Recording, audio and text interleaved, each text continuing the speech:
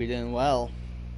So let me just give the YouTubes a second to pull up my stream. There it is. I should be hearing no audio because I'm pretty sure I've already muted it, since I was already ahead of the curve tonight. Besides starting for a little bit later than I really wanted, it's pretty on point, actually. I see one person watching. How's it going? I hope you're doing well. So I'm just going to clear out all this stuff that I just got from this free pack, and we will get underway, working to get Gold Riot Shield. Let's just review our progress here real quick. We are missing 13 kills while injured and 12 triple kills. So 12 personal radars, and that will be golden. Quite literally, it will be golden. And those are the only few left, right? Wrong one, here. And, yep, 2 sections left. And just for curiosity's sake, how close is the knife? 3 off here, 5 off here, 6 off here. That is, what, 18? No. 14. So, 14 kills with a knife's not bad. I might try to set up the knife with an SMG build. Oh. What happened? That was weird. Good thing it didn't kick me off. That would not be fun. Nor funny for the game to do. I still need to do all the pistols, which I am really apprehensive about doing. I don't really want to do them, that's the deal. Especially because, besides for the top 3, these 2 down here still need to level up. These 3 already are max level, and I can check right now to see their progress. Wrong gun. So, this gun's only long shot and triple kills, right? Long shot and triple, yeah. So the 1911, which has blue tracer rounds, is just however much I just said. Couldn't tell what that one was. I'll look later. But I'm apprehensive about pistols, just because you can't make the pistol in the primary slot. I mean, that's just a wee thing, but I'm not really that apprehensive about it. It's just slower rate of fire. That's mainly what I'm apprehensive about.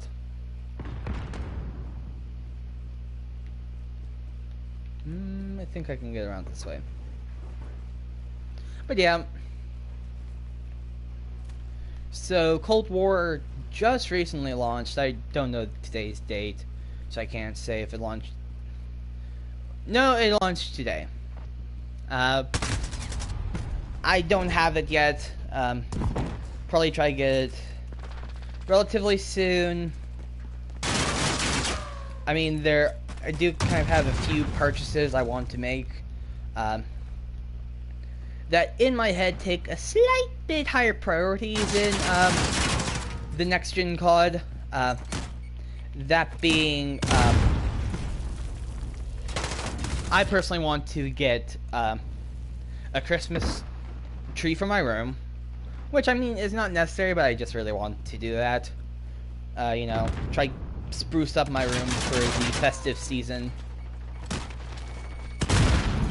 kind of deal. And then I also want to get more face masks, because I only have one, and I want to get Disney face masks. Why were you shooting at me? But yeah, I want to get some Disney face masks.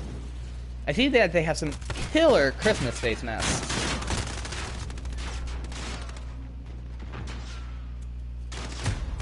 Like, really good Christmas face masks.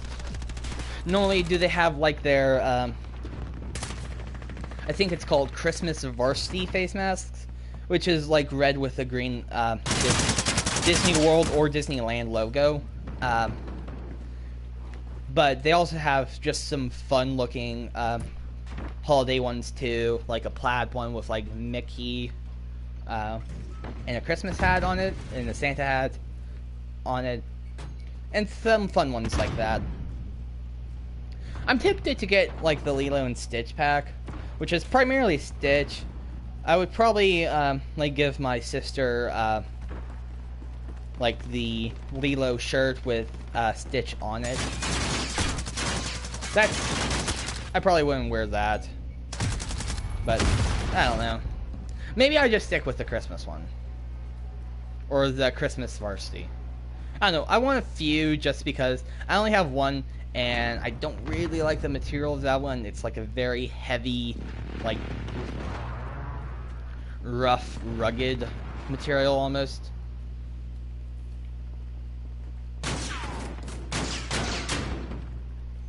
And the other one, so yeah, it's not, I don't know, I want another face mask to add variety, you know? So, I'm aiming to do that soon, you know, hopefully get it before Thanksgiving. I mean, I don't know how long it would take for them to fill out my order and give it to me, so I don't know, that's that, but so I'm gonna try to do it soon.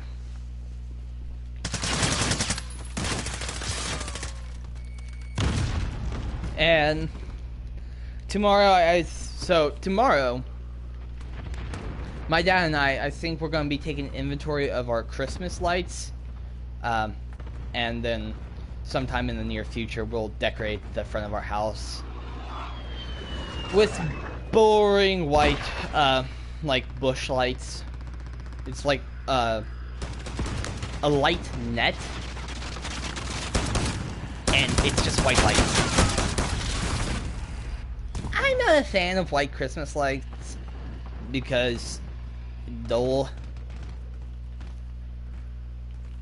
and the colored Christmas lights are like fun. I've always been a fan of colored Christmas lights. I mean, it might be... it's an aesthetics thing. Like, some people like the nice, clean aesthetic of just monochromatic lights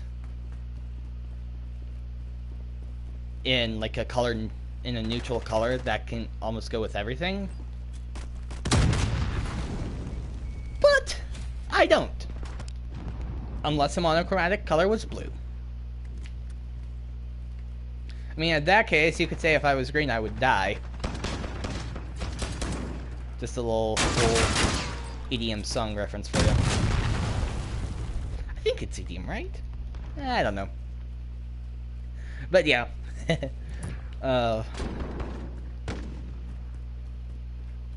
So, yeah. Also, tomorrow, I think what I'm going to finally be doing is watching the 2.5 hours of court. And it's not like I have to take notes on it, because I can always re-reference it. Like, I can have, like, a little booklet beside me that I just mark timestamps of use this in your paper timestamp. Like, at 1 hour 13, makes good point for paper. I don't know. That's just my base idea of what I could do. I mean, if I have words, and that means I don't have to go back and watch like 30 minutes of different things that I thought were paper-worthy. Essentially, like, paper-worthy quotes I should be putting down, essentially. I really don't want to do it, because it's not like it's 2.5 hours of someone playing a video game. No, it's 2.5 hours of legal mumbo-jumbo. And I don't like that. I am not one for the legal matters of things. Like, literally, you sent me down to watch, like, a YouTube video that's of gaming or something that I'm semi-interested in, or just a random midnight binge watch craze that I decided to go on, I will sit down and watch it for who knows how long. And if it's at night, it's probably until I pass out. So, but yeah, so, you know, I don't want to watch 2.5 hours of court. I mean, no one does, really. But I mean, it's literally for half of the grade. There are only 3 assignments in the class. A midterm, a final, and then 2-page... okay, if it was 2-page, I wouldn't be that upset. But no. It's 8 pages. Or it would even be better if it was just a plain word count. It's like, my English papers that I've had to write have been... Oop, what did I just... Okay, that's fine. My phone just fell off my chair. Never mind. My English paper essays have had to be, or have been 1,100 words long, which is roughly about 4 pages. So, I mean, if it's a word count, that's not that bad, because essentially I can just be like, lots of words. How do we make the most words possible? Oh yes, I know. Let's add some wool to it. Get some cotton candy as stuffing. You know? Essentially just make up as I go, and instead of saying, one word cannot, space apart, cannot.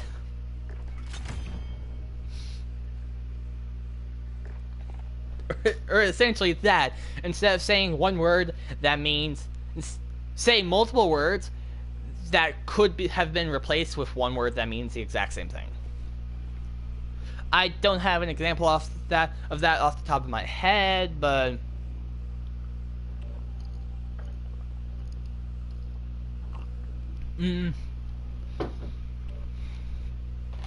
actually, I do have one, essentially morality versus ethics. Instead of saying that, I would say what I perceive as right versus what everyone else perceives as right. So, like, I don't know. Ethically speaking, you should always stop at yellow.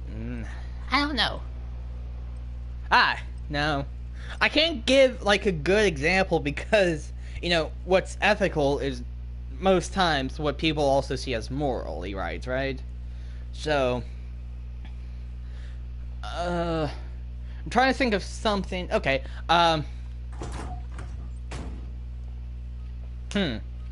okay, it's ethically right to silence your phone at movie theaters. It's morally right to have it on vibrate. I mean, technically, if you silence it, it is on vibrate.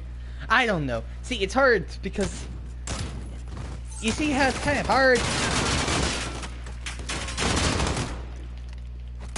Because ethics is just kind of essentially morals boiled down into legal terms almost. I don't know the exact definition, but I mean, moral versus ethical is essentially what I perceive as right is moral versus kind of what society thinks is right that I don't. I don't know. No, that actually I think is right. Essentially just a definition. You should not have done that.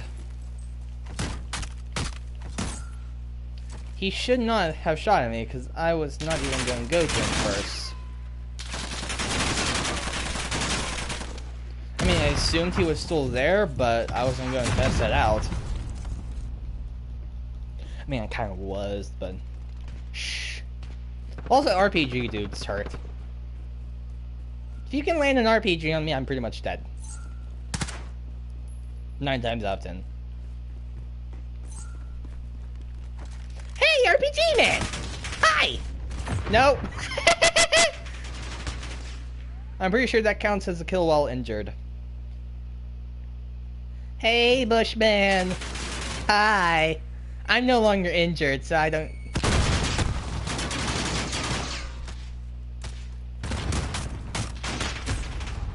Ah, I didn't get the kill. If I did, that would have been another kill while injured. Bummer.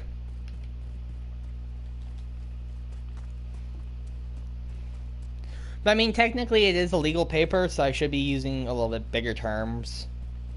Then, instead of just saying what I perceive as right, I should be saying, morally, I see the answer as this, to this scenario that was brought up in court.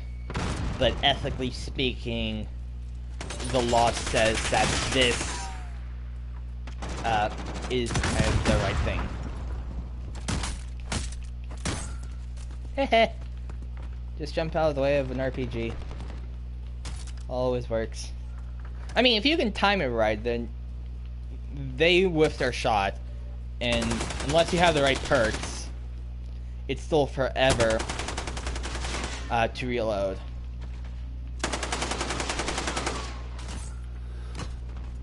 There's the personal radar. 11 more to go.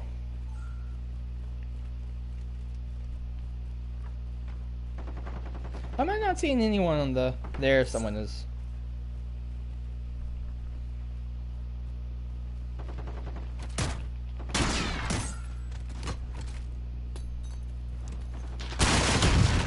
Ah, come on! He got a few hits on me, which made me die to that grenade. Actually, technically, I don't care. Because now I can just get another personal radar. Versus having to get one over cluster.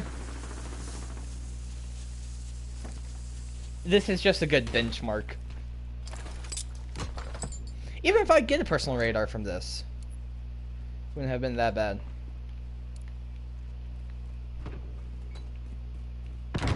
Nope. One over.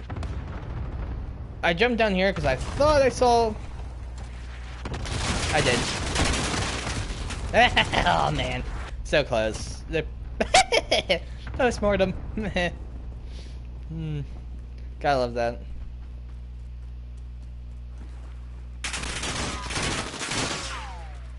That I did for you. I'm a giant... Essentially, I'm close to a tank. Aside for your dude on the ground, I'm not that worried.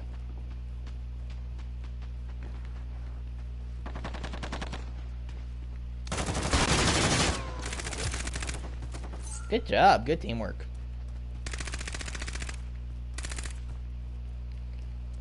I distract, you kill. Works almost like a charm.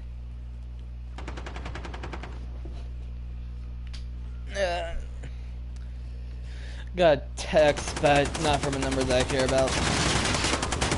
It's just a group me chat with my English group. Kind of regret linking it with my phone for the fact that it blows up my phone, and at one point I had like 30 plus messages and I don't read them because I don't really oh, thank you, that worked. Because, you know, as long as I'm not... If I don't have a question for English, I don't really need to read it. I mean, sure, it's good every now and then to look, see if people have questions that I could answer. But seeing that English and all the topics that people could ask about that I have set to my phone is subjects that I'm not good with, I don't see much reason to respond. I don't really even look at them.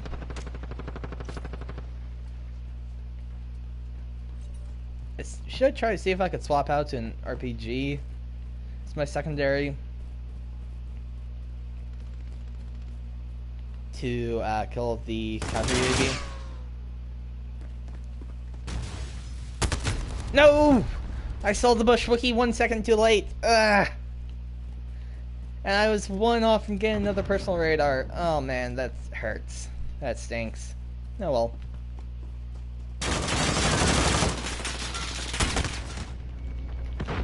Yes! Okay, that should be a camo right there. I hope. Was I injured or was I just like flashbanged? I mean, if I was flashbanged, I would have died. They would have been able to outmaneuver me. All that good stuff.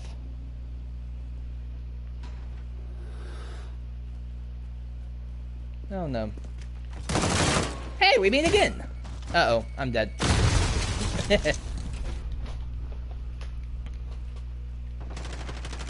Yeah, syntax are kind of my worst enemies.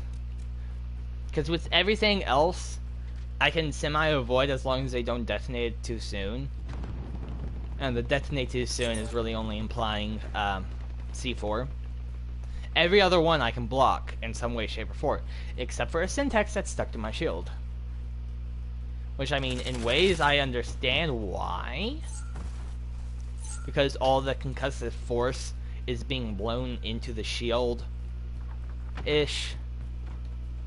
I mean, I can semi-understand why, but I don't like it.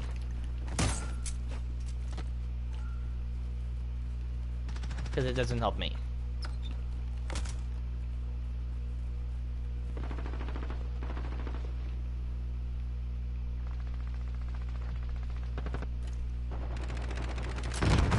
Nope. Okay, you wanna play this game? We'll play. I'll bite. Where were you?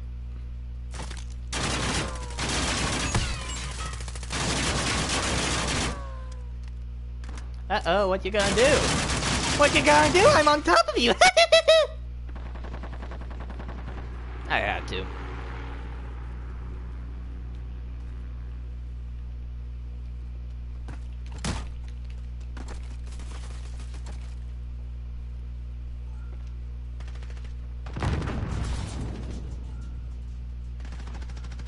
No one's in that back corner, but I'm so cautious.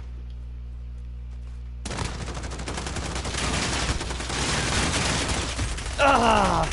I shouldn't have taken that shot. I should have just walked across the bridge and got that kill. I was greedy. I wanted a headshot. So I think at that range, if I headshot, I would have killed. It's hard to say. I think I just grazed her shoulder.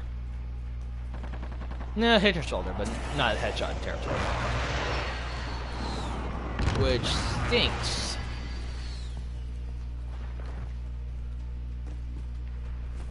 Oh, hello.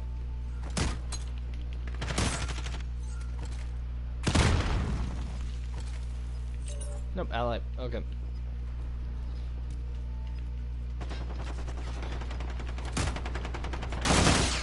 See, that's what you can do against riot shells. Essentially throw a grenade, as long as they don't want to take the damage from the grenade. Like, if they think they could die from the damage of the grenade, they'll probably turn their shield towards the grenade. So if you take the opportunity, you could essentially get a free kill against the riot shield. No, almost free. It all depends at what angles it's thrown. And you have to start kind of further behind them.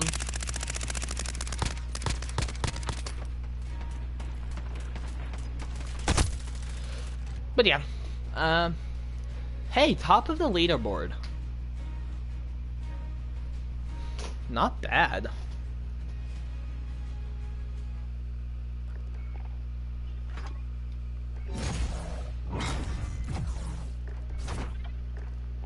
It also makes sense that we have one more, or a few more kill confirms than we do kills. Because we should get 100% kill confirms, because as long as we don't die before we can kill, then yeah, that makes sense. 10 more triple kills left, that's fine. And 10 more kills while injured. Not bad, not bad. We are getting there for sure.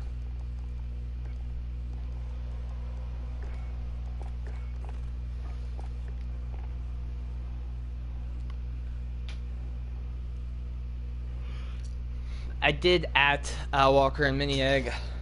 Mini Egg won't be able to play with us. I don't think he's as with his PlayStation, but there is a thing that will allow him to still be on voice with me. There's a PlayStation app that allows that. And Walker's making some kind of food item. I don't know if it's a dessert or like semi-meal or something. It had pie in the name, but I forgot if he said chicken pot pie or some other kind of pie. Like a dessert pie. So, yeah. But Walker should be on later. Mini Egg, I'm hopeful that he'll look into the app and get it. But that's probably not that high of a possibility, so I'm not putting all my eggs in that basket.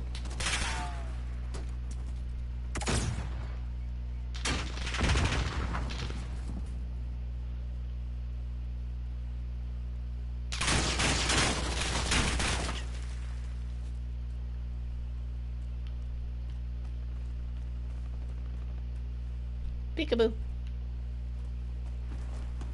Peekaboo! Unless you have a syntax, why are you getting this close and personal with a riot shielder? Your best tool against someone with a riot shield is range. If you can, don't get up in their face. Because up in their face equals death. Unless you have C4 or some other lethal that you're willing to use.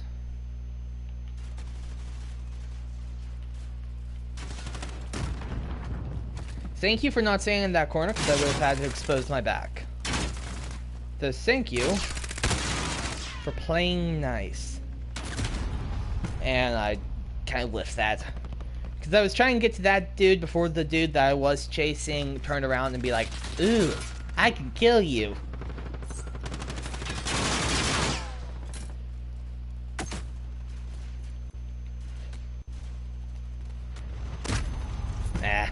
I was flashed. There wasn't much I could do. Besides for the perk Battle Hardened, I really should have backed up behind the C4 so that my shield was in front of it. I see that I have one person watching. How are you doing? Or technically 2 people watching now. How are you doing, pal? I hope you're doing grand. Thank you for joining me tonight.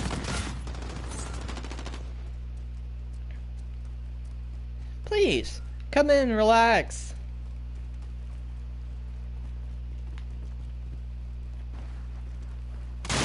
Try and get gold riot shield right now. I'm 10 kills while injured off and 10 triple kills off. Martin, hi, how you doing, Martin? Hope you're doing well. Right now I don't have any of my friends that normally joins me on voice on right now. One's cooking and I think one's away from their console for who knows how long. So hopeful, though the person who's away from their console, there's a way that he can still join voice without being at his console, so I'm hopeful that he will join and ask me to send him the link for that app. But it's like the PlayStation app. At least it's on iPhone, and it does allow you to be in a PlayStation party on voice. So hopefully I can get my friends in soon, because it's always fun to have more people to converse with. And plus, I can then hopefully bounce off their energy and go crazy. You stole my kill. Oh well. Nope, friendly. Okay. Let's check back here.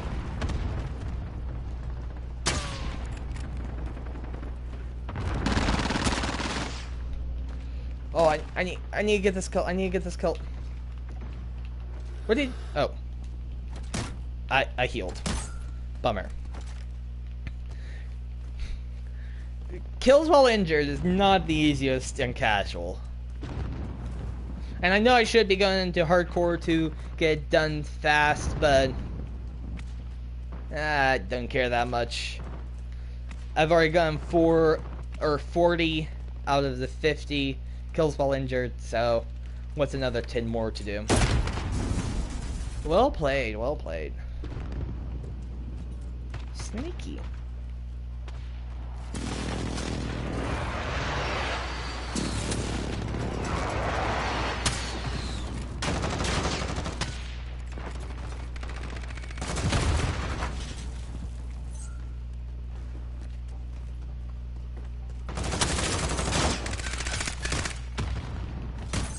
There we go. Oh, you're back!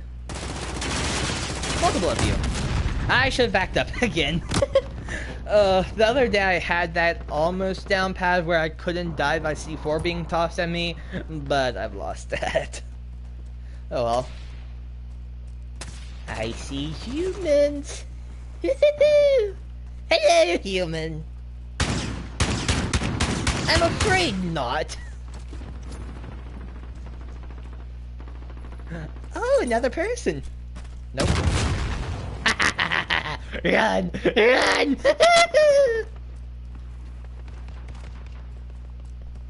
Probably should have tried to cut him off. I see that I have 3 people watching. How are you guys doing? To the person that just joined, hi, thank you.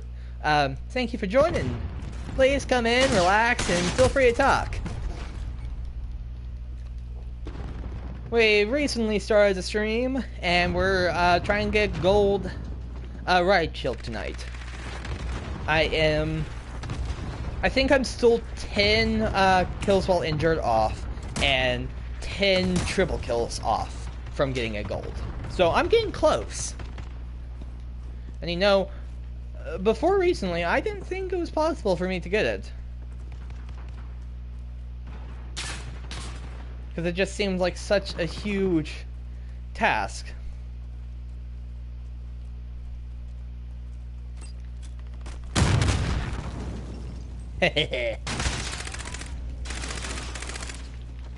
Murder, murder, murder. Come on. No, no, no, no, no! Bummer. And also, I should be expecting one of the 2, if not both, of the familiar voices on this channel being Walker and Miniegg. Miniegg is currently away from his PlayStation, but there is an app that he can get that he can use to join PlayStation voice calls. So I'm hoping he'll get that, and he can join us verbally. Yeah, it's gonna be a fun stream.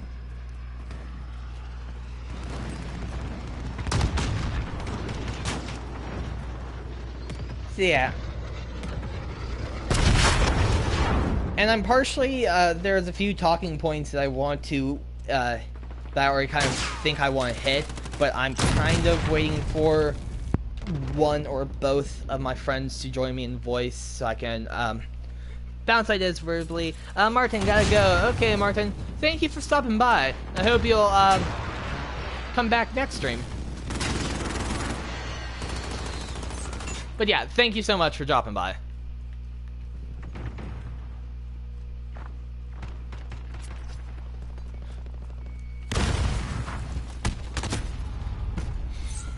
But yeah,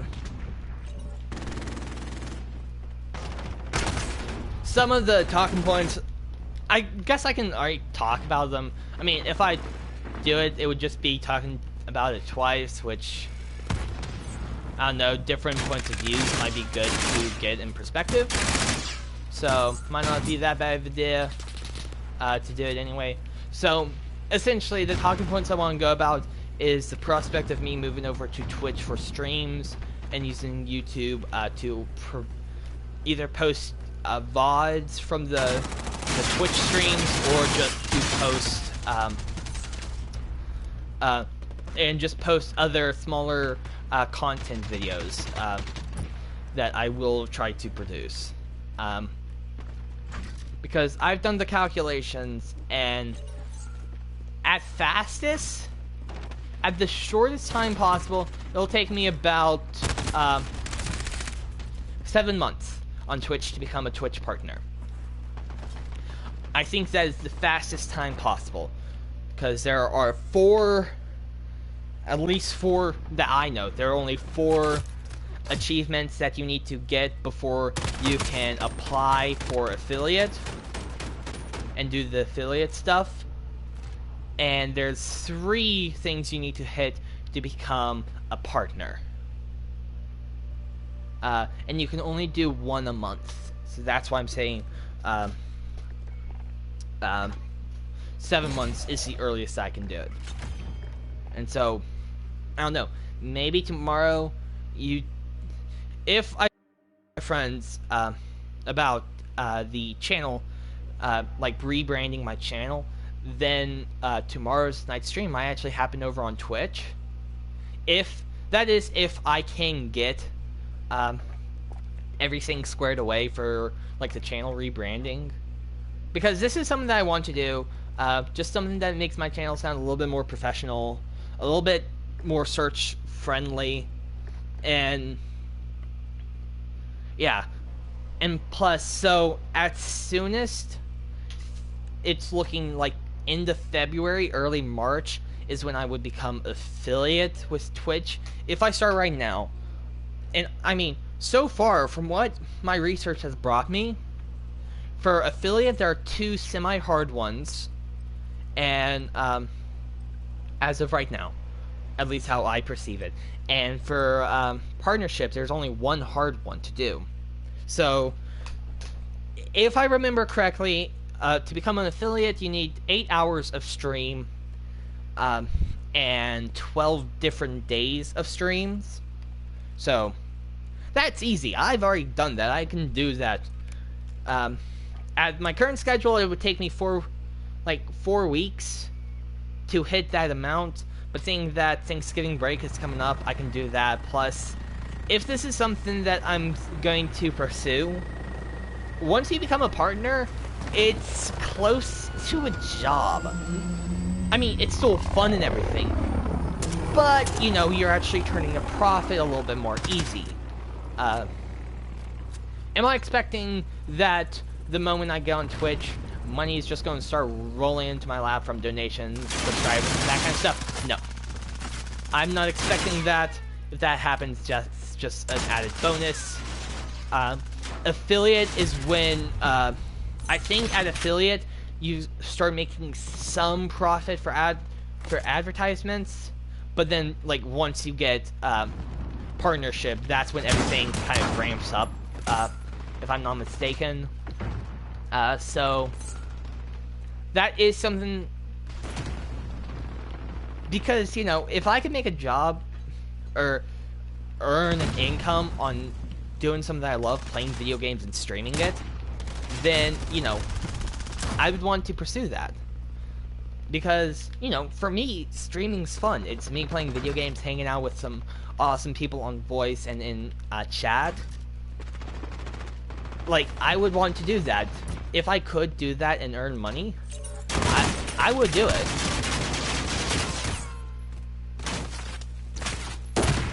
And so, like, that's kind of what I would like to do. Especially, you know, if by, like, essentially, if by early summer, or, you know, before summer, if I can start turning a profit, then maybe I can essentially show, like, my parents that I can do this as a career, and I don't need to get jobs this summer. Of course, they're probably still gonna make me get a job, but, I mean, you know, if I can do streaming as my job for the summer, which would then transfer over to, like, the rest of the year, then I would want to do that. So, I mean, as of right now, so the biggest things that are probably going to slow my process to making each of the achievements will be, for affiliate, you need 50 followers, and an average of 3 viewers per stream. That is what I perceive as hard. Those 2 are the ones I perceive as being difficult for me. Other than that, I need 8 hours of broadcast. I need... 1 second. It just sounds so loud in my head, so... Okay. I just need 8 hours of broadcasting time. Easy. And I need 12 different streams. Easy. Like I've already mentioned, at my current pace, at how many streams I currently do, it would take me 4 weeks for that one. So if anything, I would be going for my first month's achievement to be either subscriber count or the 8 hours. 8 hours I can really do in 1 weekend, because I have 3 streams a weekend, and I stream for 2+ hours each day. So, easy peasy. I got made in the shade with a glass of lemonade, right? That's the saying, I guess. I don't know. So, you know, that should be easily able to knock off the list. That kind of stuff. And plus, there are also like interesting things that actually open up to me when I become like at higher tiers of Twitch. Like for example, with partnership, which I think is semi-difficult to get to in the first place. I think it just takes a lot of time for them to process your request. But with that, one, I get 2 lifetime subscriptions for chatbots, and then I think I can get up to 3 lifetime subscriptions for friends and family. Which I'd probably pick and choose. I'd be very choosy of who I give it to. People that I think would actually use the subscription and watch my stream often. That's who I would give it to. That one. The only reason I know that is because I looked it up. I first looked up what is the requirements for both affiliate and partner, and then I looked up what's the benefit of both. And so once you hit affiliate, that's when you can actually start getting paid subscribers and that kind of stuff. So I mean, the hardest ones that I perceive is when it's a viewer count. So for partner, I think you need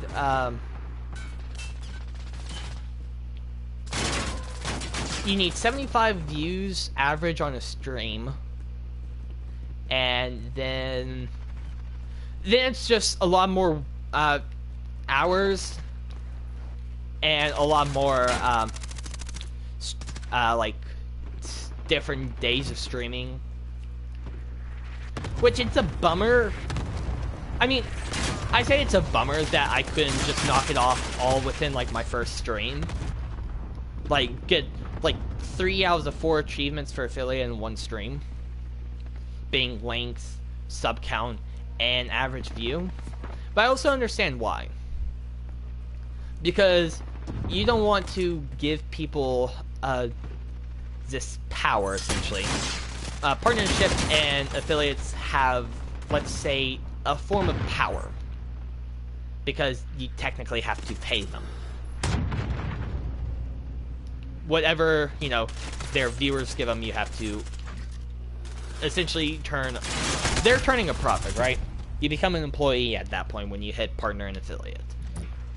In a way, right?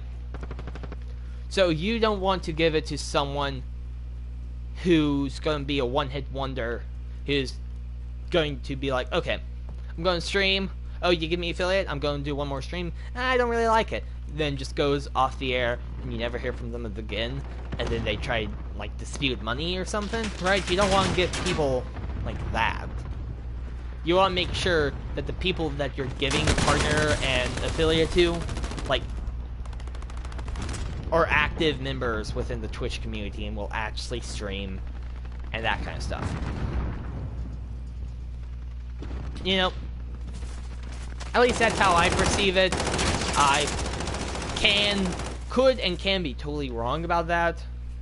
Maybe there's different reasons, or I'm just not a saying them right, I don't know. Could totally be wrong. But essentially, I want to try, if I get my rebranding squared away, I will then be doing stuff on Twitch.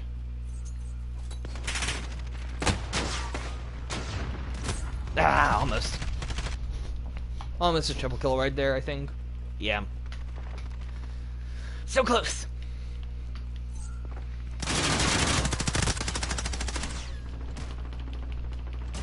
That should be a kill while injured. I see the bloody borders of the screen. So there's 9 more of those. 1 down, 9 left. Oh wow. You were injured. Nope, wrong way.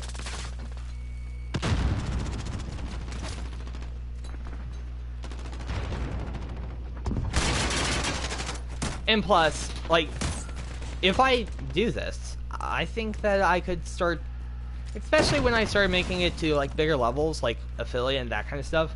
If I get a payout, one, I probably need put that into like school and that kind of stuff. But I could then also like portion it out so like half of the payout goes to school, and then the other half goes back into the stream, right? That's something I could legitimately do. And which means in turn the streams get better. And plus, the YouTube channel could get better. This channel could get better once the rebranding happens and I start sitting down and actually saying, okay, I'm going to record 2 hours worth of gameplay footage, chop it up into a week's worth of video clips. A week's worth of videos. I could do something like that, right? And so, you know, essentially, while on my side, it's a different story. What you guys just get profit. You guys get better content produced by me, right?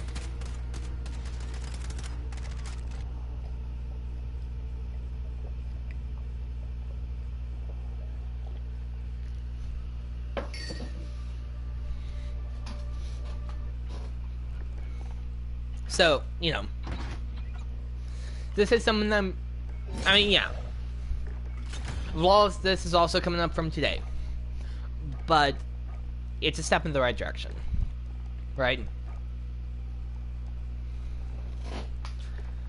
And so, you know, I hope you guys will stick with me through this process, and, you know, one day you'll see me be a little bit higher up on the food chain, right? A little bit bigger of a streamer with more people in chat.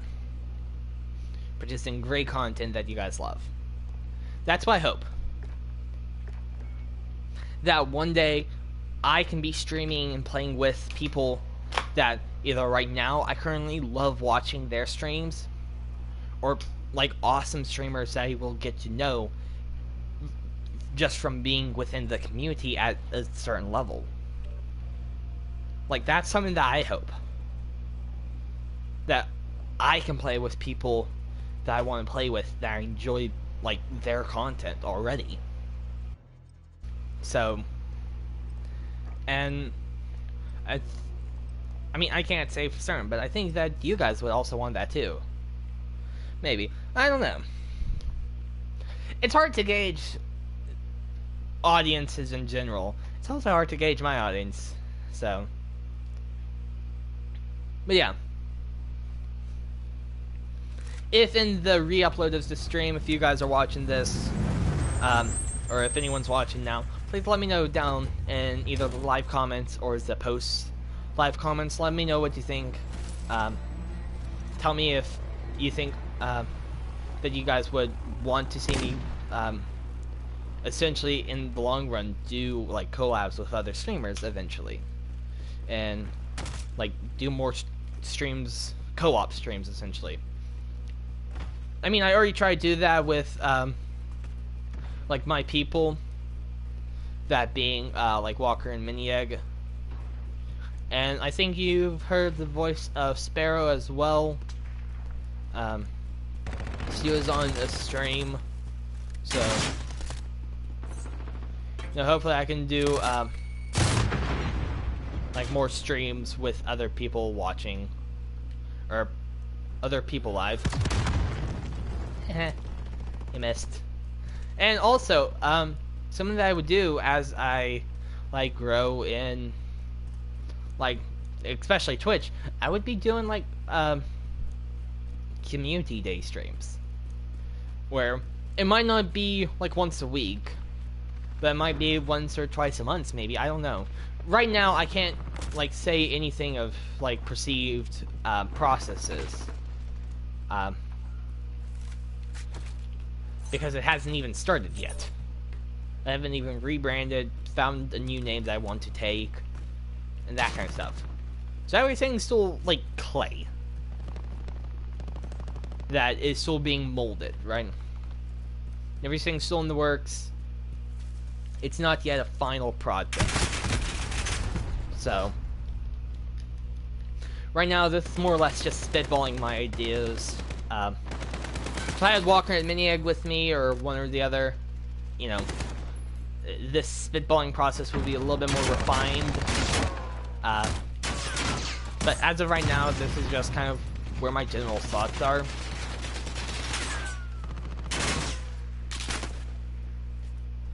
Like, I'm not sure how I would do like community-based stuff. If I would like do that live on stream, or if I would do that like post stream or whatever, I don't know.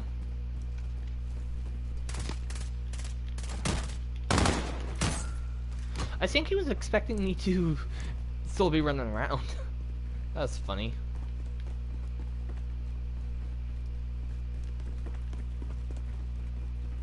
Hello!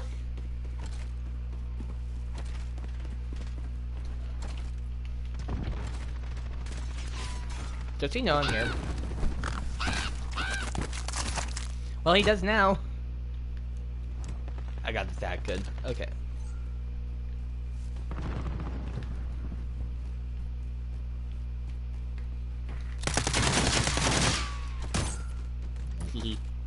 Okay, one more and we get another charge of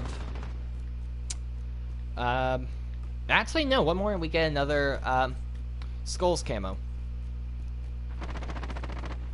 I'm pretty sure I just saw my victim. No.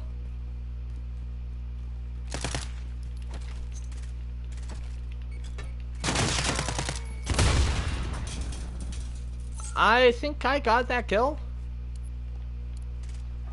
I think it counts, right? I should know in a few seconds. It should update. Hehe.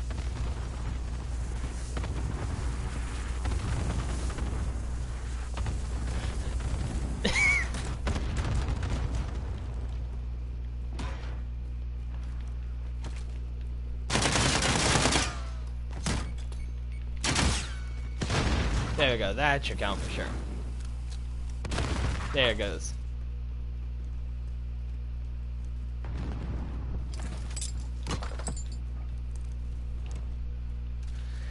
Personal radar, give me eyes. Where are they?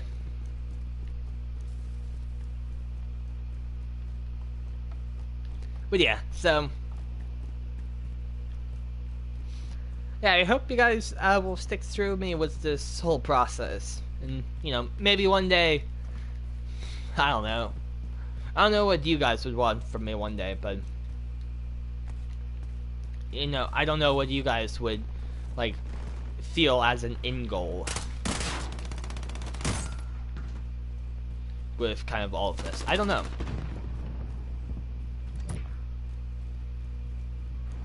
Because I don't know what you guys would want. Like, would you guys want to see me at conventions kind of deal? Or do stuff, like essentially do like big stuff as a community one day? I don't know.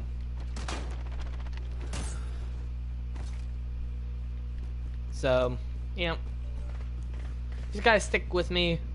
I'm sure it'll be awesome. Denver, sup? How are you doing, Denver? Glad to see you back. So how are you doing?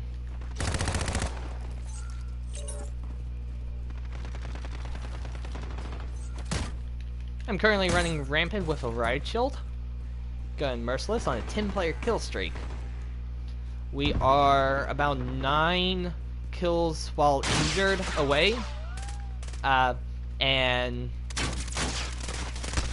along the lines of 10-ish triple kills left. I'm good, how about you? I'm pretty good.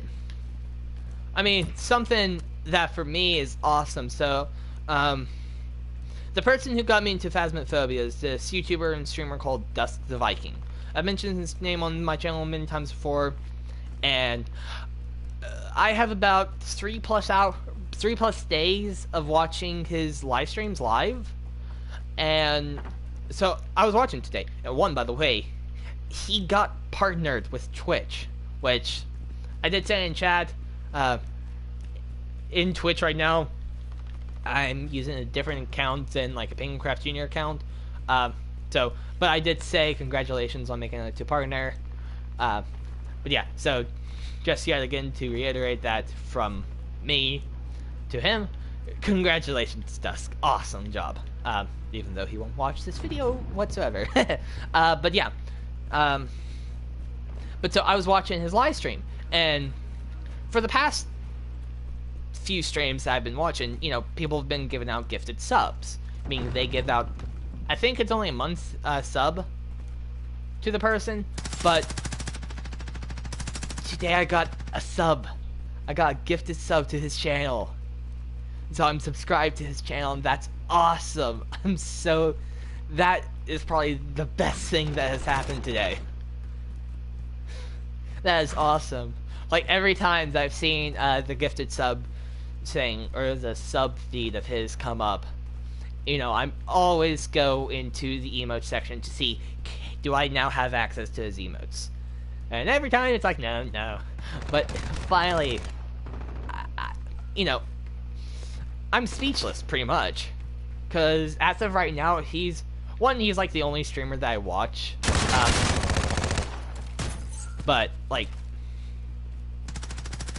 I'm watching him now, and, you know, now someone gifted out subscribers, and I was chosen at random to be the recipient of it, kind of deal. So I just think that's personally awesome, and, you know, that's really awesome. I'm really hyped about that. Also, you kind of came at the tail end of me talking about it, but I am heavily considering rebranding, as I've mentioned in the past, and I've looked at the requirements, and theoretically it'll take me 7 months to get to affiliate, or not affiliate, to get to partner on Twitch. That's the fastest I can be. Like, literally, that is the fastest time possible, is 7 months. Because there's roughly 7 achievements you need to do to become partner, 4 for affiliate, and then 3 more for partner. And you can only achieve 1 achievement per month. So, that means 7 months at the fastest. So, in theory, at the fastest, I could be a partner by May. Well, technically by June, because I'm starting at the end. I would be starting at the end of this month. And so, you know. So, but yeah, I'm totally going to be thinking about name changes. And if I find something, I might just go ahead and straight change up the channel name. And if I do stream on Twitch within the next near future, I will definitely be posting a video saying, hey guys, I'm going to be doing some live streams over at Twitch. It'll be the same hours as what I have been doing here, and I will be using this channel to be producing pre-made content, and maybe every now and then post a few funny clips from a VOD from the live stream. So I hope you guys will catch me over at there.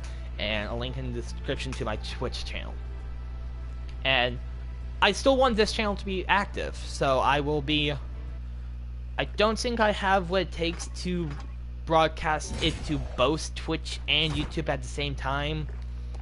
But what I do have is I could just either re-upload the VODs, which might not be a good idea because it's a lot of memory, or a lot of storage for a VOD. Could be lots of gigabytes, so that might not be worth it. But I don't know, something... So that's kind of where I'm heading right now. That's just my preliminary idea.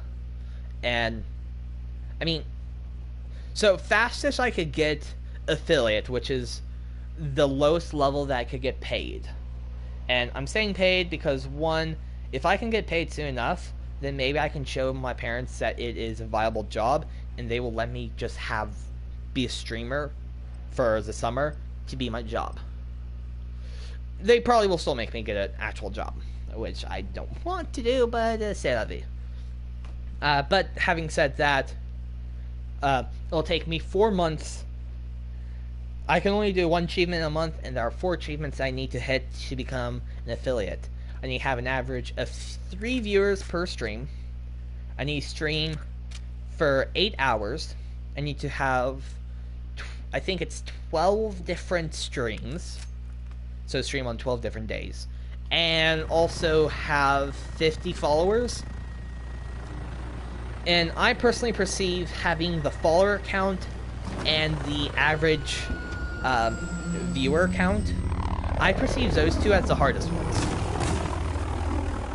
The 8 hours, I can do that within a weekend. I can do that within 2 streams. But that means the streams are going to be at the longer end of the list. But even then, I could do it within 3 days. And for 12 different days streamed, that will take about 4 weeks. 3 average viewers will hopefully be growing as I do more with my channel on the Twitch end of things, and as I do more stuff on the YouTube end of things, which will hopefully draw people over to the Twitch side, right? So, yeah. This is something that is more or less starting to become less of a dream and more of a possible reality. And, you know, once I make it to affiliate, that's when I can actually start making a little bit of money. I know it's not going to be a lot, but eventually I will get a payout, and I can then reinvest that into the stream itself. I can, over time, save up to build myself a good streaming laptop and a good gaming laptop to stream from, and that kind of stuff. So, yeah. Well, I definitely go check it out if you do go to Twitch. Oh, thank you. As of right now, still nothing is cemented, because I still want to build, like, a new brand name. I still want to have a different name, because how I perceive the current channel name, you know, it's not the best. It's really, really unsearch friendly. It's not really search friendly, you know? So I would like to do that. Make the name to be more search friendly. And also, so mainly search friendly, but also somewhat shorter. And have like an easy common name kind of deal. I don't know. That's at least what I'm kind of more or less perceiving right now. So I think I'm going to try to get on voice with a few of my friends tomorrow, and like just kind of start going ahead making a list of possible names that I personally want, and then start giving them that, and then ultimately having them look at the names and saying, okay, out of all these names, love all the names, but I like the ring of these 3 names in particular. They're short, sweet, to the point. They're pretty unique, so searchability is going to be high, that kind of stuff. So, that's essentially what I'm going to try to do. Walker, how are you doing? Hello. Okay, so you're kind of brought into the thick of it. I might need to kind of restart what I've been talking about, but Is it about furries? no, it's about my stream and my future channel and going over to Twitch Okay, and all that cool. stuff. So it's not that bad. Not that bad. It's not bad at all. Personally, if I do it fast enough, it could be my job. I could get paid to do Twitch. Because I've said minimum is 7 months. At the fastest, it takes 7 months because there are 7 different achievements you need to do for Twitch to become a partner. 4 for affiliate, 3 for partner. And then you can only do 1 achievement per month. And so, also, first, I know that you and none of the other people in my friend group / Discord server don't really keep up to date or know who I'm talking about, but or watch who I'm talking about. But the channel I've been watching a lot recently, like a lot, has been Dust the Viking. Yeah, I see. I pay attention. I know. Okay. Well, so one, I've already said it, but congrats to Dust because today he got partnered with Twitch. Yeah. Which, that's a huge milestone with Twitch. Getting partnered means that you're kind of in the big league. There's a lot of different advantages that come with being a partner. And not anyone can get a partner. It's a lot of stuff that you have to do, and, you have to run a good channel to become partnered. So, this is a little bit off topic. How long are you planning on playing tonight? Probably until 1. Cool. Good, because I have a chicken pot pie that is currently cooling, and I can't put it and wrap it up for tomorrow until it's cooled for a while. And so I want to make sure we're not just about to log off because I need to let that cool for like 30 minutes. And yeah. No, it's Anyway, Friday, you know me. Yeah. Wait. Yeah, it's Friday going to Saturday, you know me. Sleep? What's that? But so, okay, so today someone was gifting out subs in Dust's channel, or in Dust's Twitch stream, and I was a recipient. I got a free month subscription to Dust the Viking. That is awesome! At least I personally feel like that's awesome. So, yeah. So, and also, so, not to be confused, but yeah, so, last night, Miniag was already talking to me about, moving over to Twitch and, what happens when you become a partner and that kind of stuff, so, I was already learning some of that stuff, and then, while I was watching Dust's stream, I kind of, refreshed myself, so I looked up requirements for partner, affiliate, and then benefits of both. But, so, tomorrow I think I'm going to try to first make a list of names, then, chat with, you, Miniag, and a few other, close friends to kind of get their input. Essentially, okay, out of your list of names, out of these 10 names, I like these 3 the best because they're short, sweet, to the point, and also really unique, that I haven't heard before, and with this quick Google search on the 3 names I like, I haven't seen much about, kind of deal. But, I mean, at the soonest, I could be streaming on Twitch tomorrow. That is the soonest that I foresee myself doing that. Plus, that means that if everything goes at the fastest speed possible, I could be affiliate by the end of February. Which means I have access to paid subscribers. People can pay to subscribe to me.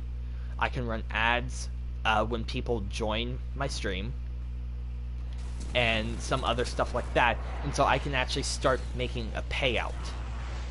And so maybe by March, if everything goes according to plan, and I get a Twitch account for my channel up within the next few days and everything, And if everything goes according to plan, I have no hiccups, and I'm hitting each achievement each month kind of deal,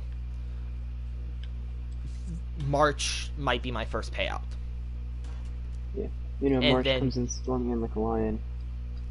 yeah, and then by May, if everything goes according to plan, I can submit my partnership application.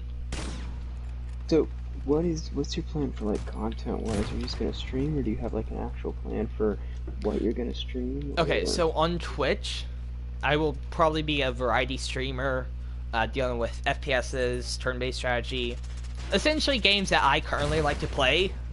I might not do games like Assassin's Creed just because, well, maybe on longer streams that would be fine, because I tend to go more like the ooh shiny approach. And it's like, I've played Assassin's Creed Valhalla for, let's say, 7+ hours, and I haven't even left Norway yet. And it's not that long to get off of Norway. First? You're supposed to invade. You're always supposed to invade Poland first. No, next is England.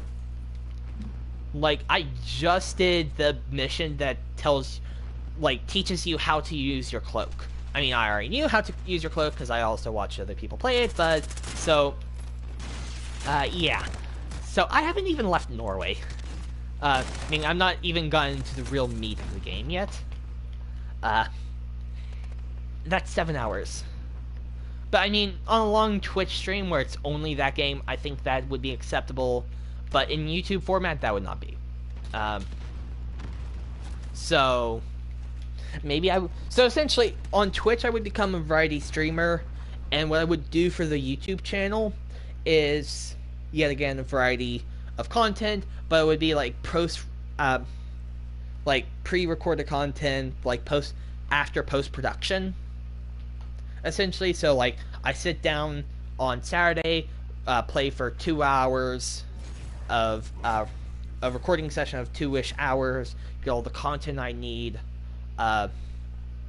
then take several hour break, go into the Saturday night stream, and then from there, the next few days, I start editing the video. And then that's when, about after I finished editing all the videos, that's when I started running out of backlog, essentially. And every now and then I might post a VOD from the live stream, or a few, like a montage of different clips from the VODs, funny clips, that kind of stuff. So I still want to keep the YouTube channel active, but all the streaming will be moved over to Twitch.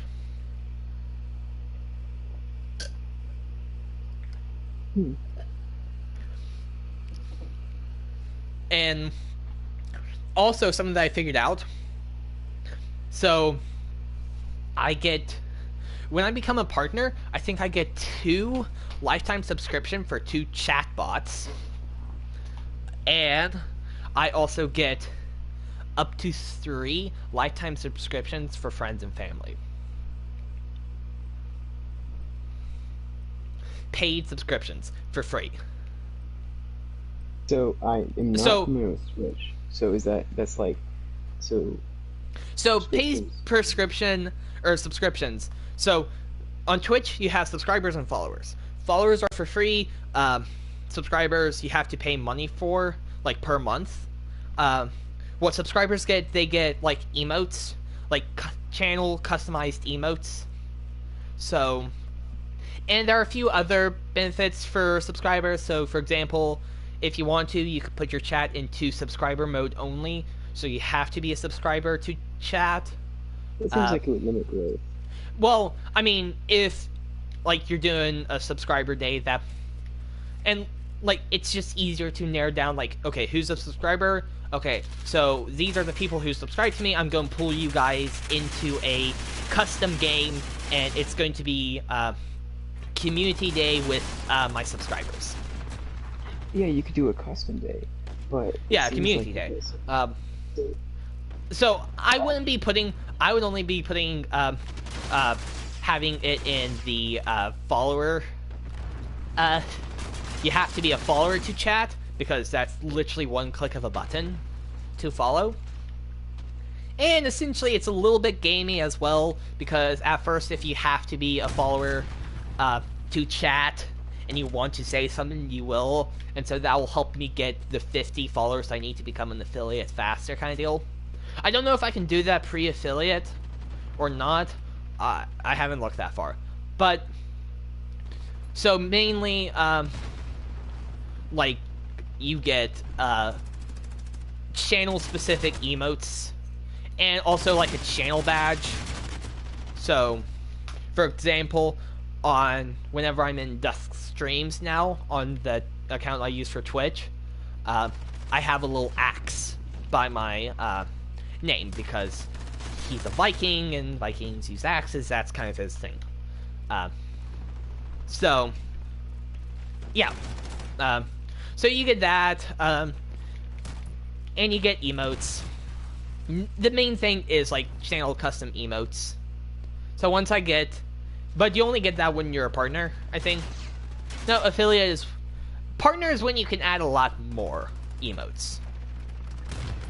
When you're affiliate, you do get like 7 emotes that you can have. But you have to, like, you know, they're not free emotes. You have emote spots, and then you have to upload your own emotes, kind of deal. I think I understand, but I'm like still 30% sure. Just to, so essentially, you know, you're in the big leagues when you subscribe. You're putting money into the channel, and you're getting some benefits out of it, even if they're not like I'm guaranteed to be on the channel with him, like being a voice call. You know, it's still like a higher tier of things. Like, you're like, I like this channel so much that I want to pay you some money a month to like have that special honor. Also, there, Twitch and Amazon are together, so if you have Amazon, like an Amazon account or Amazon Prime, then you get a free month subscription to any channel on Twitch, only one of those. So that's also a thing. So technically you're paying for like Amazon Prime, but then you're also getting a free month of a subscriber on Twitch.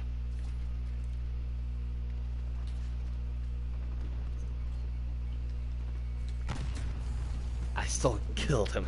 Nice. Okay. But yeah. So just know, being at that level, big time. So being a partner is kind of where it's at, essentially. You want to be a partner because that's when you can actually start getting paid a bit of money. So, but yeah. Why was I describing this to you? I forget why. I know you said you knew. A lot of things you say, but I think I sort of understand it. Why was I describing it to you? That's what I'm trying to figure out right now. Because I forgot where I was going to go with before I was talking about, like, what you get for a subscriber. Oh, I know I at least mentioned that you get up to 3 lifetime subscriptions for your channel for friends or family that you can give out. I would use that on people who I know are going to watch my stream on the semi-regular. So, I might save one for a family member. I'm not sure. We'll see when I actually start broadcasting on Twitch if they decide to watch more. I don't know. But, yeah. Then I might give the other 2 that I can get to friends, so I'll only give those 2 friends who are actually going to watch the channel on the regular. It's like, if you only watch once every other month, it might not be worth giving like that to you. Don't give it to me. I'm never gonna watch Twitch. I don't own a Twitch account. I never watch Twitch. It's free. It's Yeah, just like YouTube. It's free. It's free to make. I still don't know how to do a Twitch. Um, but I do It's know like about watching my YouTube channel when I'm live. It's like that, except it's just on a different platform. Yo, BRB. Okay, Denver. See you when you get back. Oh, wait, is Denver's on? Denver's on. Oh, cool. Yeah, if it's double nights in a row, that's awesome. Dope, dope, dope. So essentially, you can also watch esports on Twitch. So Twitch is just another, like, media outlet, social media outlet that prioritizes how YouTube prioritizes in videos, Twitch prioritizes in long streams. So essentially what I'm already doing on Twitch, or on YouTube, is better suited for Twitch. Kind of deal.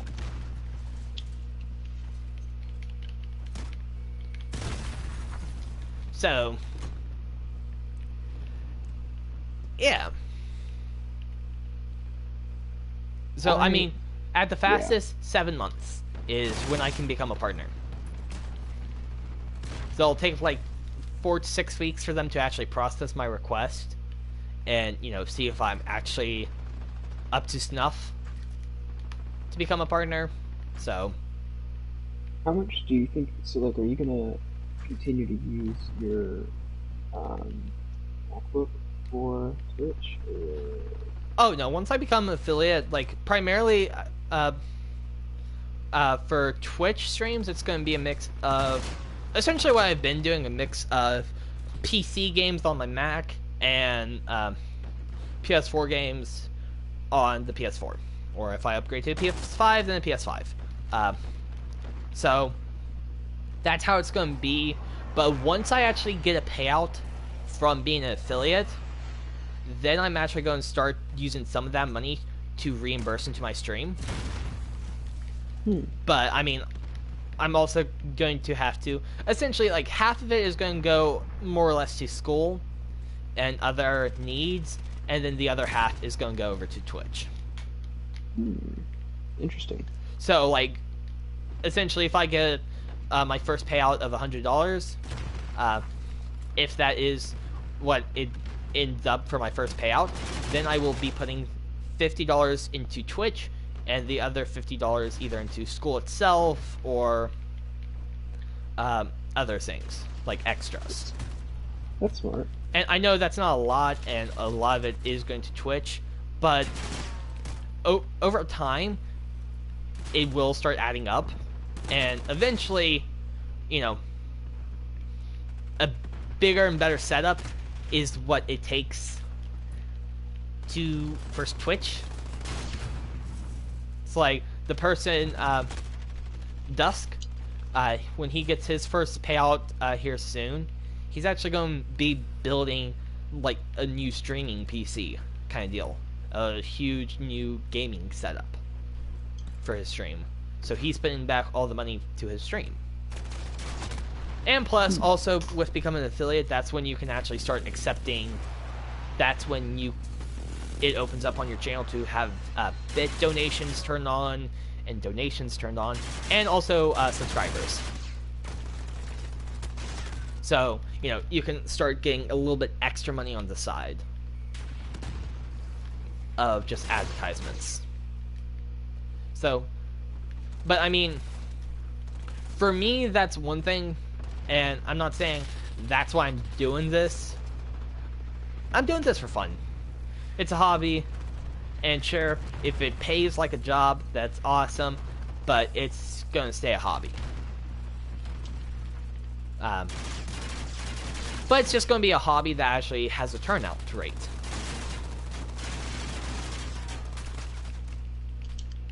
You know? Yeah, I see what you're saying. So,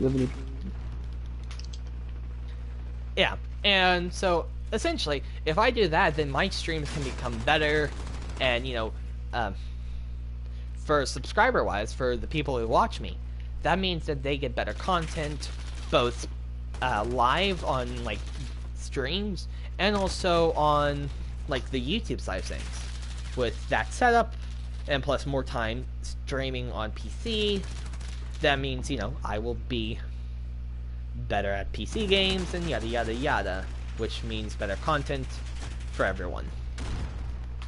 I have more fun, and people get better content. It is a win-win. It is a win-win.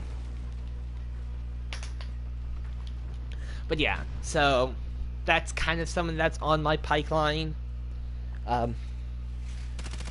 And I would ultimately want to try, because, you know, I think if my parents see that it is actually somewhat turning a profit, then they might not make me get a job over the summer. I would still advise getting a job over the summer. They're probably still going to make me get a job over the summer. I mean, But even if it technically, was turning a my dad's profit. going to make me pay for, like, car insurance and maybe one other type of insurance. Daggone, that's expensive. It's only going to be for 2 months. Oh, well, that's not that bad. But like, he's I was also about to making say, my sister, who's going into senior year, do that, and me, who's going into sophomore year of college.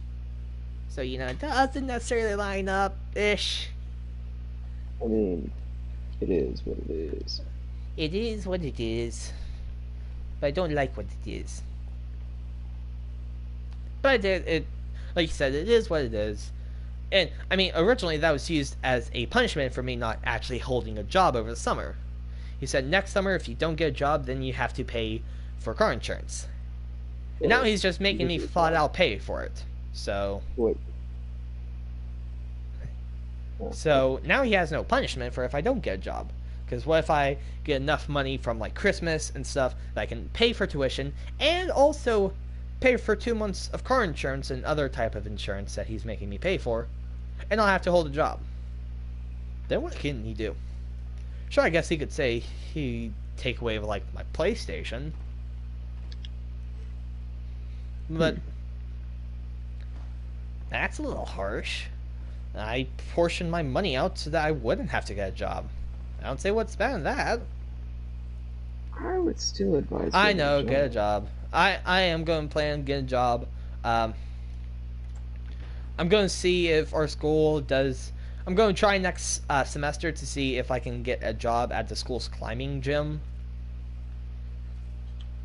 If they're still hiring. And I'm doing it next semester because, like, any seniors that are working there, if they end, like, if they don't have to go back in January, then they're going to need that spot filled, kind of deal.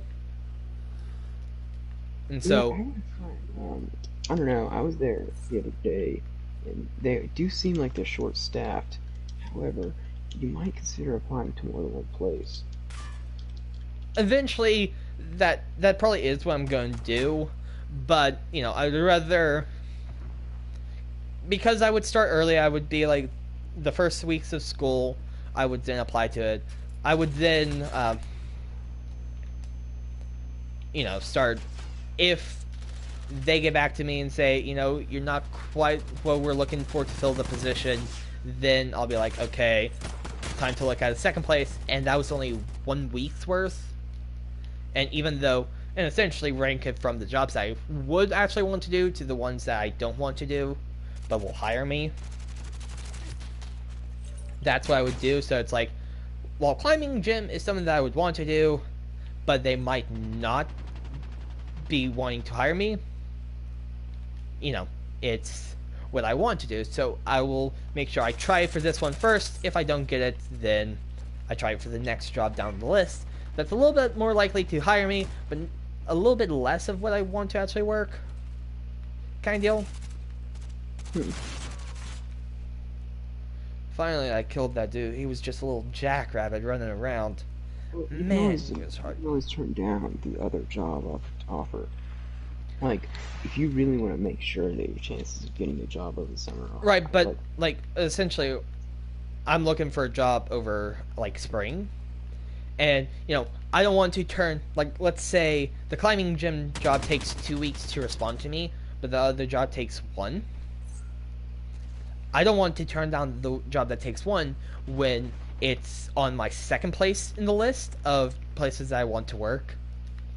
well, you don't have to start right then and there. And moreover, if you need to, like, quit within a week, you can always just quit within a week. If you start changing up your jobs. Like my point is here, you're not obligated to work at a given job just because you apply, nor are you obligated to work at a given job just because you started early.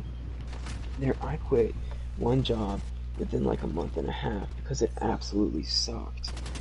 I worked at a construction company, and it was like the worst thing ever. And not to say that construction companies are bad. There's a lot of really good construction companies out there, but the one that I was with was literally the type. It was just the absolute garbage type people that worked there.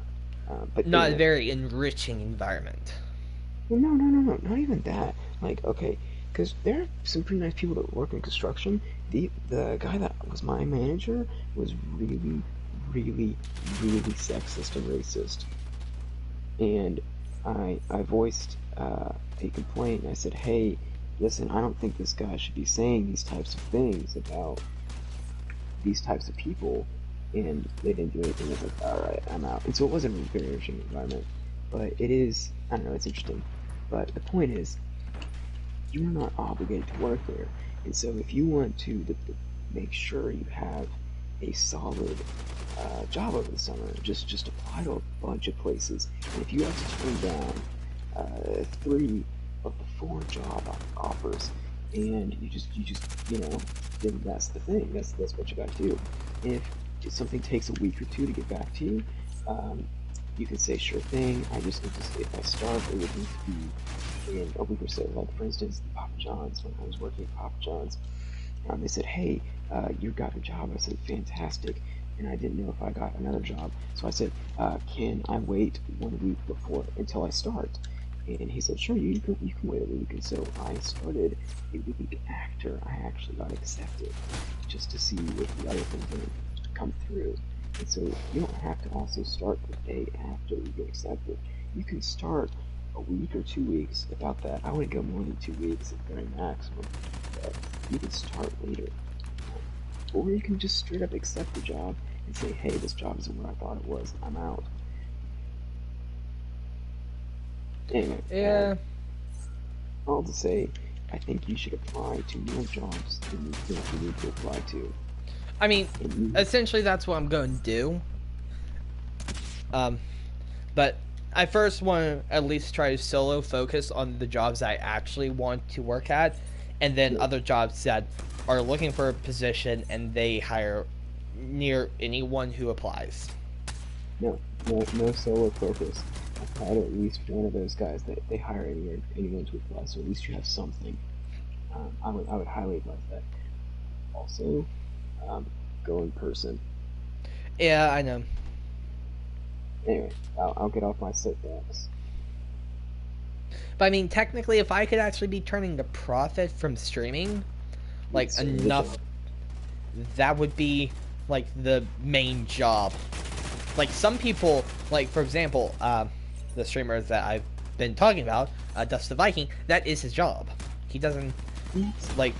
He started out holding down like a few different jobs, and I think I'm thinking of the right person, but he's held multiple jobs in the past of different varieties, and then once his Twitch channel started, Twitch and YouTube started popping off, he switched to doing those full time.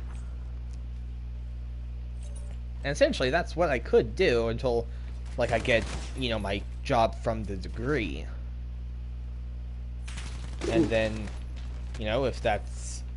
if stream's paying better, and I'm liking it more, then I could even drop that job if it pays enough to support me, and if I have a family, support them. So with that, I would probably say this. But I mean, I'm talking that is probably never going to happen. That's probably like a 1% chance of actually happening. Let's talk about something. But that is a possibility of actually happening, but not highly. But even if it's like you are starting to turn a profit with Twitch, even when you start turning a profit with Twitch, even if it's a really good profit, I know, if it's... I need to make sure that the profit is going to last, and it's not like, oh, this was a one-time fluke that I turned a good profit. Even if it is going to last, moonlighting at McDonald's isn't exactly the worst thing. If I worked at Papa John's for part-time, not because I necessarily need the money. I didn't technically need the money, but I recognized that it was going to be nice to have an extra grand or two in the old bank account when I hit college. And I ended up needing the money because I'm having to buy a car because my other one was popping out on me. And I'm paying for the car, and I guess. And basically, my point is, I didn't know I needed the money until I needed the money because it was unexpected. And so you would think, oh, I'm making a good amount of money now, but moonlighting at McDonald's before you go to work, before you go to college, isn't exactly a bad thing.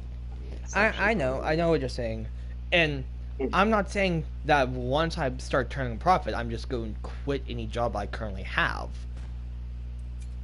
I'm still going to keep a job, and maybe for years, if it actually is a thing that I want to do, like do Twitch, for years, keep Twitch and another job.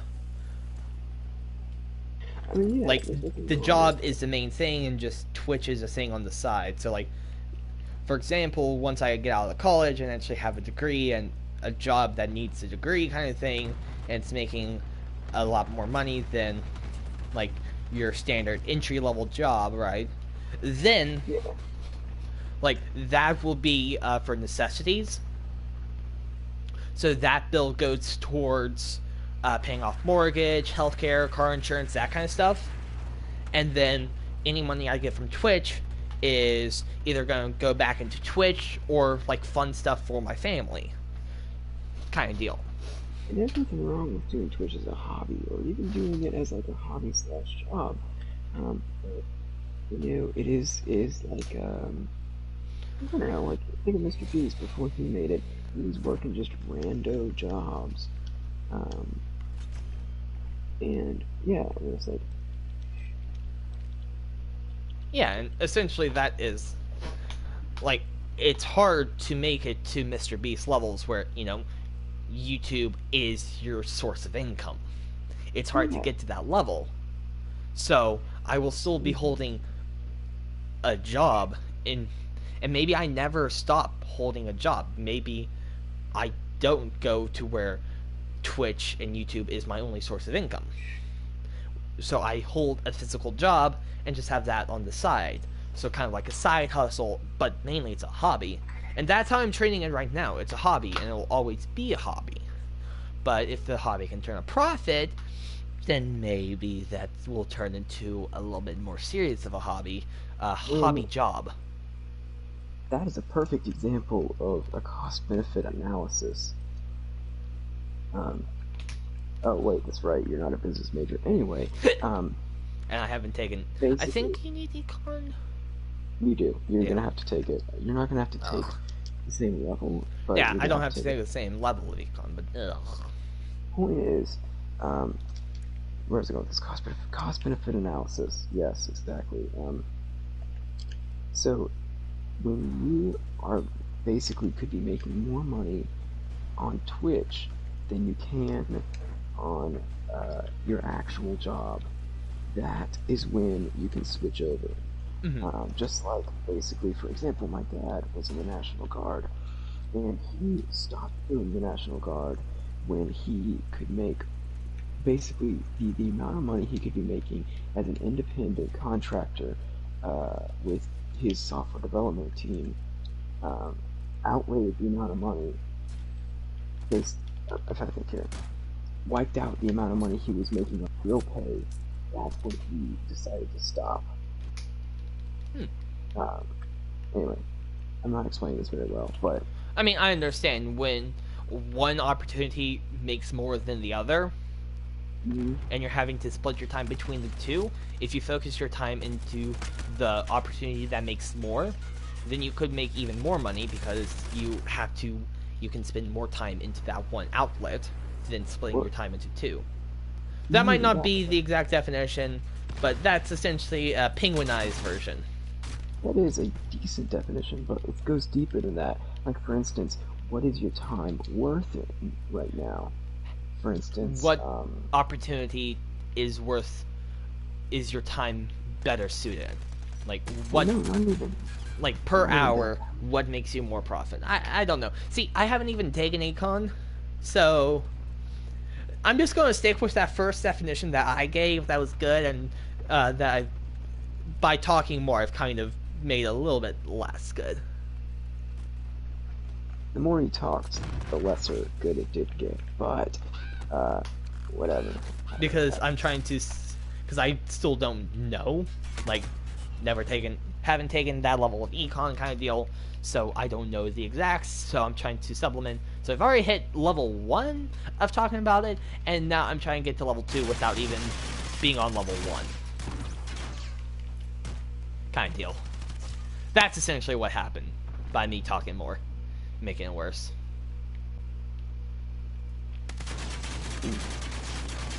I need one more kill while injured, and I will have the Riot Shield golden.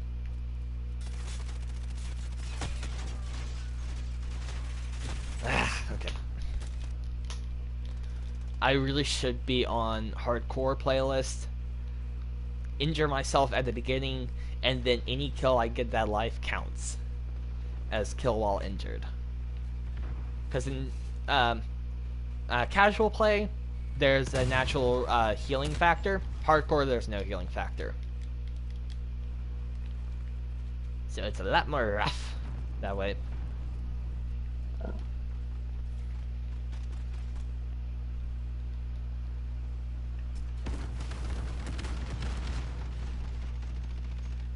But if I get a Twitch channel, you should watch.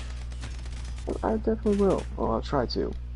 And also, there's a thing that you can do with Twitch channel. Basically, every so minutes of you watching the channel, you get channel points, and basically that just goes to like small little things, like either you make a random noise play, or you do different redeems, kind of deal. It's like, for example, I know I'm using Dusk as an example, but that's the person that I've been watching on Twitch. And so, you know, that's how I'm getting all my knowledge. But for example, he has a thing called, like, Drink Redeem. Basically, anytime you claim the redeem, he takes a sip of water, kind of deal. And so, essentially, for his chat, you know, it's chat interaction. And, you know, it's like, ha, I made him take the drink of water kind of deal. It's kind of like that. Channel points are free. You get them just by being in the channel over time.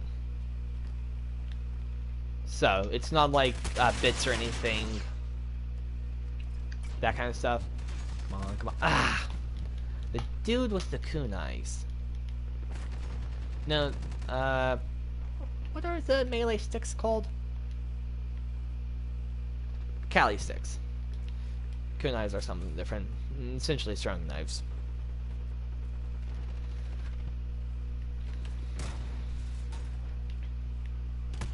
I am playing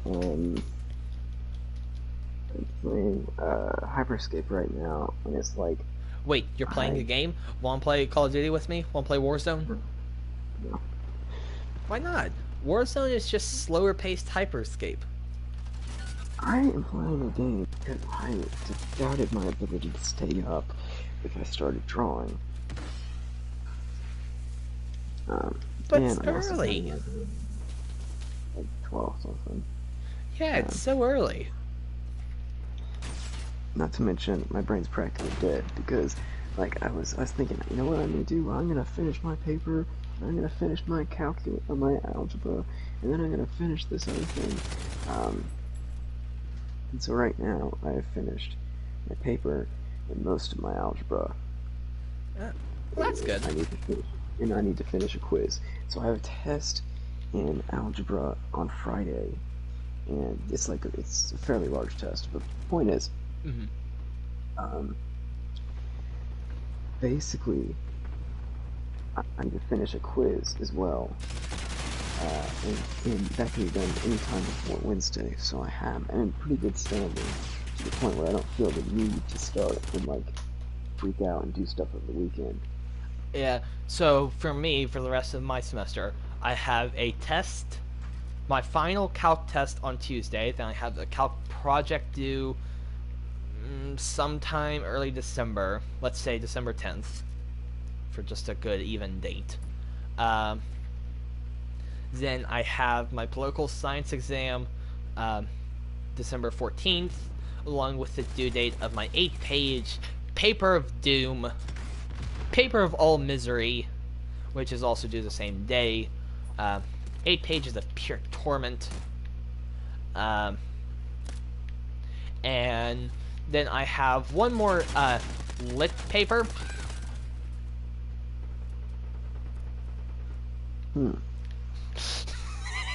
This dude stole my execution, and we just froze in place. I did a little shake my head of no.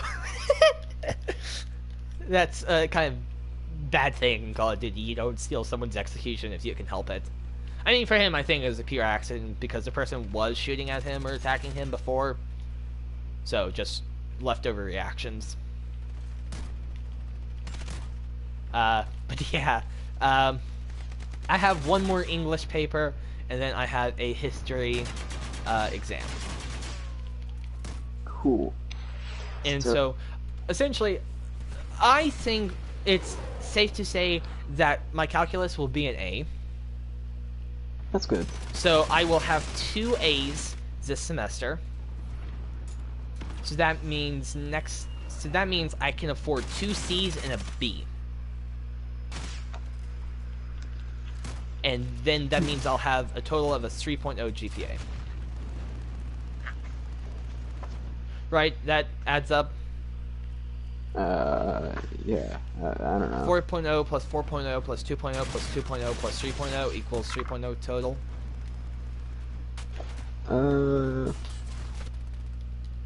Sounds about right. I mean, technically it should average up, because if you have 5 3.0s, it equals the 3.0. If you have a 4.0 and a 2.0, that averages to 3.0. So technically, you said a 4.0, a 4.0, and a 2.0, a 2.0, and a 2.0? No, 3. 3. Okay, the last one is 3. That adds up, yes. That adds up to 3.0? Okay. Yes. So, yeah, so that means I can afford 2 C's and a B. So, but Well, but then you're not giving yourself any buffer. I know. For the next semester. I know. See, well, then I take each semester at their own time. I see each semester as their own unit of measurements. So, semester 1 of year 1 is an X variable. Semester 2 of year 1 is a Y variable. You might want to start adopting a more holistic view of your. See, the problem is, right now I'm kind of in a loss because, sure, maybe I can get lit up to an A as well. But see, my thing is, I always like to know what's the minimum I need to do. And then I know, okay, so minimum, I need to put in about this much effort to hit my minimum goal.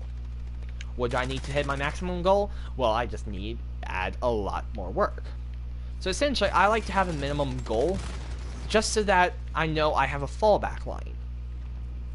So I can try to push for a certain goal, but if I fail to hit that, at least I have somewhere to fall back to. You know? And yeah, that might not be the best thing, but that's kind of how I process everything. And sure, maybe I need to change how I process things, but as of right now, it would probably take a long time to change how I process stuff. So, as of right now, this is a decent way to process it. Might not be how everyone processes it, but for me, it semi-works. But so, I mean, right now, I left my computer downstairs, so I can't even check. But English is an 80.6 average, because I got an 86 on my last English paper, which is hooray, awesome. And I got 75 on my first, so it equals, actually, it would be 80.5, I think. So I just need to, if I get an A, I think that might bump it up to a higher B, to an A. average. Plus, there's a few other grades I'm not sure if it's going to get counted in, but they would probably be weighted like next to nothing. But I think I did decent in. I have, yet again, I don't know. History, I think my midterm I got like an 85, if I'm not mistaken. So on my final, I need to get roughly. So essentially, right now, I have 2 Bs and a failing grade and 2 As. That's not good. I don't think. Is it Well, good? technically, if I can get that failing grade up to a C, then it will be good because I have 2 Bs, 2 As, and a C. That is as of right now, which means that my GPA would be about 3.5, if just rough estimates there. And that B is the best I can do. Because I need 222 points to make the grade that is failing into a C, and there are only 300 points left in the semester. You might consider deleting TikTok. Just noting the old habits. And I was like, That is what I ended up having to do for Disney Plus and Netflix. When I started, I deleted Netflix. I was like, alright, time to end that. But hey, you do you, man. Yeah. Because, I mean, if it's not TikTok, then it's YouTube. And if it's not YouTube, then it's Twitch. And so... Dude, but, I mean... takes one step at a time. Like, I mean, I still do. I'm not gonna... It's moderation. And the saying is, the political science, I don't like the professor teaching it. He does not teach it in a way that I need, essentially. And so... and he only has 3 grades in his class. That sucks. 2 midterms, which are worth 100, or 2 exams, which are worth 100 points, and 1 200-point paper, and that's it in his class. And so, you know, that's very little room for error. And I got about a 50 on the first test, and I need about 270 to make an A, or make a C in the class. And so, yeah, I was hoping that is that an ally? That's an ally. I was just trying to kill an ally. Never mind. So, you know, I was hoping, because he did give points back, but it was only for like 1 or 2 questions, and technically, I got one of the questions that he gave a point back for, right? So it didn't add on to my grade or anything. So that was rough. But I think if I got that right, it might have even boosted my grade up a little bit more, making my room for error just a little bit bigger. But, I mean... and see, when I say that his exam was open note, that makes it a lot worse when I say the grade that I got. No, I believe it. I absolutely believe it. There's a literature teacher that I have, and all of her quizzes are open note.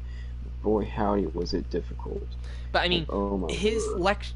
he says that his tests come from everything that he says, and I'm only getting, like, I haven't even taken notes on his class because I don't feel like I can get any information from his notes.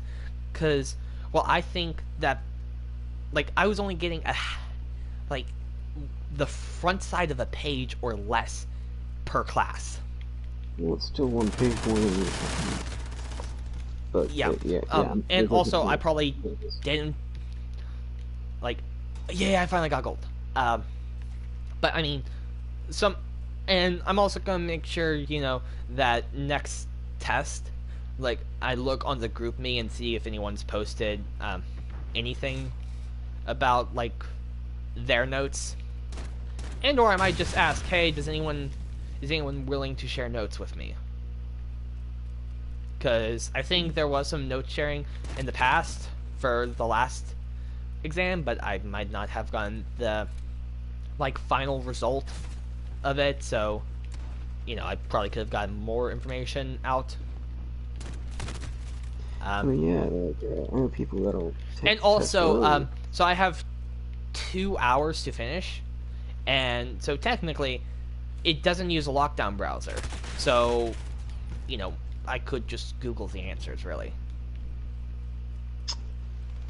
That would be a tricky situation. But it's So only let's just 2 make it hours, and it might be like 100 problems, right? So it's like, I only have X amount of time per question. If I'm spending half that time looking up an answer, it's making it rough for me getting it done in time. Yeah, that's the thing. So Google isn't always the best your best friend. It is your best friend, but the thing is, it's not always the fastest solution in the time scenario. Yeah. And also, it's all like, it's local government and court stuff. So. Oh, that sucks. Yeah. I mean, we have hit like Supreme Court matters, but that was mainly like last semester, and I think we're moving a little bit more local to this one. But yeah, so I'm going to be hoping that someone has done it, and if not, then and the thing is, he doesn't even record his streams of his lectures. You could always record it, like just start recording yourself. Yeah, I could. But the problem is, I would be doing that now, and, there's only about, let's say, 6 more classes left that he's going to be having. And it's not like, see, the thing is, he made you buy 2 books for his class.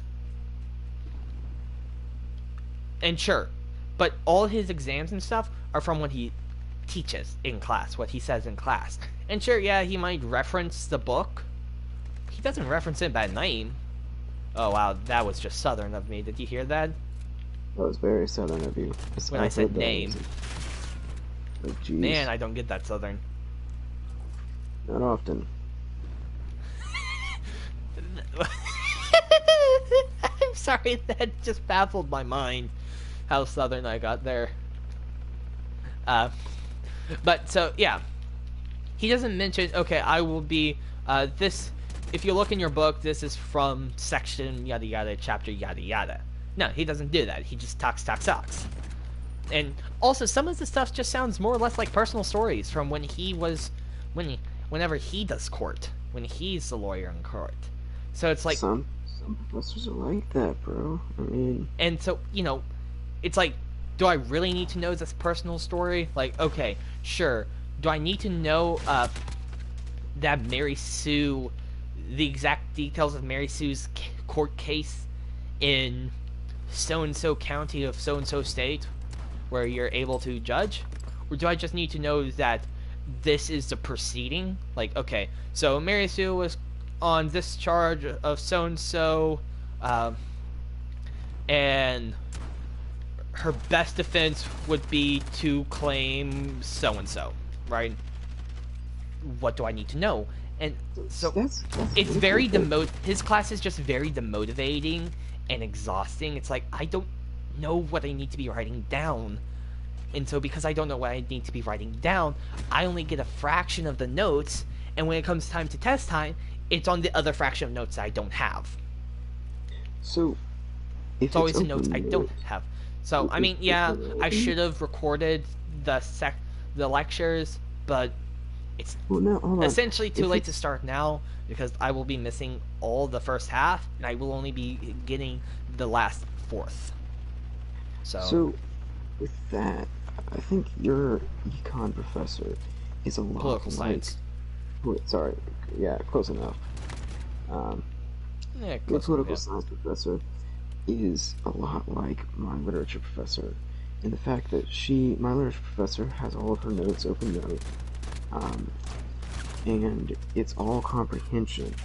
Basically, from what I'm hearing, is it's not just a facts-based whatever, it's actual comprehension, which is a heck of a lot harder. No, it's not.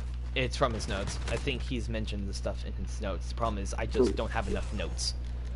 So, I mean, technically, here's what I need to do. Like questions of like, when was this date at this time, or is it like, what is the best thing to do in this situation? I think it's more or less dates and times closer to anything. Oh, in that case, you're screwed. Well, no, sorry. That's Comprehension, I think I could do, because, I mean, while I don't like courts and stuff, I mean, some of it can almost be just chopped up to common sense, besides the fact that, like, if it's like, okay, so this person's charged with this, what do you think the outcome is? Then it's like, okay, common sense. Well, what's his defense? That's a really weak defense for a pretty big crime. I don't see him getting away with that. Guilty. Like, besides for knowing legal mumbo-jumbo, the rest of it is just, like, common sense, almost. And so, yeah, but no, I'm pretty sure it's, like, over specific, like, court cases. That's at least what, the first semester was over, like, U.S. Supreme Court, I think, and so that was, like, specific, like, what was, I don't think of, it might have been what was the outcome of Roe v. Wade was a question. Luckily, it's all multiple choice, so, you know, I have a 1 in 4 chance of getting each question right. Well, the outcome of Roe v. Wade is pretty doggone easy. Yeah, I don't think I missed that one. Maybe if it asked me questions, if it asked questions on finer points that aren't the obvious, like, outcomes, then maybe I got it wrong. But for the most part, like, big cases that are, like, that you hear about, that I've heard about already, I semi know the answer to. But, yeah, I don't like his class. And if I can do... Here's the thing. I probably just need to get what I got on my first test. But that means I need to get about a 70 plus worst grade on my 8-page paper. So essentially, on my 8-page paper, I need to get close to 200 points.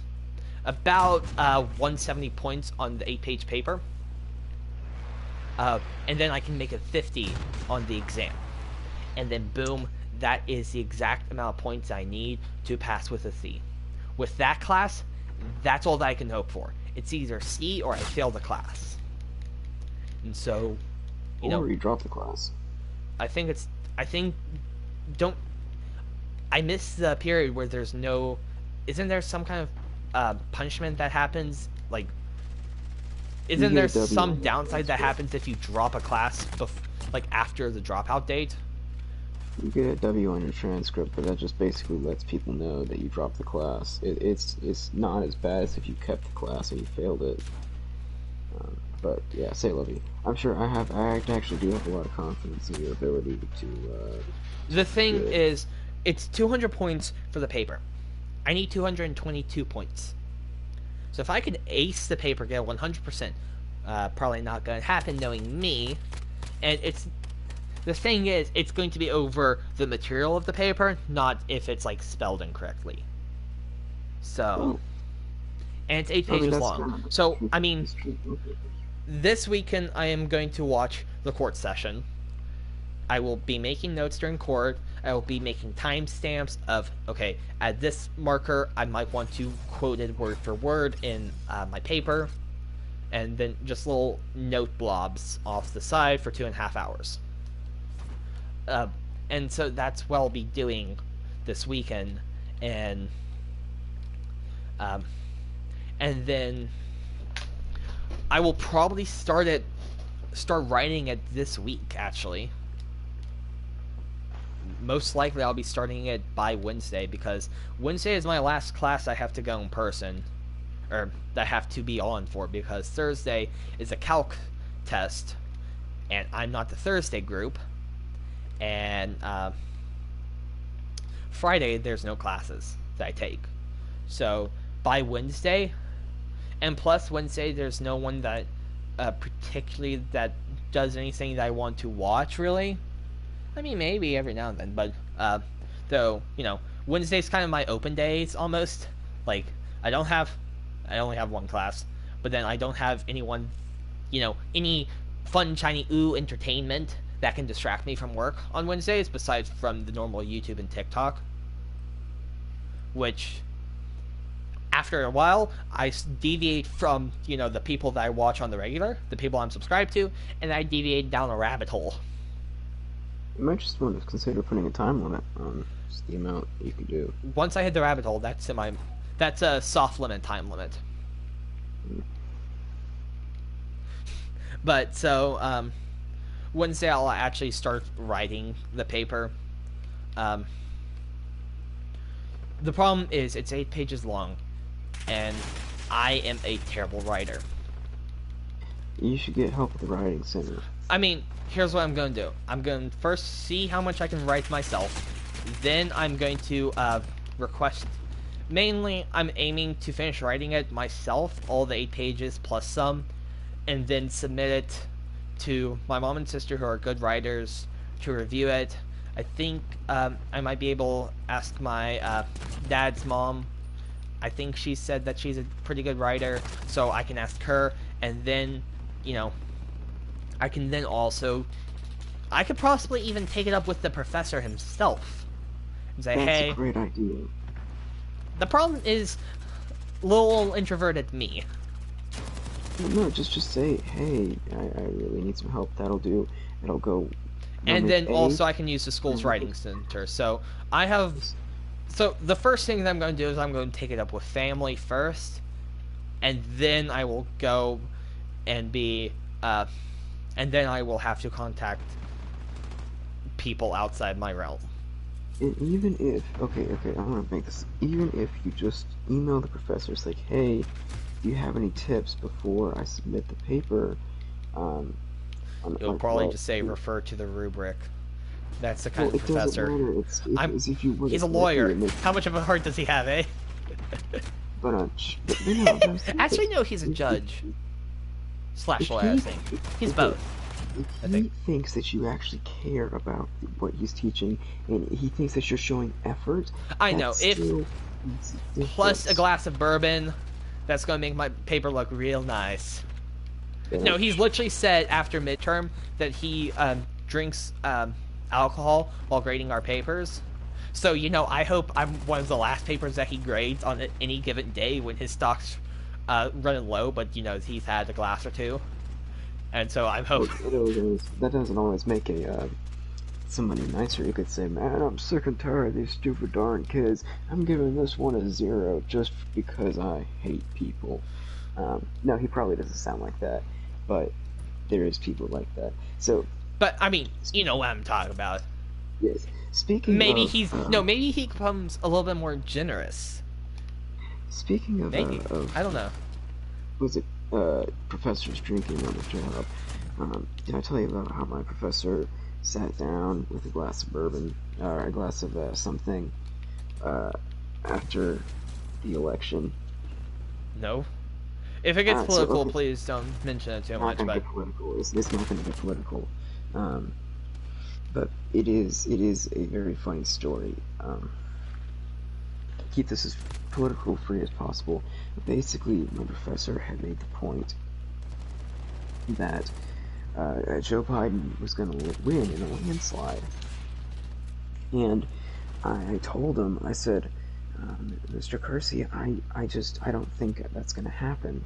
I think America's a very large place, and I think that certain people hold different beliefs in certain states that they're counting on flipping just aren't going to flip like they think that it's going to be, and I think it's going to be a really close race. And he kind of chewed me out, I'm not going to lie. He was kind of rude. He said, oh, you're some stupid college student, you don't know what you're talking about. I'm old, I've been in elections before, I know when I see a landslide, and this is going to be a landslide in the favor of Joe Biden. And it was funny because the very next day, this was a Monday, and then it was Tuesday, and then a Wednesday was our next class, and so he goes up, and we still don't know the result of the election, and if the states fell the way that they were leading, they would have fallen in favor of Trump, and so it was still looking like Trump could actually win, and he sat down with a glass of bourbon, and he did not look happy. Did you say anything like, so, is this the landslide you were talking about? Yeah, basically, he said that. He said, this election has not gone the way that I thought it was going to go, and I said this election is going exactly the way I thought it would go, and did he just scowl at you? I could totally see him doing that. I don't know your professor or anything, but He already just hated based on me. what you The said, thing I is, could see him literally like, ugh. Did he? he didn't scowl at me, Oh, but I oh, think it that's did good. make a. He's one of those professors where he's kind of weird. Like he's actually really weird. But the point is, I think that he was both irritated and kind of impressed because it was like, no, That you no, predicted I know. the Yeah, outcomes. because I knew full well what was going to happen. I mean, it happens every single year when somebody says, "Oh, it's going to be a landslide," and they said it was going to be a landslide with Hillary, but it's like, no, no, no, no, no, no. There are a lot of conservative states out there, and it was funny because I don't know. I think it kind of shut him up for a bit, and it was nice Oh, because it what? was like, I'm just oh, some stupid old college student, first year college student, but the professor who teaches this couldn't even predict the outcome. Yeah, stupid old college student. he was a history professor, but he was a history professor, but he did rave about his massive political knowledge. It's like, no, you're actually kind of an idiot. But the point is, and that guy really is just a piece of work. I think he is a major. Um, I've kept a log of some of the stupid stuff he said Oof. before, and it's extensive. And the thing that there was one very recent. I don't know if I told you about this or not, but it was last Wednesday or last Monday, where he just went off on this 15-minute tirade of just completely off the rails about, because he's from the North, he talked about how Northerners are naturally smarter than Southerners, and they're just born smarter, and how Southerners, because of the way we're raised, and because of the environment that we live in, and because we're born in the South, we are naturally violent and naturally just not as we can't think things through as much as our superior northern brothers. And it was just like people were getting mad, and it was just like I thought to myself, okay, no, this is not very nice to say about the South and all the people that live there, um, and considering that Atlanta is a majority minority community, it could possibly be considered racist, but uh, moreover, he is teaching in a southern university, In a in southern a southern university. in a southern state, and you're telling us that we are not as smart as the people up north. Why are you teaching here? Why are you telling the people that are pursuing a higher education, that are getting A's in your class? What does that say about your class? If we are not smart, and we are naturally dumb, and we are passing your class with flying colors and getting hundreds, what does that say about you and about what expectations you're setting in your class? What does that say? And it's just like the, it's just like when he freaked out about the election, and when he freaked out about something else that Donald Trump said, and he does this over and over and over and over again, where he goes full force into a belief and does not think it through. He doesn't pause for a second and think that, hey, maybe other people have other beliefs. Hey, maybe I don't know everything. It's just the absolute arrogance that Yeah, is that's just like it's sounds just like it's an stupidity. arrogant professor. It is it's just You it's said so history, right? laughable. It's history, Okay, yeah, good. I don't but have to take it. it is hilarious. Frankly, I was annoyed at first at the beginning of the year, but at this But point, then you see the I comedy. I just don't even pay attention to any of his notes. I don't take notes on his class. I only read the book because that's the only good thing. See, I wish I could only read the book in my Yeah, professor's class. the book is exactly what is on the quizzes, and so I can just ignore him, and it's like, wow, I get 45 minutes of free entertainment each and every single Monday, Wednesday, and Friday, and trust me, oh my word, trust me, it's every once in a while, especially I'll normally ignore his classes and do something else, but when I hear the chat blowing up, like little doom doom doom doom, and I know something's going down, and I tune Yeah. back in, and it's always something he said, and there's always some people saying, "Hey, you can't say that in a university. That's considered offensive." He always gets defensive, and it is beautiful. Oh my word, it's beautiful. And like there was one day that he goes, what's your favorite U.S. war crime? And I just type in the chat. I go, well, here we go again. uh, it was just, oh my word, it's just, guy does not. It's laughable, but boy howdy, is it fun to watch him crash and burn. Yeah, Oh my word, sounds like it. It is beautiful. The stupidity is beautiful in that class, but I am never gonna have to take him again. The only good thing is, because it's online, I'm not actually wasting any time. If I had to physically go to school and waste Then it my would be a time, waste of time. then it would suck. Then I would be mad because it's Well, like, technically, crap, you can break a computer into classes. well, yeah, but I still have to go to the class, and the time I'm wasting walking, it just Right, isn't worth but it. then you could spend that time to be in a different environment, and you can then work on another class that is primarily computer based. Oh, that's what I do. That's definitely what I do.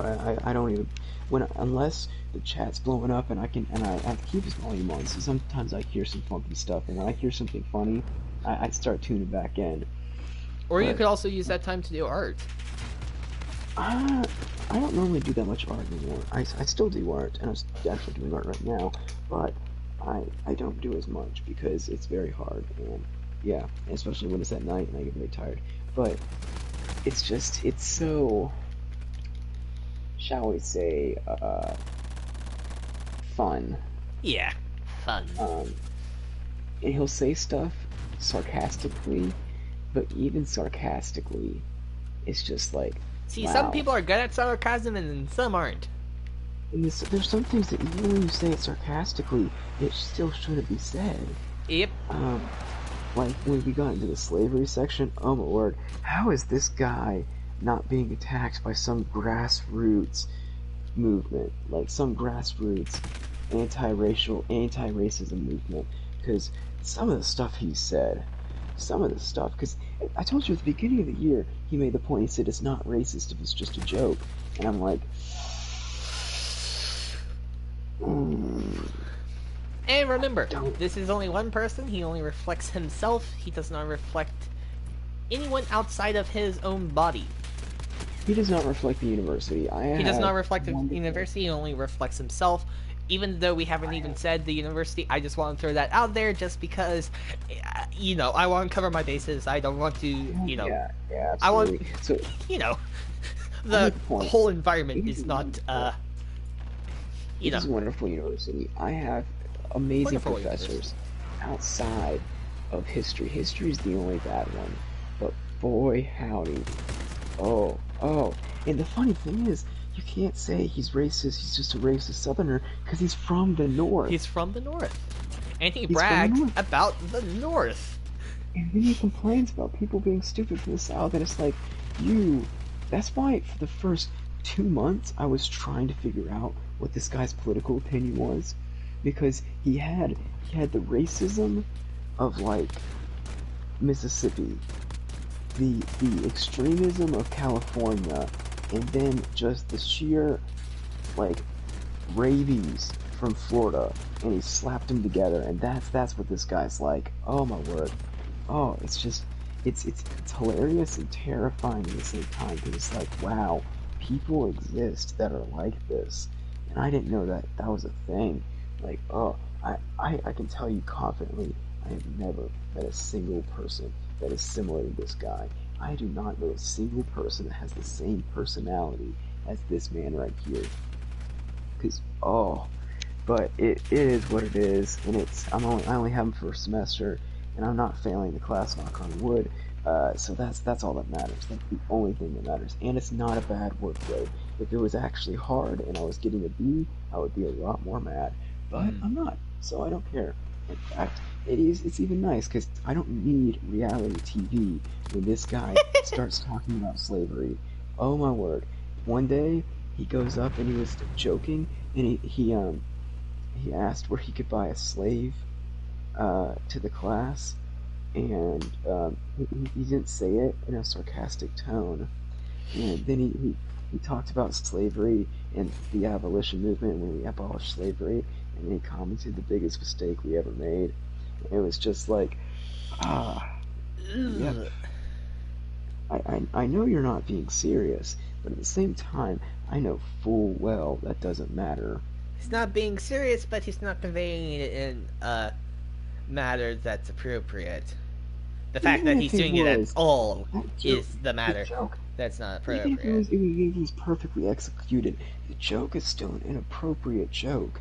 And it's like, Yeah. I think some of the other classmates who are African American don't really appreciate some of the stuff you're saying right now. And that's apparent by the number of comments that you're getting from the chat. And Have it's just like, have any of the it's, class taken it up with the dean? oh yeah, they've tried to go to administration, but the dude's got tenure, and there's Oof. been a lot of petition to say, hey, this guy is not exactly the coolest, but He's it protected always because of tenure. so we can't really do anything. That's why I've given up and just sitting back and enjoying the show. Because boy, Howie, Yeah, and I mean, if you're doing good in the class, and like you said, his stuff comes from the book and only the book, and that's what he's talking about, then it's like you can really just ignore what he's saying and just read the book. And see, I'm terrible at reading. I hate reading, but I would rather read the book than do the lecture of my professor for political science. And if I'm saying that, then you know that I mean it.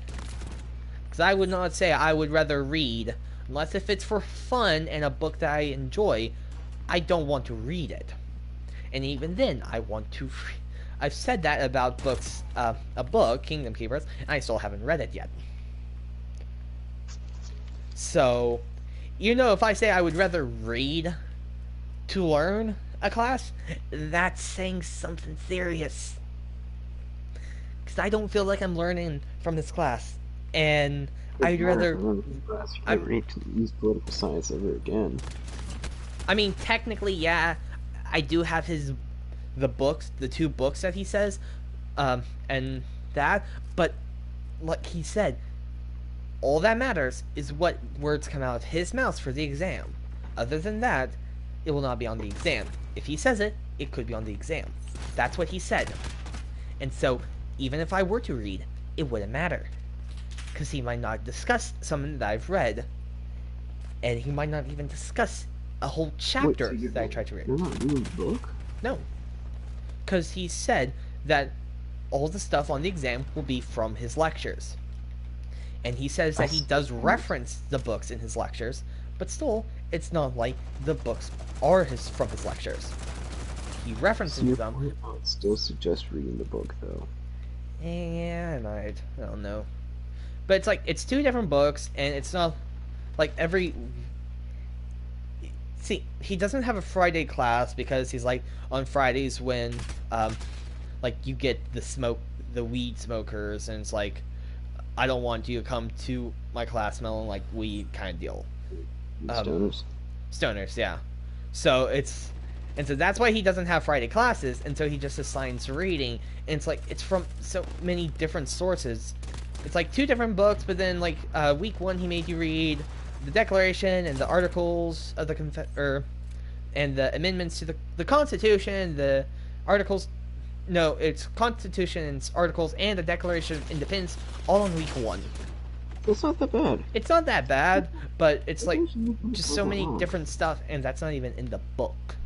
So it's like, I know I probably should be reading the book, but if he doesn't cover it, a section in the book that I've read, and I didn't read the section that he actually did cover, then I'm at a loss, because I just spent wasted time reading a section that I didn't even need to read. Well, I don't think the book's purpose is for. I think the book's purpose is for comprehension. And so I don't know. I'm not in the class, but I mean, I would still advise reading the book simply because even if it's not on the test, it's still information that helps you read and comprehend something that might be said in class. Maybe, I don't know. I don't like the professor, and I just need to make a 50 or better on his final, and then I just need to make a good grade, like an A, like at least 170 points. Uh, which can you divide 170 by 200? 170 by 200. Mm-hmm. Beans. Let me see.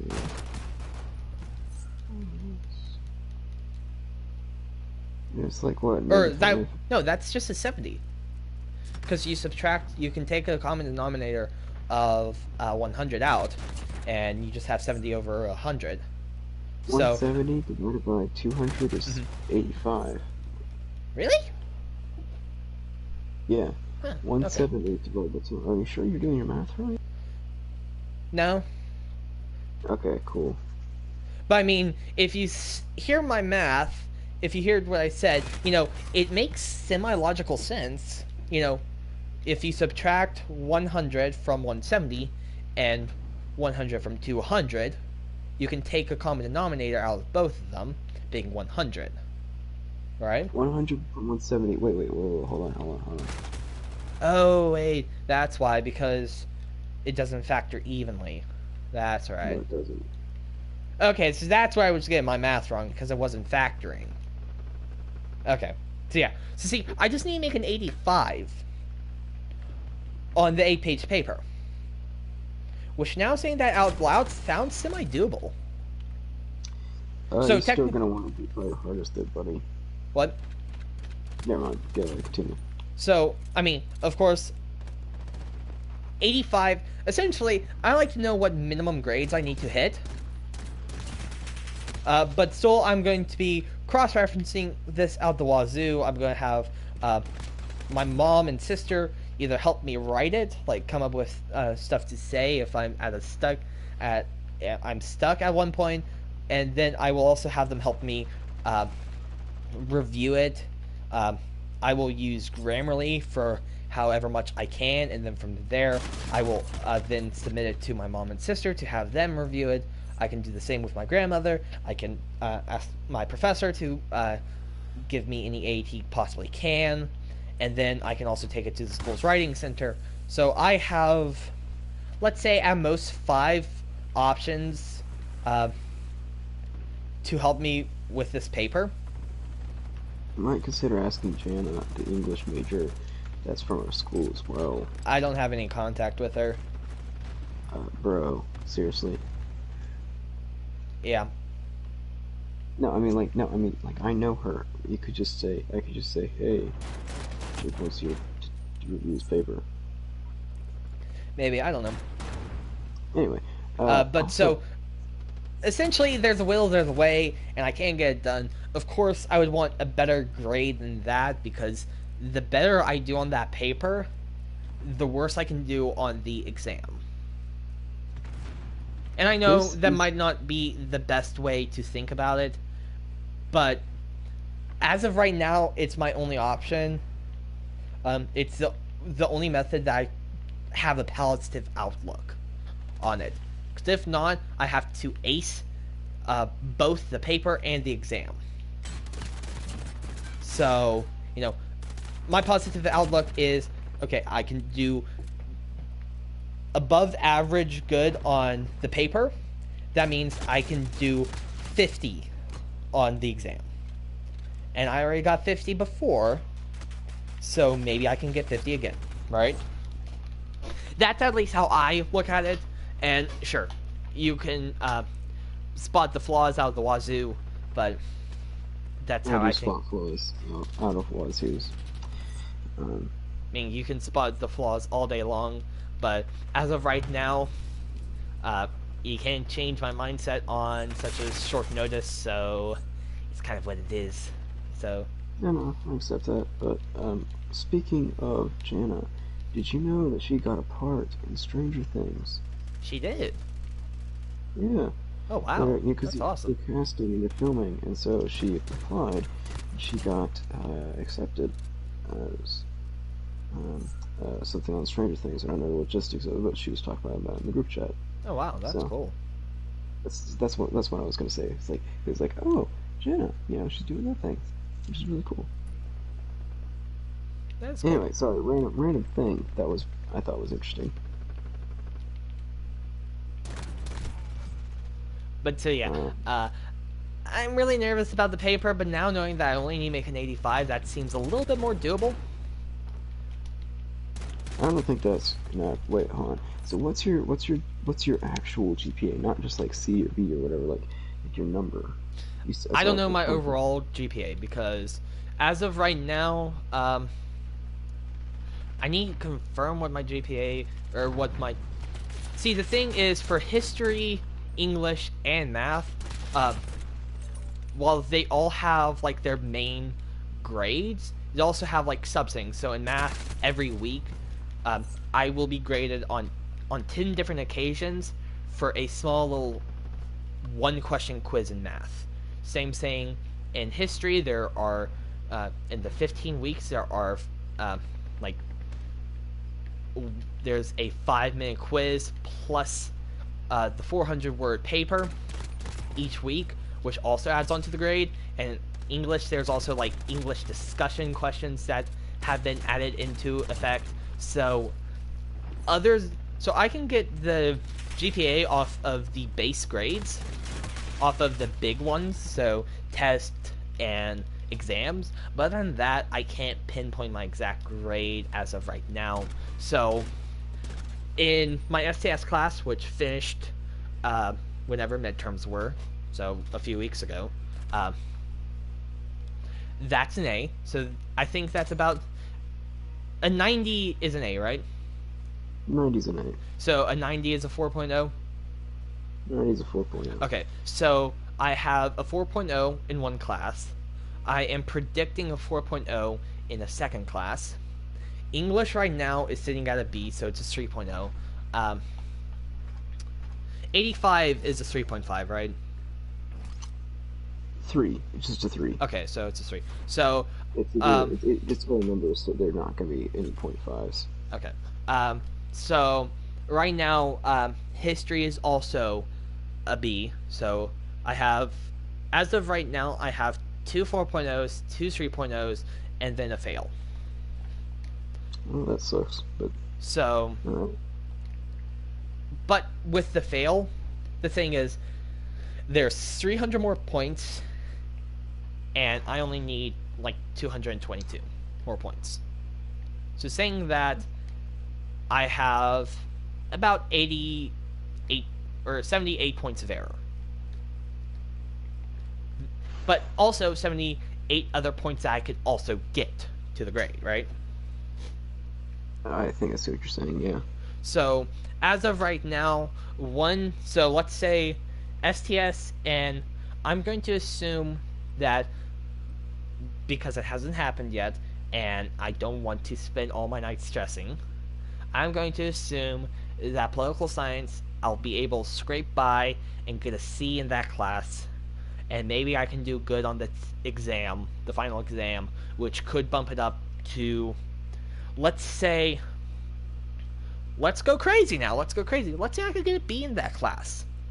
I mean, I would have to get, no, I know, it's not going to happen.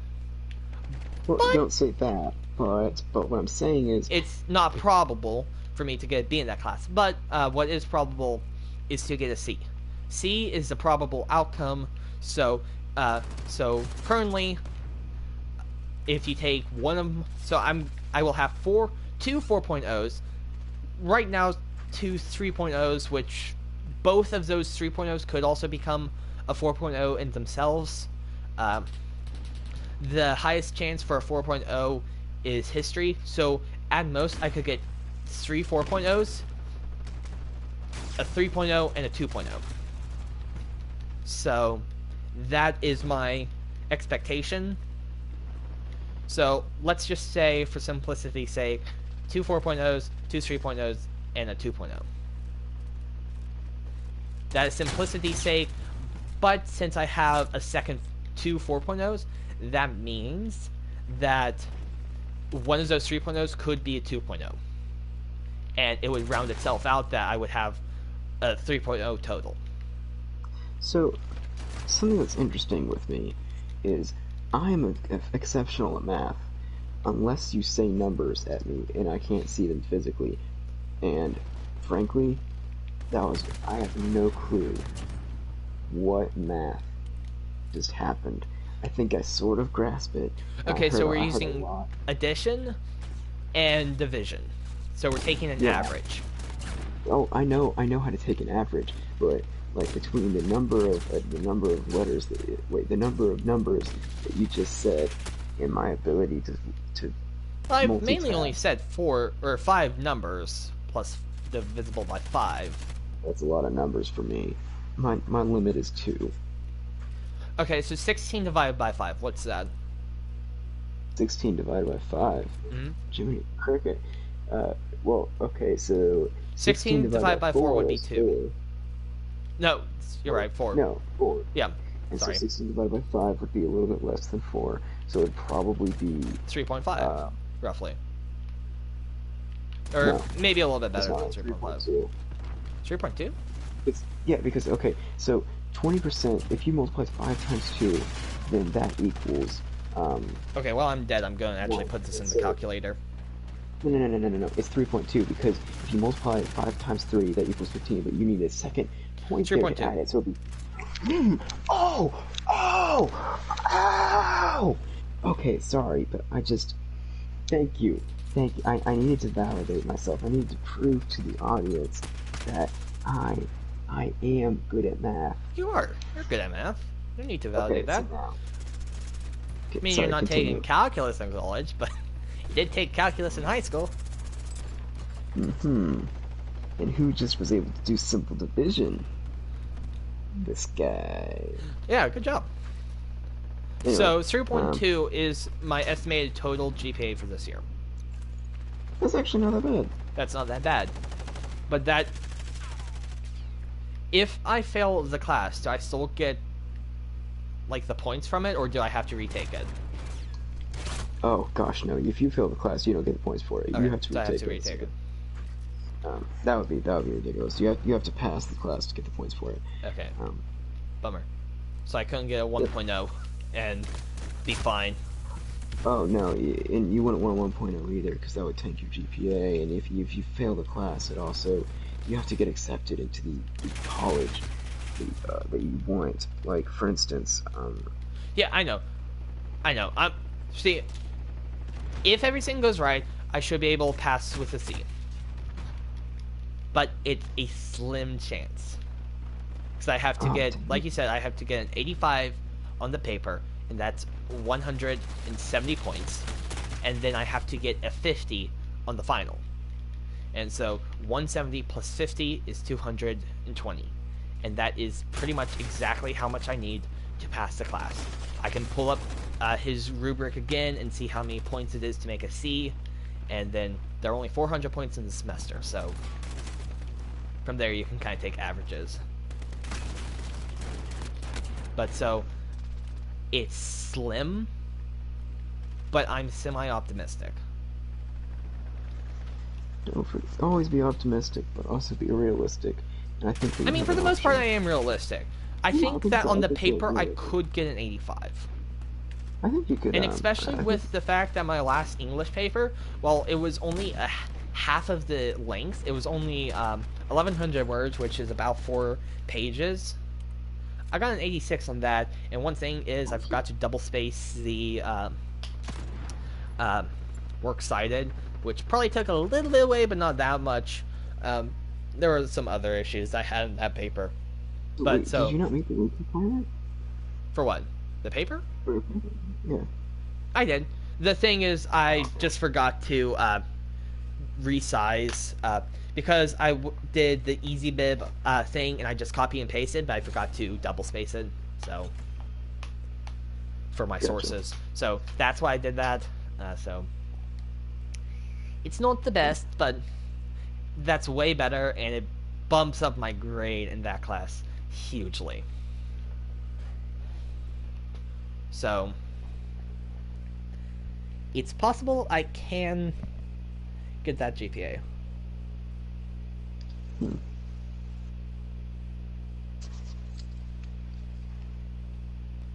I'm not going to deny its possibility. I think you could totally do it if you put your mind to it. Mm-hmm. And so, well, a 3.0 is not what I'm aiming for total GPA. but that means that I do have slight bit of fallback, so I have a little bit of room of error for either history or English. So if one of those fall to C, I do have room for error. Because I just calculated, if I got one less point, so two 2.0s, a 3.0, and two 4.0s, if that ends up being what I get, that's 15 divided by 5, which is 3.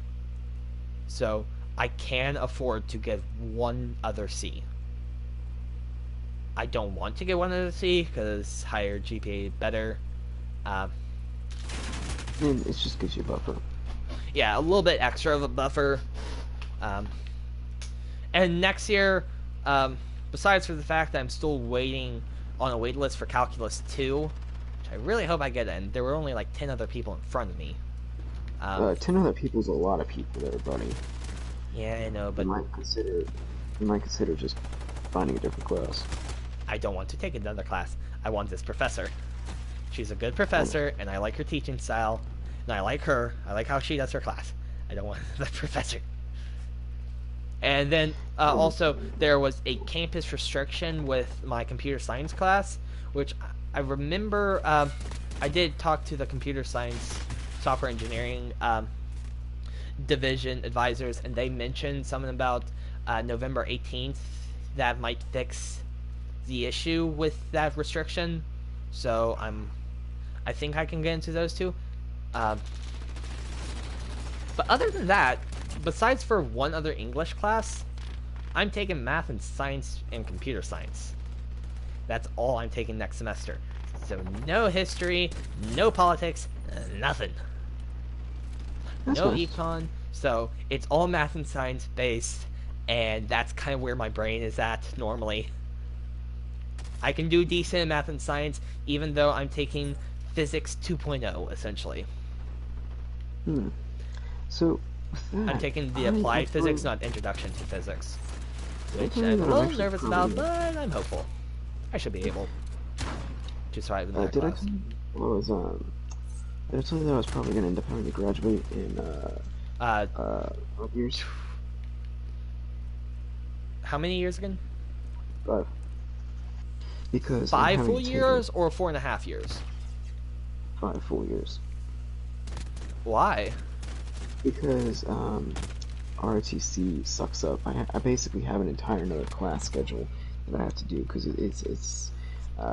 because there's already so many classes you have to take with my business degree, with my type of business degree, that because because ROTC is on top of the almost entirely full workload, it would need to be 15 year, not a 15 year, that would be insane, 5 year thing. So, Ouch, that's rough. yeah, it's gonna be interesting. I don't know if it's gonna be terrible, because I guess I will be able to spread out my workload a little bit more, but still, it is, I don't know if it's ideal. Yeah. Also, I think, you know how, like, you subconsciously draw something, I think because I mentioned Jana, I think I'm subconsciously drawing Jana, because this person's looking more and more like Jana the more I draw it. And I think Interesting. pointing that out makes it even worse, because it's like, ah, crap, that I say it, I'm going to continue to draw like Jana. Like, do you ever get that?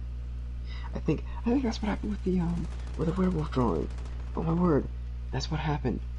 I continually, kind of like, you know how in skiing or snowboarding, if you stare at a tree and you're like, man, I don't want to go toward that tree. But if You stare drift at the towards it. tree, You drift toward the tree. I think that's what was happening. Is I don't want to go toward that tree. And so I you kept steer going towards the tree. Yeah, I know that from a different area of semi-expertise for me. Not one that I want to mention. Kind of Yeah, like that archery. expertise. It's a school sport. You and I both did. Yes. You're talking about your expertise in furry art. No, archery. In a school sport.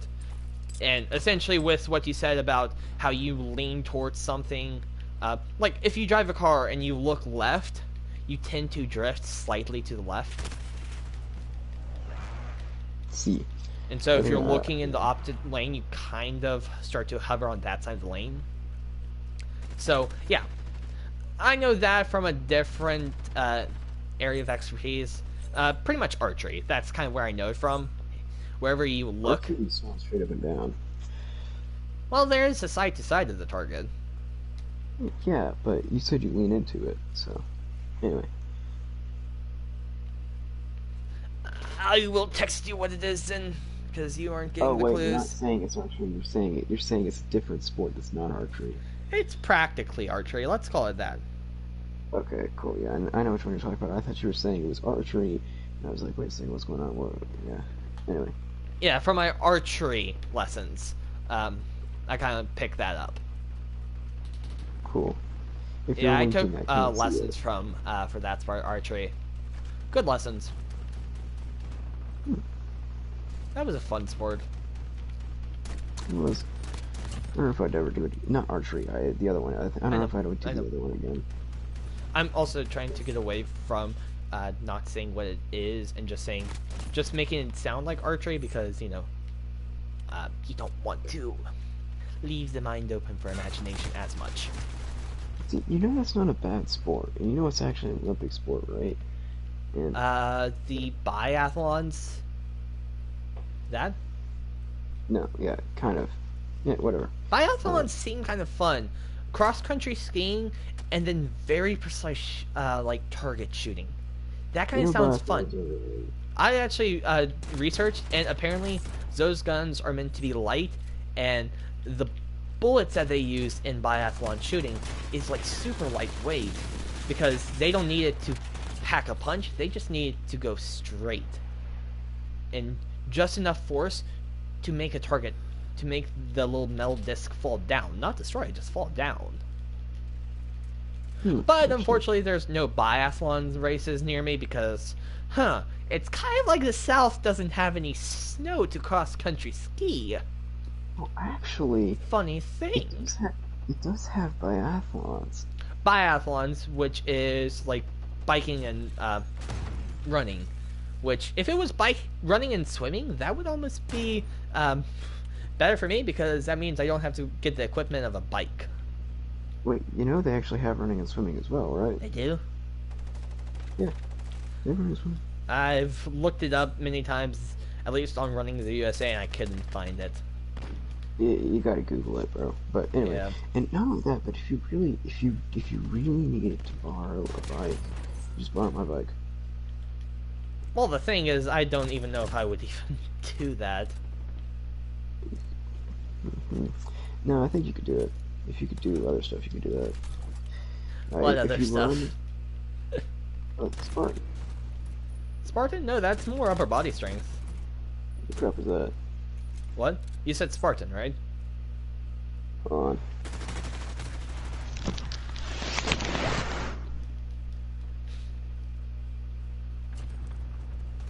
Hehe, got a kill with that. That's awesome. Here, hold on. I'm gonna be right back. Okay. Never mind, I died by my own thing. If I'm not like, if you don't hear back from me in like 30 minutes, go ahead and call the cops. But yeah. Okay, I So that- want to send me your address so I have it on file. So that if I need to call the cops in 30 minutes, I can say, yeah, my friend was talking, he said that if he wasn't back in this amount of time, call the cops. And he hasn't responded to me in that amount of time. Someone's up with him at this location.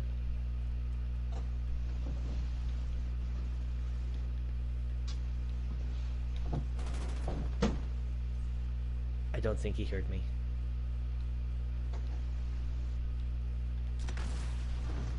Well.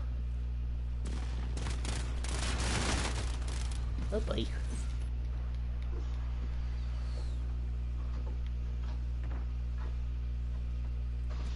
Okay, so from my ear point of view, everything sounds fine. I hear a person walking around. I think that's Walker. He's probably surveilling his premises from the inside of his house. So he's making sure the exterior is okay from the interior. Not hearing any loud sounds. So probable cause. maybe he heard a distant sound where he was of something that's not good, so... But I can't hear anything. And sure, my ears are compromised by the sounds of video games, but if I don't talk, I do have decent audio sounds from his mic. As long as he didn't turn off his mic. But I did hear walking, so I don't think he did. Not gonna lie, with him saying that, he really ramped up my anxiety / heart rate. Mainly anxiety.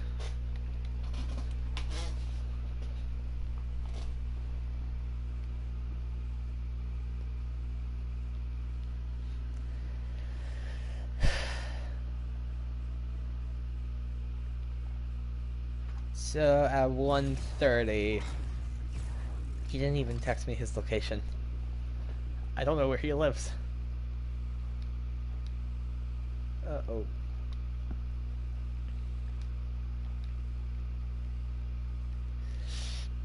That's not good. I don't know where he lives. I can't call the cops on his location if I don't know where he lives.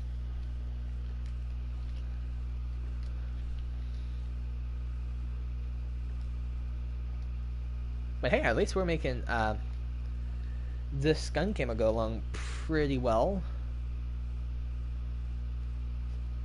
Topo is double kills. Okay, that's fine. Yeah, this is going pretty good. Though, we need to be crouching more. That's what we need to do. We're too off. Oh, we're almost there. 5 more long shot kills. That's good.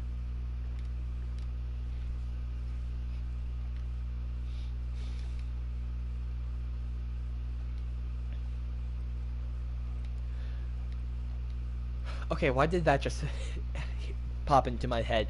All I could hear was the sound of, I think it's Chamber of Secrets Howler in the Great Hall, to Ronald, to Ron, you know, the Howler that said, Ronald Weasley. That's all that I could hear in my head for a few seconds. I don't know why.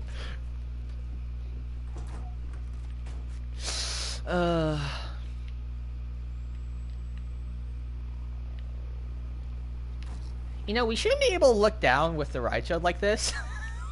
Well, I mean, the right shield itself should look different because how it's portrayed right now, it's like it's going into our hips. Or, like, literally bisecting us in half. Even though if you look at the shadow on the ground, it's perpendicular. So, yeah. Minor problems, minor problems.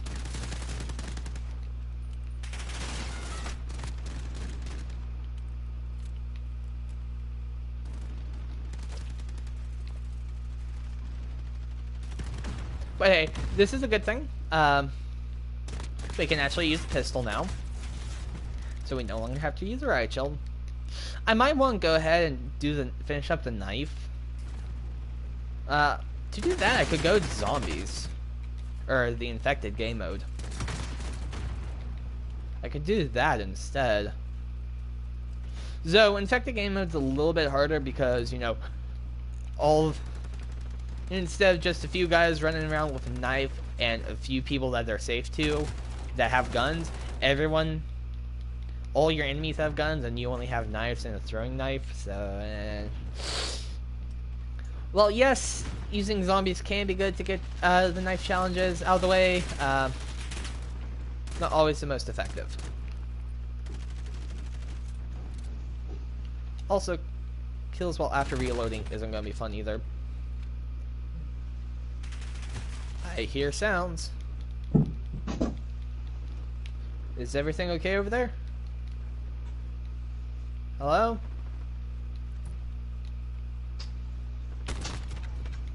Walker, can you hear me? Roger, roger. Roger, roger. Sorry, just B2 battle droid right there. No, I think it's B1. Is it B1 or B2?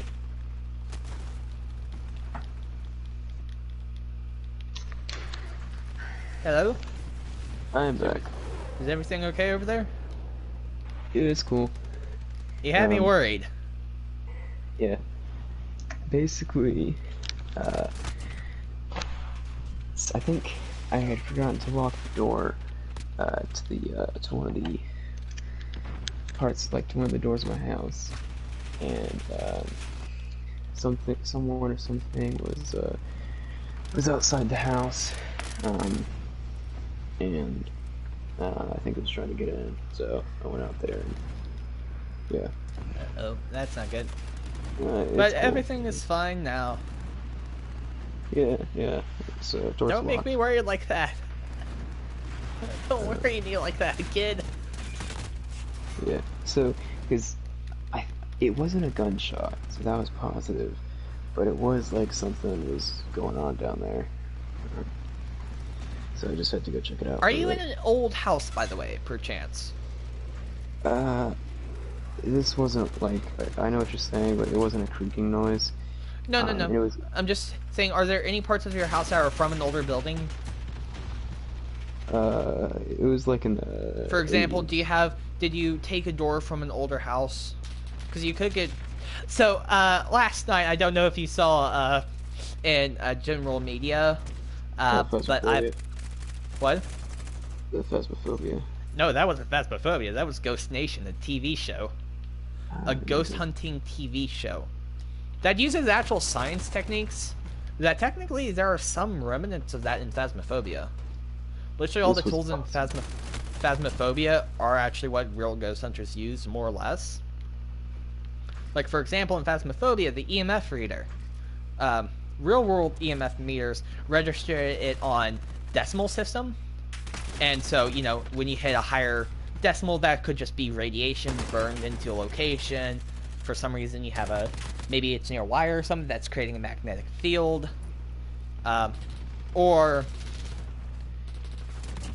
if it's not, and there's nothing there, and there's no, like, built-up radiation, then the EMF reader is detecting what is a ghost, but in Phasmophobia, it just tells you on a 5-light system if there's a ghost.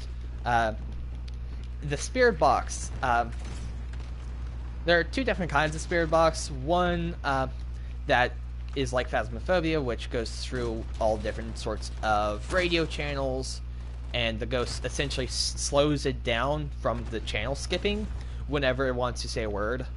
So it scans all the channels, hears the word it wants to say, and then pauses, stops the rotation at that word.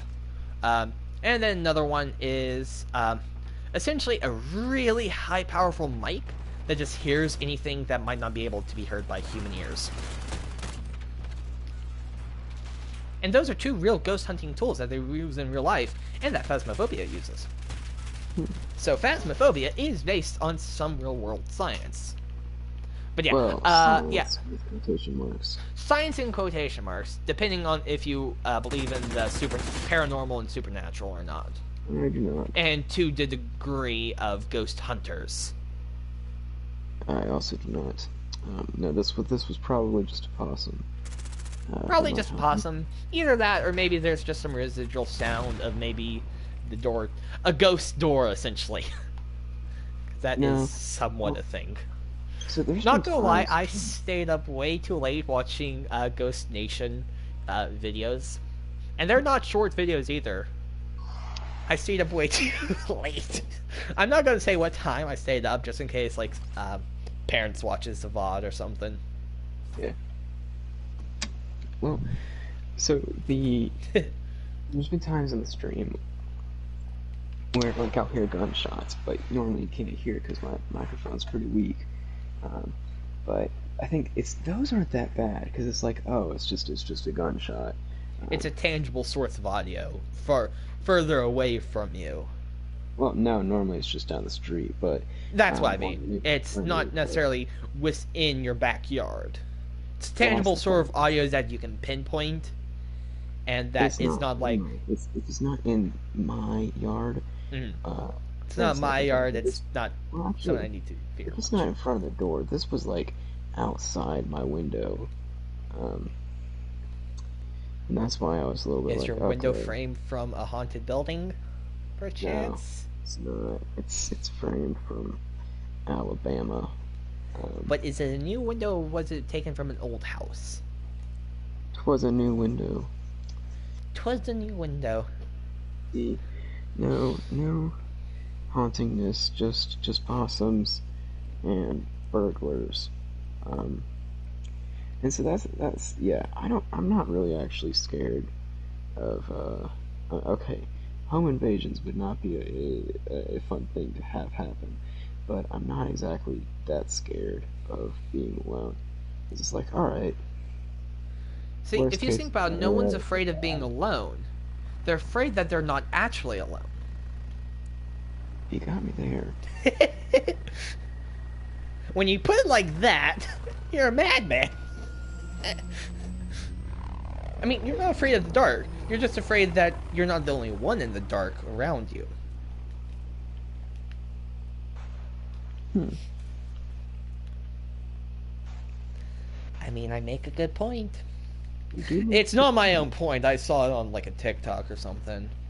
Oh. Well, I now have a little bit less. You credibility. retract the No, compliment. no. It was a good saying, but I just retract the compliment toward you. Whoever said it was awesome. Um, yeah. But I mean, Well, I said it just now. you're the religious person that said it, though. That's what matters. If you're not the first person to say it, or the loudest person, really. Uh, Oof. Yeah. as I figured out in class. Although Yep, what's but even better is if there was one time that I was in history class and I whispered the the answer to what I thought was okay. So it was like Mr. Baker asked a question, and I whispered the answer, and I was trying to say it, but then Jerry took my answer and said it louder. But then Mr. Baker says no, that's the wrong answer, and I just like he was so mad. But I was like, ah, thank you. I am so glad. thank you. You took the bullet from me. Aha, that's what you get for trying to steal the answer there, buddy. You, you done messed up.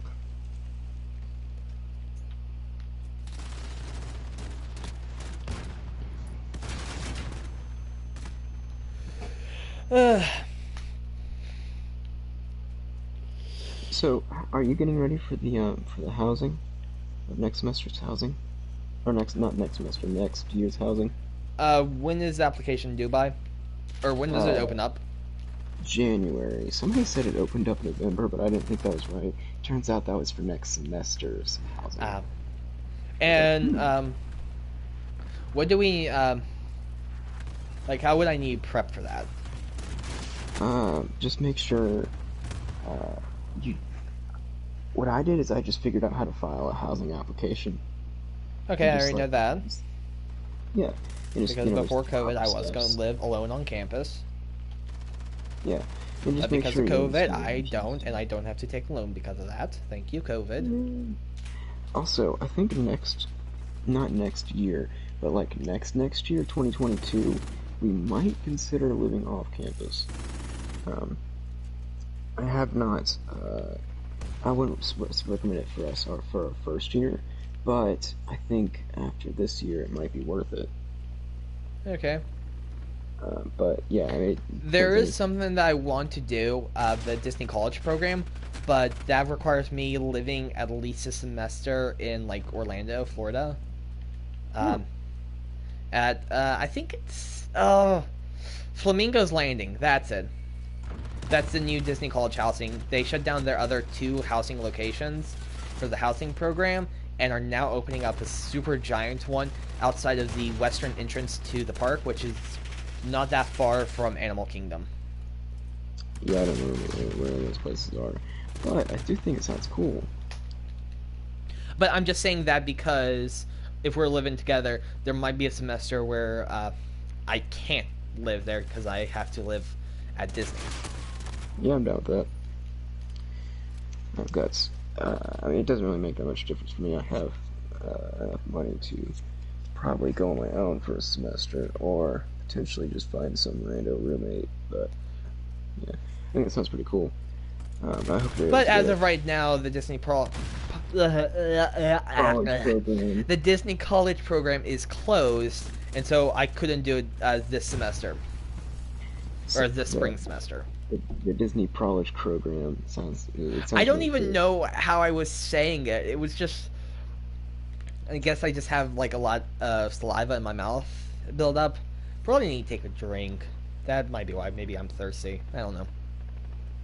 I don't know. I But think my it mug sounds of really good. apple cider is Penguin just Craft so Jr. far. What? Penguin. I said Penguin Craft. Oh, wait, no. I said Penguin Craft Jr. But so far from here to my apple cider. It's actually almost the length of my foot away. Not foot, my leg. Yeah, foot wouldn't be that bad. Foot's like a foot.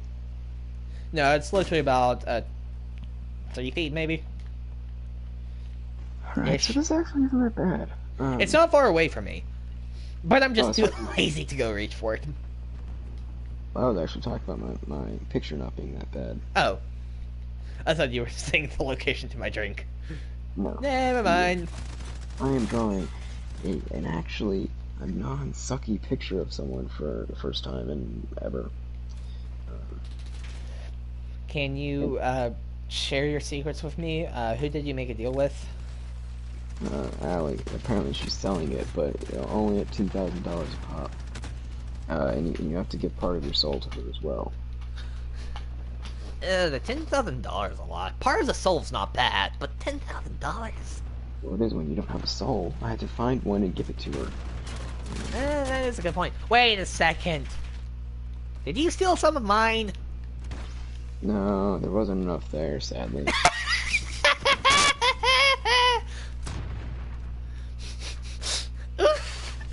Big oops. I got plenty of souls. See, look at all my collection. I have this blue soul over here that I think was taken from a pop artist. I don't know. My soul extractor is weird. Other than Cardi B, she doesn't have one. But sorry, I can't say apologies. anything on pop music because I don't listen to pop. Cardi B is a mixture of country and rap. I call it crap. No, yeah. I actually I like almost every single type of music except for like bad country music. And Cardi B, just anything Cardi B produces at this point, it's just been like, wow, this is like really just garbage. Yeah, I haven't listened. I haven't listened to the radio in forever because And I if haven't you, been in my car in forever. And recently, when I've been in my car, I've just pulled up Spotify to one of the few artists I listen to. yeah. And if you like Cardi B, that's your mistake. And you can leave now. But yeah, I wasn't going to say it like that. I was just going to say it's your choice. no, it's yeah. Let's not sugarcoat it here, buddy. Cardi B is yeah. Oh, but you know what you should do? Speaking of Allie, you should ping Allie and get her to join in on the stuffs. What stuffs? The interactions and stuffs. The social. Right now? Yes. Oh, also. I don't think she has a PlayStation. Well, I was talking more like on stream, but yeah. Yeah. I mean, it's 1:30. She's probably asleep. You can see who's on Discord. But Yeah, if they didn't she's respond to the ping, they're not going to ever respond to it, so. Huh. Well, Evan's still on, so there's that. Yeah, he doesn't watch my channel. None Did I of the tell you people about- besides you and Miniag actually watch my channel. Actually, I'm not watching it right now. I'm using it as an art reference.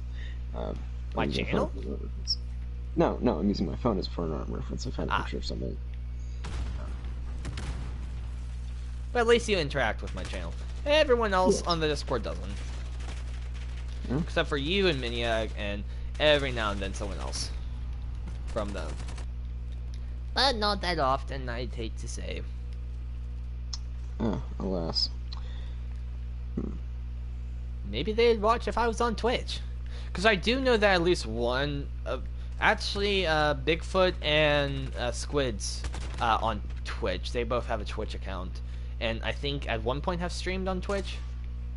I do not have a Twitch account, so I would most definitely not watch you. Not because Well, of okay, this- so you don't need a Twitch account to watch, you just need a Twitch account to comment. But also, if I have stuff like channel points that you gain just from being in chat, you kind of need a Twitch account to follow the channel. To then, you also need a Twitch account to follow the channel.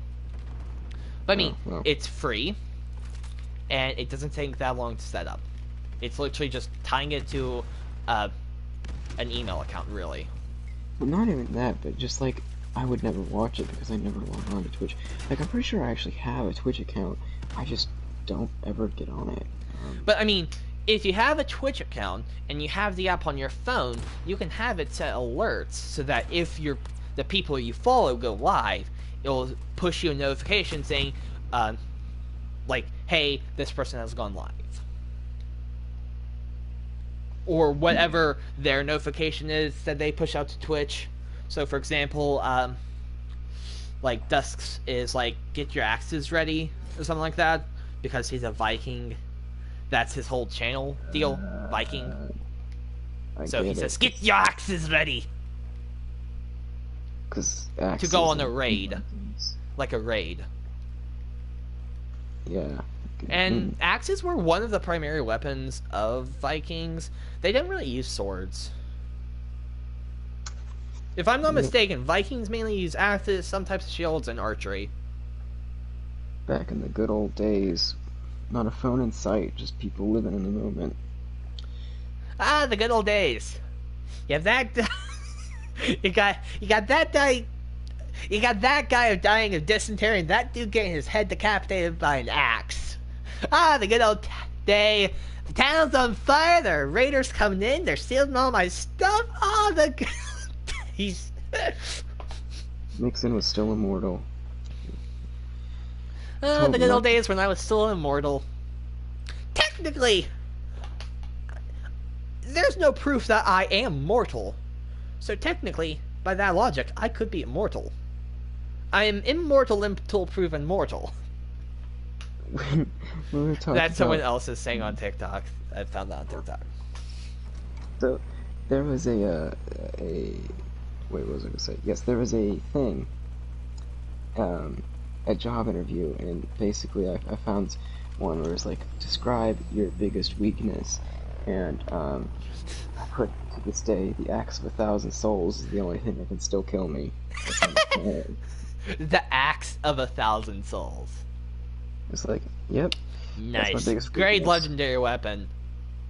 I know a guy who had it at one point. I need to track him down. I already have. He's dead. Do you have the axe? Sadly, no. He It's at pawned the it off to bottom someone of- else. I put it Good at the trade. bottom What of did he all- trade it for?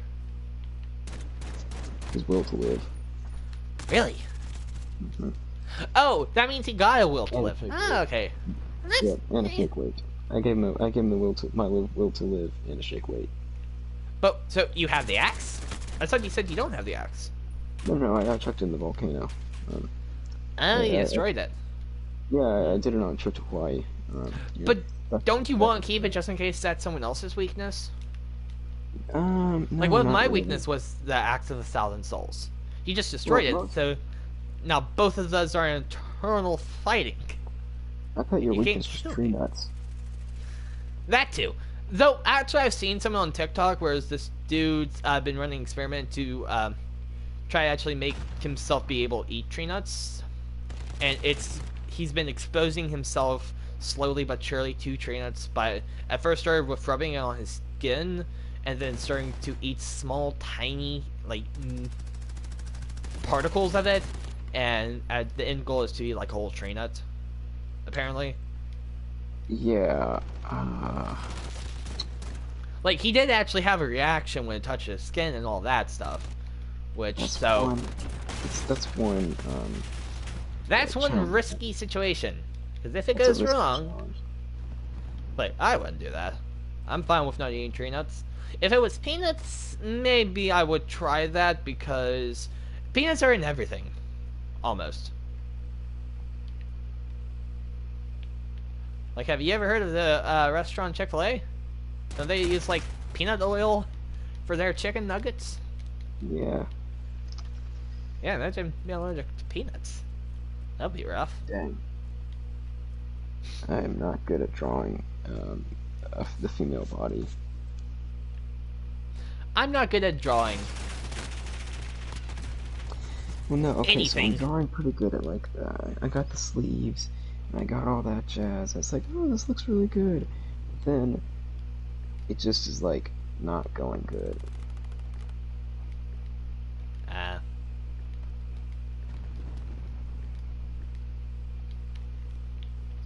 okay, so I just remodded the gun. Hopefully that is a little bit better for recoil. The recoil of the .50 GS is... You feel me? I don't know because I don't do the COD. But you do have Call of Duty. Well, you have the free one. You have Warzone. What are your thoughts about getting the next gen COD? Definitely not. Why not? Because I'll never play it. But what about zombies? You've never played the zombies game mode. And I quite frankly want to play it, and zombies is better if you're in a team of 4 in voice call. Because other than that, you might be one person and everyone else is randos to you and you don't have voice call. That's not fun. Trust me, I know. I played the previous Call of Duties, Black Ops 4 zombies, and it did not have a voice comms, or I didn't use any voice comms. So I couldn't communicate with my team. And quite frankly, the only team of people that I trust is like you and Miniag in video game form. I would want to trust more people, but not others in the Discord play games. And I know that in the past, Ali has said that she did want to play Phasmophobia, but she hasn't brought it up on her own again. And because of that, I'm assuming that just means that she doesn't actually want to play it. I mean, it could also mean that she's just really busy and doesn't have time to bring it back up. I don't play a lot of stuff. It's just because. But I'm just going to take it that she doesn't actually want to play Phasmophobia. She's busy, yes, she's a senior, but she also probably doesn't want to play the game. And that's what I'm going for. She just doesn't want to play the game. I mean, she did say that she did, but it could also just be essentially, without me trying, I somehow guilt-tripped her into wanting to do that. I don't know. Don't really think that's the case, but... I mean, I bought Miniag the game, and I said that if she wanted to, I would buy her the game.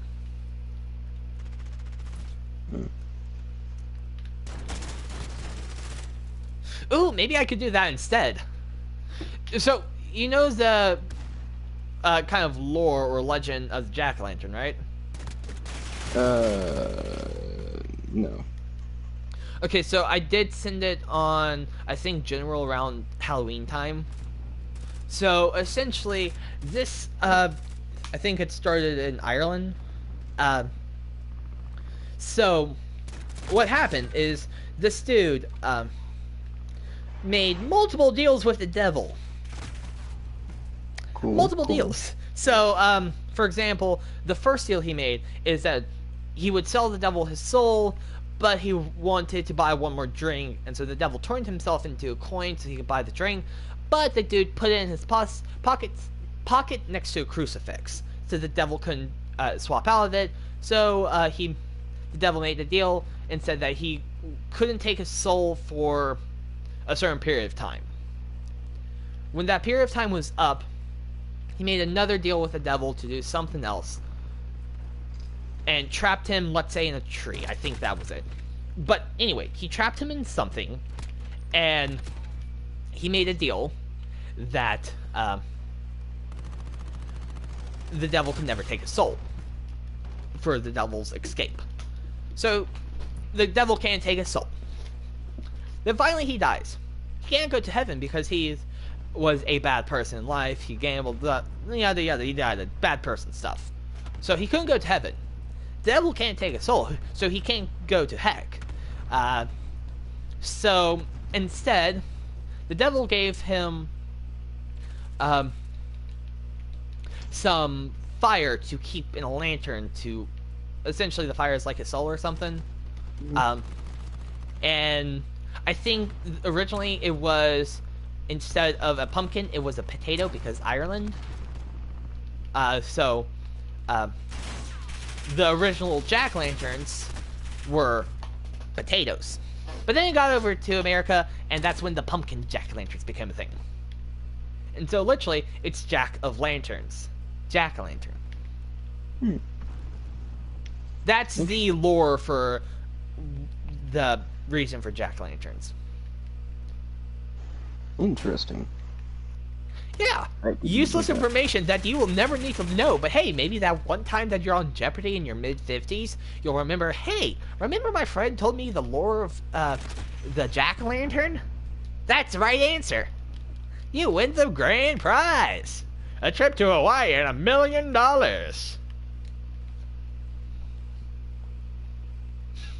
So remember that when you're in your 50s playing Wheel of Fortune or any of those other trivia game show stuff.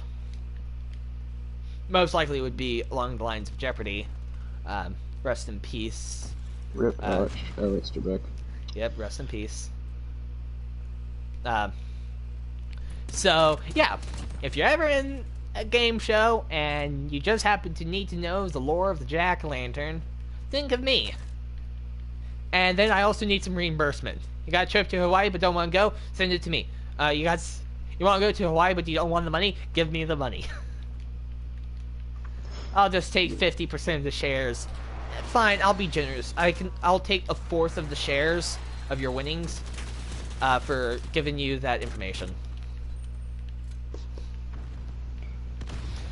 It was also a TikTok video that I found this information from. But I'm the one to put a coin on it.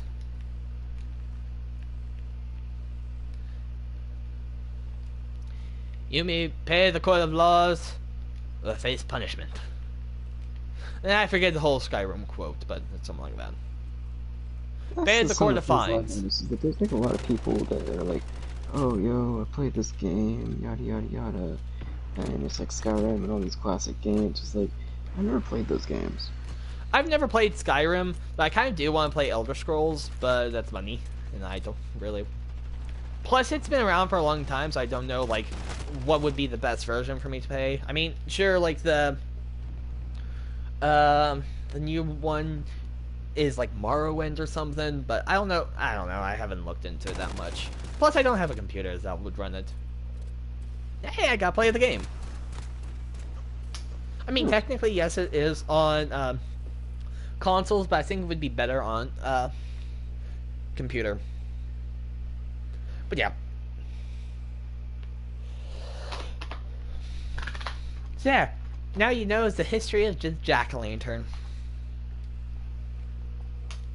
Why would you ever need to know that? I can't say. But maybe you do. Maybe you yourself have to make a deal with the devil. And now you know how to get out of the story of Bahi Spider? No.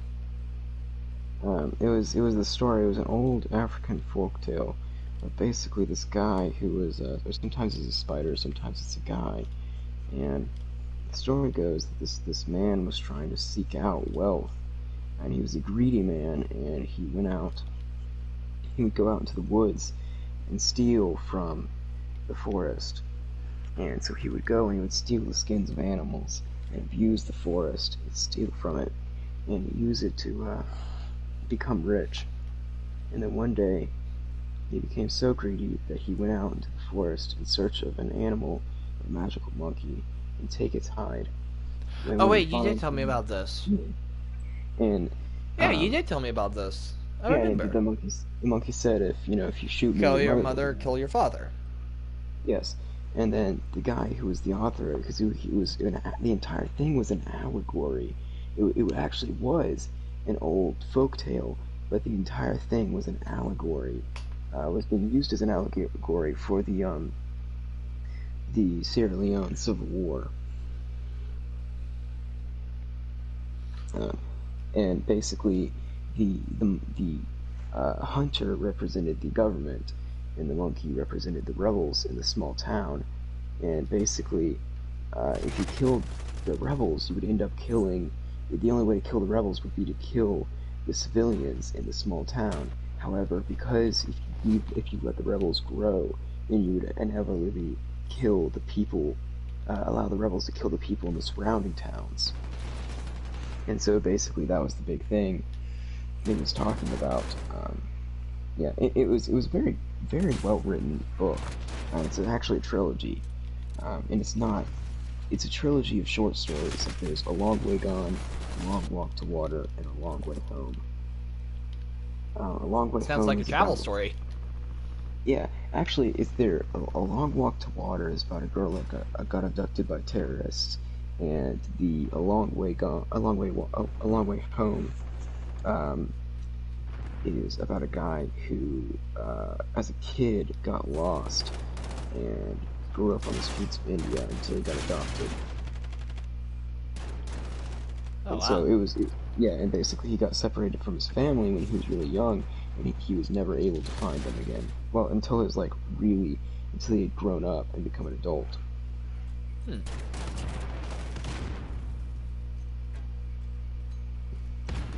Interesting Okay, stories. so now I am faced with a decision. Play video games or art? No, actually it's the type of art. I don't want to be creepy, because I'm trying to draw Jana, and the body proportions that I'm trying to draw are not realistic, but I don't know how to draw any other body proportions. So, like, I'm trying to make Well, it look. I mean, you know what non-realistic body proportions are called, right? Caricatures. Well, not necessarily, Not the but same. essentially that's what caricatures are. You just Not over-dramatize some stuff. not that type of body proportions.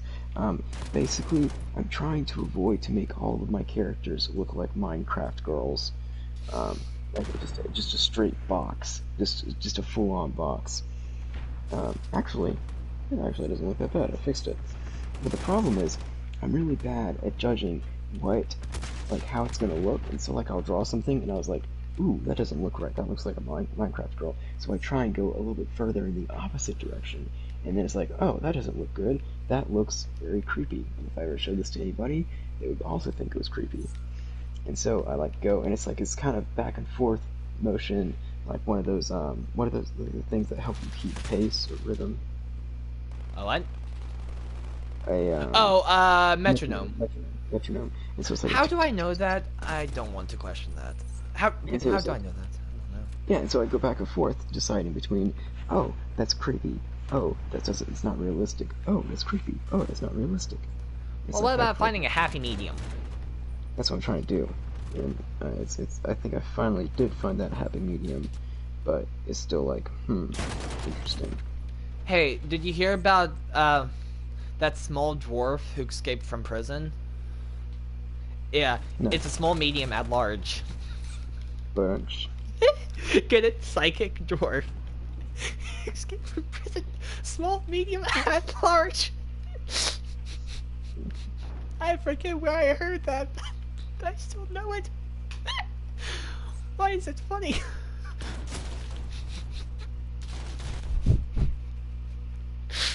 You're not finding this as funny as I am. I can tell. It was definitely a joke that has been created. But just an old one. Age does not make it not funny or funny. I think age wasn't the problem with it. My delivery was bad. No, that's not the problem with it either. Timing. No, I think it's just the utter essence that the joke admits it's said. It's like just the core of the joke was yeah. But you got some good effort, and you had good effort. Good effort, Penguin.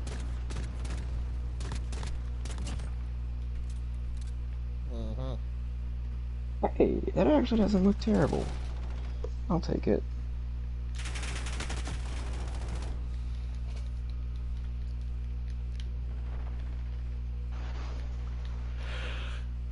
I think I've said that joke on my channel before and you've laughed.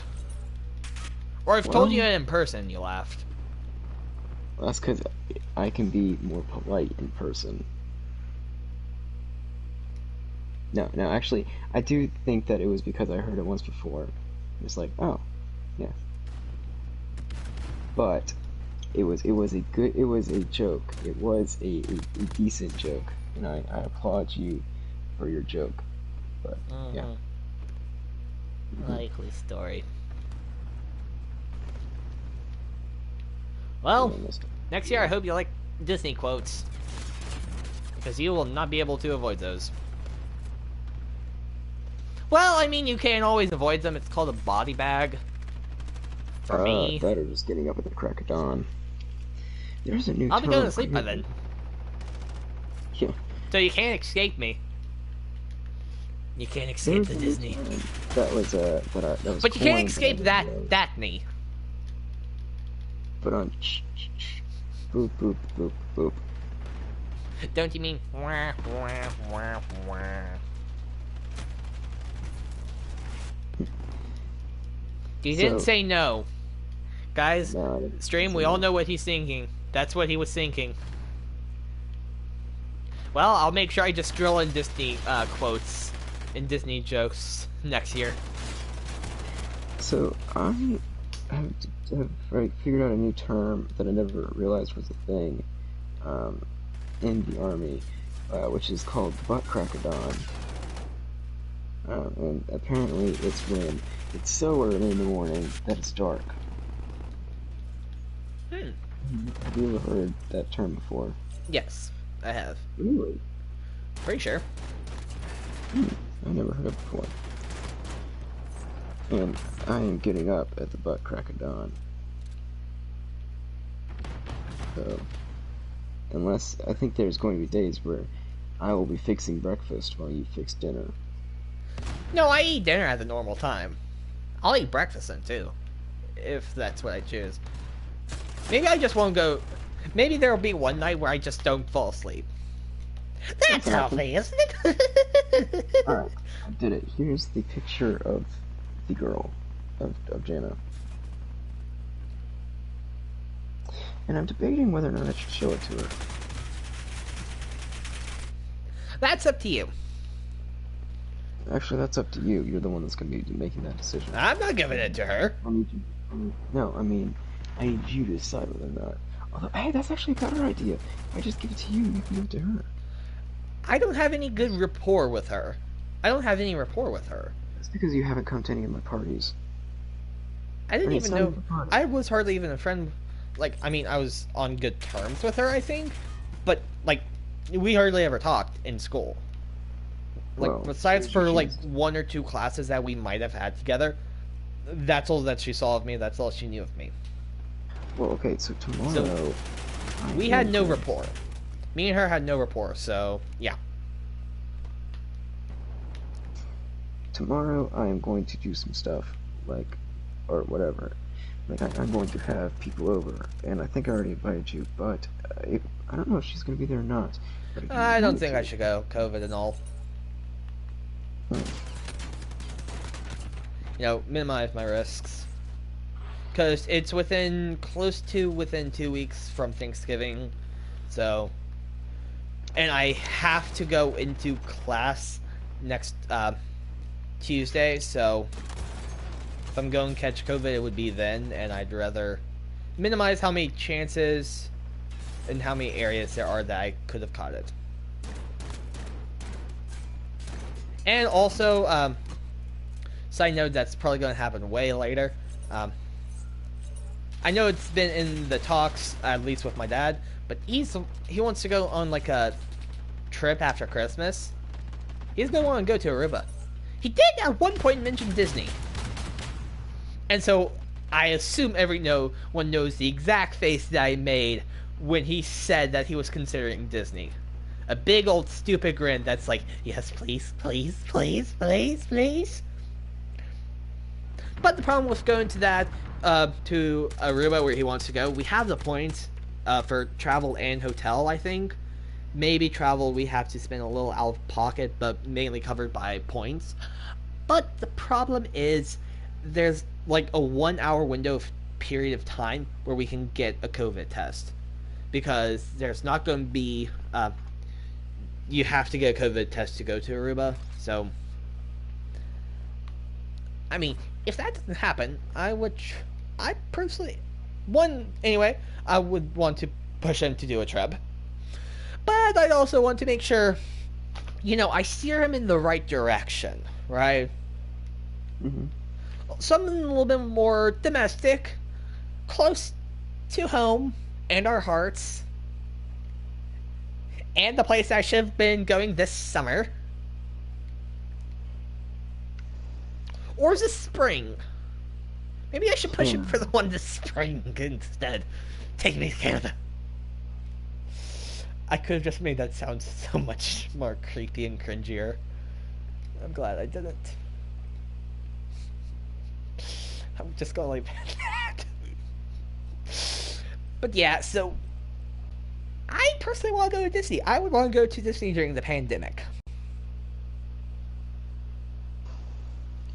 So you won't go to a This would be after Christmas, and so I wouldn't have to see any family for a while. Even though I would want to see family.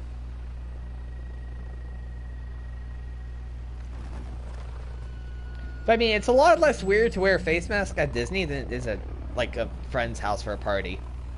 What? Really? Yeah, whatever. Also, I don't have my new Disney masks in yet. I haven't even ordered them yet. You heard me talking about that earlier, right? That I wanted to buy Disney Christmas masks. Okay, good. Yeah. In Discord, you'll see what I said, but I semi want to put it in there, semi to get people's opinions on it, but then I don't because, I want them to be my choice of what I pick, and if just the vocal people who are opposed to it say, no, this is awful, yada yada yada, just all of the wrong words that I would want to hear before confirming the purchase, I don't want that weighing on my shoulders, because if I want it, I want it. But I don't want to hear people negatively talking about it. That would make me think otherwise. So, I could either DM it to the people that I trust, or that want to see it, that I trust, or I could just post it up for like 5 minutes in Discord, and after that delete it. Ape? I'm not an expert in this type of matter, but I think you should do what you Well, it's feel a like social you should matter, do. and you're an extrovert, so you should know all about social matters. Just how So, how you say that yeah. I'm an introvert, and I should know all about art. Just or because introvert I'm an matters. expert doesn't mean I know everything. Just most things. I'm just using an argument you made with me a while back. Also, I'm preoccupied trying to figure out if this drawing is good. And I see your argument, but I substitute my own.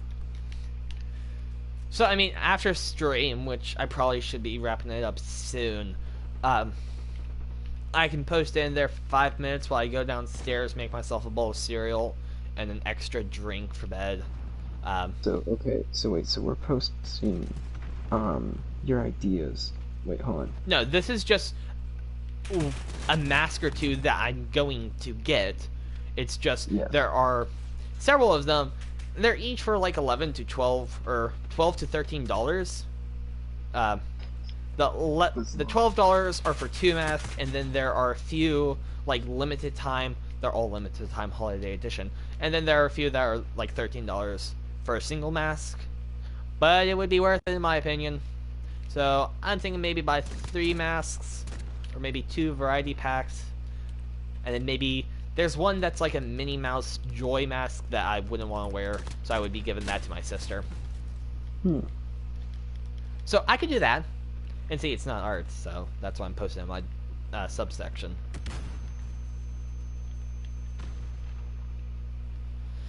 I really need to be making art again. You do need to be making art again.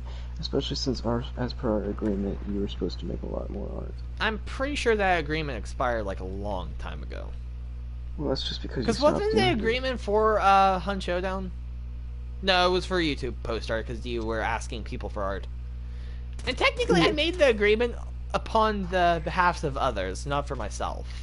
No, you included yourself upon the agreement. You just stopped doing it because I started doing a lot for October, and then you were like, "Yeah, I can't do that."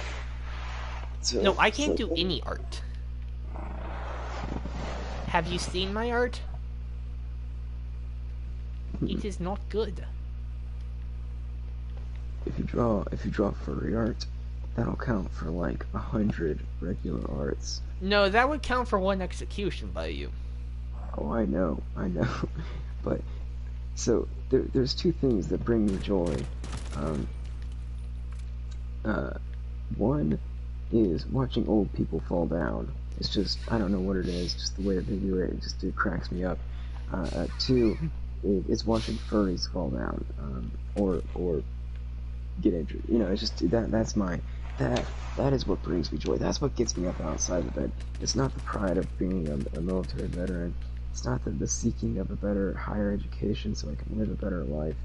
It's just the possibility that I'm gonna watch like a furry fall down and do One, something I'm stupid. not a furry, to begin with. And two, I think there's a more specific term for wanting to see people in some form of pain or discomfort.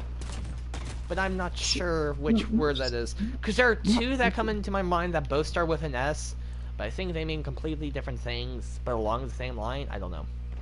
Psychopathic doesn't start with it right now. What does? Technically, it not psychopathic, but sociopathic would be. That's another one that came to mind. Two things. First off, not people, just furries, and certain types of old people, like boomers, like Karens. Karens are hated Aren't among Karens still all. technically millennials? And that's pretty old. Or are Karens. millennials, or no, the cusp are millennials. So, Gen X. in between boomers and millennials, right? Yeah, like Gen X. Because some Karens are Gen X, semi-young. Millennials. I don't know. There's all kinds of Karens, but the important thing is, okay, so I have gotten to a point where I can stomach furry art, to where I'm not actively repulsed by it. And Ooh, I you do becoming a not. furry. No, I'm not becoming a furry. I'm Ooh, getting he's to the becoming a point. furry. He's in denial. No, basically, if somebody posted on Discord, I do not have a physical gagging reflex that comes about when I see it. So long it is not over sexualized. If I see anything over sexualized, actually, if I see anything over sexualized, period, I don't really like I it. think there's a rule on the internet that says anything and everything can become sexualized. I Yeah, that's think pretty. that's a thing. That's true. But furry over sexualization. Oh, oh, oh my word.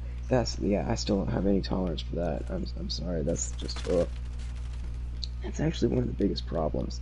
It's like, okay, everything. There's all kinds of different types of people in the world. And there's all different types of people in each people group, and not every single furry is over sexualizing things. Boy, howdy, the ratio of stuff that I've seen that's like furry being over sexualized versus not over sexualized is higher than the average ratio. And that's one of the reasons I don't really like it. The question is, what are you looking up for that ratio? Okay, so here's the thing. I don't know exactly what caused it to get on my Instagram feed. Because here's what I was looking up. Artwork. Because Really? the That hashtag caused it? art. That's why. Wait. But even if it's not furry art. It's not furry art. It's just Right, regular old art. but it's using hashtags, and I'm assuming that furry art will also have hashtag art, hashtag furry. And Well, I'm even pretty if you sure look furry up art something becomes that just art. has hashtag art, even if you're looking at something that says hashtag art and just say a subsection that you do look at, right? What's a section? Yeah. Like hashtag art, hashtag what? What would be a common hashtag to go along with what you look at? Memes. I don't know. Okay, hashtag art, hashtag memes. What's in common with hashtag art, hashtag memes, and hashtag art, hashtag furry? Hashtag art. And so if you look at hashtag art, will pull up everything that has the same hashtag as Okay, art. so So technically, by that function, hashtag art and hashtag furry are both in a similar umbrella, because you have the hashtag art and hashtag art with the other hashtag of furry. So you still have it in a similar umbrella, so you can easily go down that route. I don't really look up a lot of hashtags. No, no, However, no. If you just look up any pictures on Instagram, that's what will happen. So yeah, your Instagram, like essentially, what's it called, like For You page or yeah, it's like a For You Explore page or whatever you click on. So at the start, it just does like what's popular, and then it starts observing your habits. What are the ones that you click on more than likely, and what do they have in common? And so they will start picking up, okay, you're looking at artwork, let's give you more artwork. Okay, what's under artwork? Well, the artwork he clicked on, these were the specific tags. So 2 ways that content is based on user, whoever posted it, and what the hashtags are. That's how Instagram kind of does. Yet again, I know next to nothing in this kind of realm, but I understand it to a degree. Mm. I can understand computer logic and how algorithms work. While I could not make an algorithm myself or like properly edit and design one, I can at least from different angles I can see. Sometimes it might just be I've heard it said by other people, so by proxy, if I know this one algorithm, I have a guess on these 2 different algorithms. So I know algorithm X, let's say TikTok's algorithm, to some degree because I've heard people complaining about it. And then from TikTok's algorithm, I can semi-decipher Instagram's algorithm. It's all about exposing media. And so, how do they do that? They find similar content creators. So, yeah, that's another thing. It'll be similar content creators, so similar style of art. So, I'm using your example of art. So, it'll be similar types of art. And then it'll look at the creators themselves. And then from there, it will also look at the hashtags. And I think 9 times out of 10, depending on the hashtag, it might just be hashtag related. So whatever the hashtags are, it will also give you of similar proportions. Mm. Does that kind of make sense? Did I say it right? Did I overcomplicate it? No, that makes sense. Yet again, like I want to reiterate, I don't know for certain. This is just my mind piecing together a puzzle from information that I semi-know. So I don't 100% know, and of course each algorithm is different, so I do not know exactly how Instagram's algorithm works. So this is just my perceived knowledge. So it's how I perceive it. I just want to iterate that right up front because it might not be how it actually runs. So did I say that to a certain degree of where you knew what I was talking about? I think I understand, but because there are times where I can literally just talk about something and no one else understands me. And I'm speaking English too. I don't go into a foreign language. I don't even know a foreign language besides minimal in Spanish and like 1 phrase in French and 1-2 phrases in German too. so yeah, with that, I don't know. This does seem like it's not a very good algorithm because it's like, okay, I look up something like Drawtober, and then it's like just because not all art's the same there, buddy. You know, Yeah, there's some- but you see, they all have a common root. They all have a common cause. Like, for example, technically, don't they do that? With COVID, it's contact tracing. You're tracing back similar causes. So what you're saying is furry art is a plague that needs to be eradicated. No, I'm not. I'm just saying that it has a common ancestor, being artwork. Well, if you can classify furry art as art.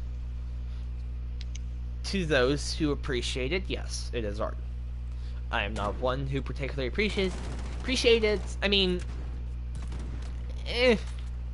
I am not appalled by it, but I'm also not a proponent for making it myself. Well, okay, I like to joke, but credit where credit is due. There are some very talented people. They are pretty talented. However, there are some very talented. Not all of them are. However, it's just you don't like those that over-sexualize it and kind of spits it in your face. Yes, if I had a choice between a stick figure and an overly sexualized wolf, I would choose a stick figure every single day of the week. And also, those that over-sexualize their content, that's more or less going to be a small minority of the community. Like, I'm pretty sure you can find Overwatch communities that over-sexualize the Overwatch characters. I'm pretty sure that's out there. So any group in the internet can be over-sexualized, but it's just there's a small minority that do. And like you mentioned earlier, you know, it's sometimes the loudest that get hurt, right? So now here it is. So I'm not a big fan of over-sexualizing anything. I don't like it. However, the lesser of two evils in this situation is the person. At least, Tracer is a person. No, I don't like that. I don't like over-sexualizing people by any standard. And I just don't. But because it's a person, it's less shocking to your system to see. Is that what you're saying? It's also just less weird. Like, okay, I'm sorry. Everybody's got their thing. Everybody's got their thing. If you're like one of those guys that are in the feet, okay. If you're one of those guys that, whatever, you like what you like. I'm not going to judge. I don't really care for that kind of stuff. But hey, you do you. But please, at least it's a person. Like, then it's getting a little bit like, okay, slow down there, buddy. Slow down. Let's just... Well, see, just because you don't like their style back in there. doesn't mean they're wrong. Come on back into the correct species. I don't know. To each their own. Well, technically, before humans, there were animals, so... Wait. What? Humans anyway, were made, like, last. Oh, okay, yeah, that makes, yeah. I thought you were getting into an evolution discussion there for a bit. No. Alright, more power to you, but anyway, yeah, I'm not gonna open up that can of worms. We'll be here all night, but, yep. The important thing is, wait, what did I say? I had a point. I had a point. Same! He was sharp, too. He's a shish kebab skewer. We talked about furries, and we talked about art, and we were talking about, your preferences. You don't like furry art. I don't hold anything against people who are furries, so long as they're not creepy about it. Like, there was one, okay, James from The Odd Ones Out. I love The Odd Ones Out. I follow him on YouTube. I've subscribed to The Odd Ones Out since, like, way back in middle school and all that jazz, and, like, way back in the day when he posted his first Subway video. I think he's a really cool guy. And recently he has, like, told people that he's a furry. Now listen, I don't particularly care for that type of artwork, but I cannot deny the fact that James from The Odd Ones Out is a talented creator and a pretty cool guy. I liked him before I knew he was a furry, and I like him now, and I have not subscribed to him, and I continue watching his videos as if he was no different. Now, he did point out in one of his videos that furries tend to be a little more handsy, and that's been my experience too. Very limited experience, mind you, mainly in passing. One time in California, and then another time, when I was at I was trying to go to I don't know if it was a homeschool convention or if it was the jewelry show. But anyway, the point is, basically, the brief interactions I've had with furries have not been a net positive one. Kind of, I don't know. Like, listen, I'm an extrovert, but I like my personal space, and they tend to get inside the bubble, and it's like, all right, there, buddy. I know you're in a cat suit, but I could still probably kick the ever living crap out of you, and at least take a couple of your teeth out while Like, So you mean in your personal space by, like, getting up close to you kind of deal? yeah, Like, like yes, essentially I'm going an to try hug you kind of deal? yeah. Okay, I don't mind hugging. I'm a Like, patting hugger. on the back repeatedly, that's like, I don't want to be Yeah, patted on the back, please stay away from me kind of deal? yeah. I'm a hugger, but I hug people that I actually know. If I just if anybody came up to me on the street and asked me for a hug, I'd be like, slow down there, buddy. If any like okay, again, I'm an extrovert, but even I have my personal space, and there's like a little bit. It's just like, all right, there, buddy, slow down, slow your roll. And I don't think I would actually ever hit anybody unless they were getting a little too frisky, because yeah, I don't want to be violent, but it is kind of like, yeah. And so I think that's one of the reasons I am not a fan of furry art. It's personal preference, but also because the experiences I've had with furries have not been a net positive one.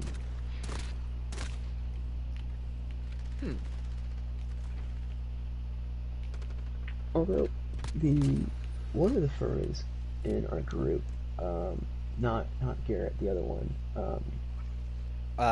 Archery team person? yes, crap, Malia. Mm. Malia is actually a really cool person. I've been able to talk to her for a little bit, and so she's actually really cool. She's And kind of gone dormant on the Discord channel. well, she was never really much of a talker anyway. But Yeah, hey, I mean, yeah. really cool. She's a really cool person, and frankly, I don't really care if she's a furry or not, because I think she's just a really cool person. I would totally hang out with her, with or without, I wouldn't care. And that's because at the end of the day, her personality's cool. If you know, That was a riot shield battle right there. That was terrible. Okay, go on. Sorry. no, that's pretty much it. It's 70% of your ability to function in society relies on your personality. The other 30% relies on basic hygiene. If you Wait, what was the you- first percent?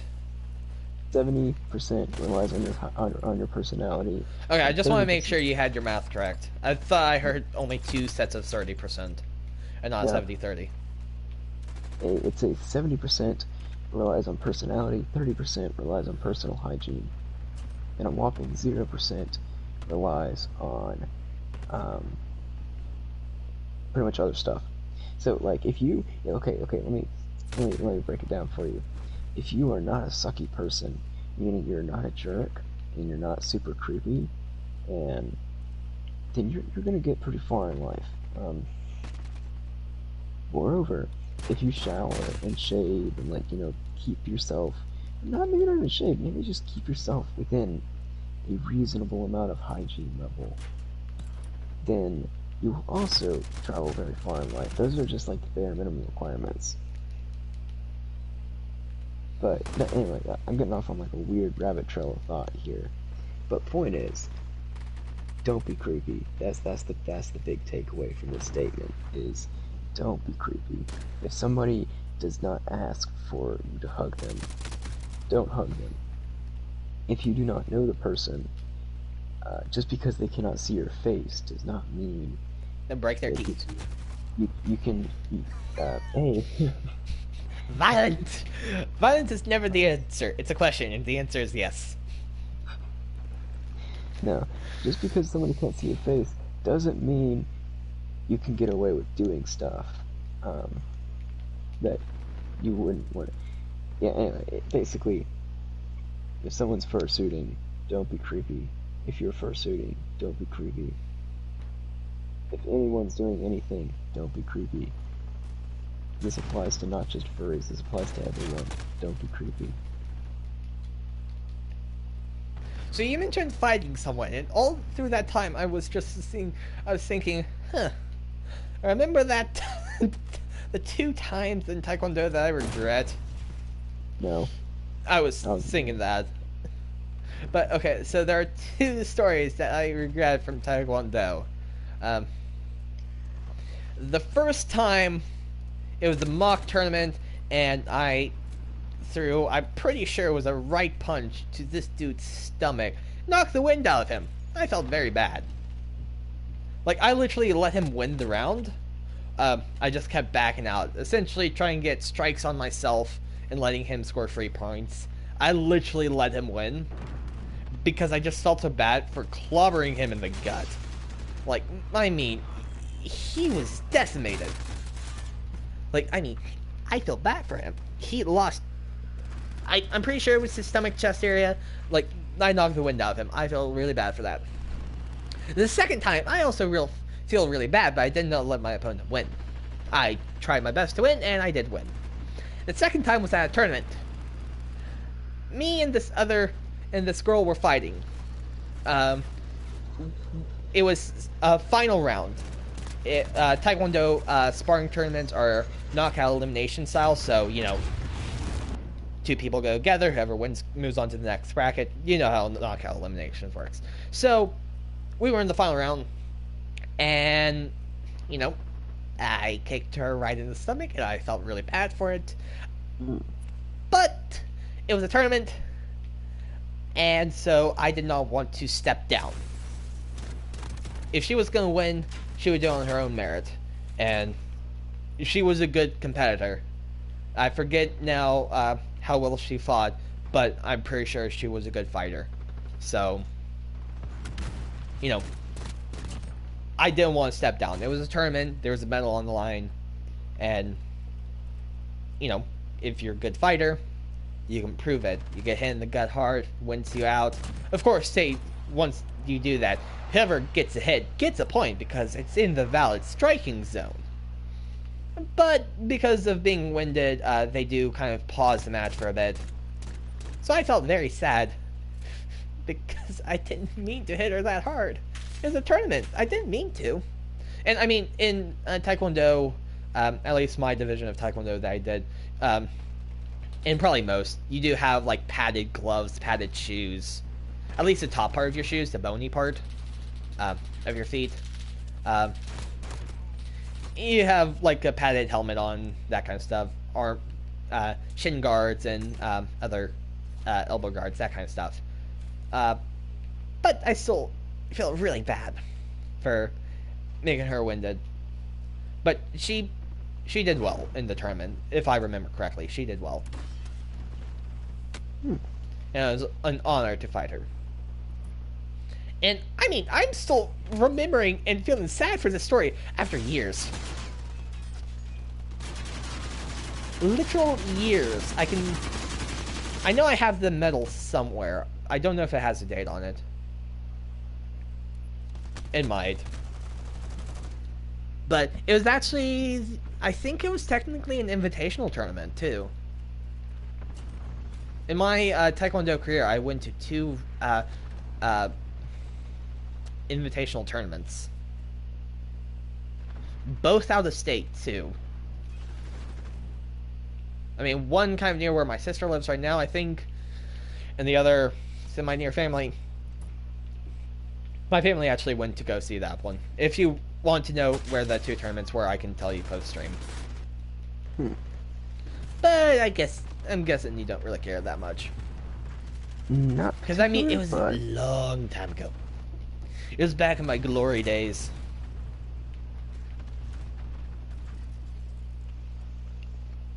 You know, all the skulls tell their stories of this occasion. That was long ago. Those times have long passed. Skalds are Norwegian storytellers in Viking days.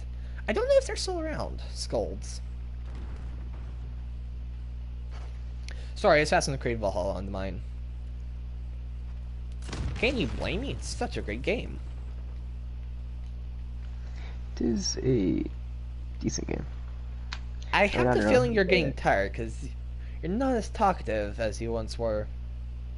Oh, Would I be anything correct? else is really took a lot out of me. I gotta go to my secret stash of fairy art and continue my positive life. Of, yeah, no, that was a joke. I am most definitely not a furry. Mm-hmm, but you keep referencing it. Are you sure about that? Maybe I'm winking. No, I'm not winking. I'm blinking Mhm. rapidly because I'm tired. Yeah, I can tell you're tired.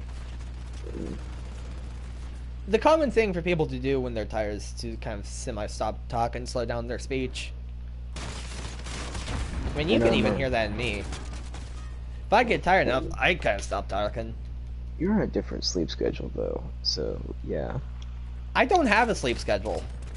That's the point. How can I be on a different one when I don't have one? I really need to fix it.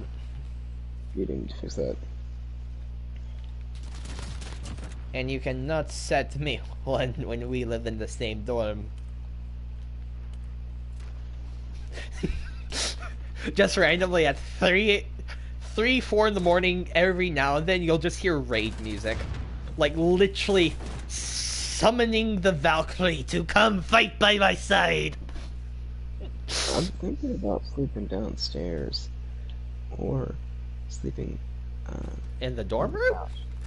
No, sleeping on the couch. Where? In my At your house? yeah, because I don't really want to take a shower. I don't want to get in my bed because I'm kind of okay. So I took a shower earlier today, but I also went for a walk, and so I don't know. I like being clean, and I don't want to risk making because if I sleep in my bed tonight and I don't take a shower, then I'll have to wash my sheets because I like a nice clean bed. And so it's like if I sleep downstairs on the couch, then I can just brush my teeth and like wash my hair or whatever, and then go sleep on the couch, and then I can wake up in like 4 hours and take a shower, and then I can go back to sleep. Mm. You know what I'm saying? Yeah, I hear what you're saying. Also, I take cold showers, so there's that. Okay. If you, yeah, that's the thing, because it's like you should try it. If you just turn your faucet all the way on cold and rinse off for like the last 5 minutes of your shower, it feels really good and refreshing. I actually kind of did that tonight. Really? Somewhat. I think it was still semi-warm, but I did that Oh, semi. also, you need to have someone belay you at the rock gym, and they don't always have people to belay you, so you're supposed to bring a friend. Okay. So I need you to belay me at the rock gym sometime. Okay, let me know when. I think I know how. I never really used my dad's harness, but that one is tricky, but I think it should be fine as long as I don't climb. It's My climbing dad does have harnesses. an ATC and, yeah, and a good carabiner, so yeah. I can bring. They, Can they, you bring your own gear, or do you have to borrow theirs? you have to borrow theirs. You Can can't I at bring least bring my own shoes? or you can bring your own shoes. Good. You can't bring you can bring your own shoes though. Do they make Well, you it wear should be special climbing shoes, or just any shoes? it's any shoes, but if you bring your climbing shoes, then you're good. They But make you what- wear any kind of shoes, so you could wear like tennis shoes up with the wall.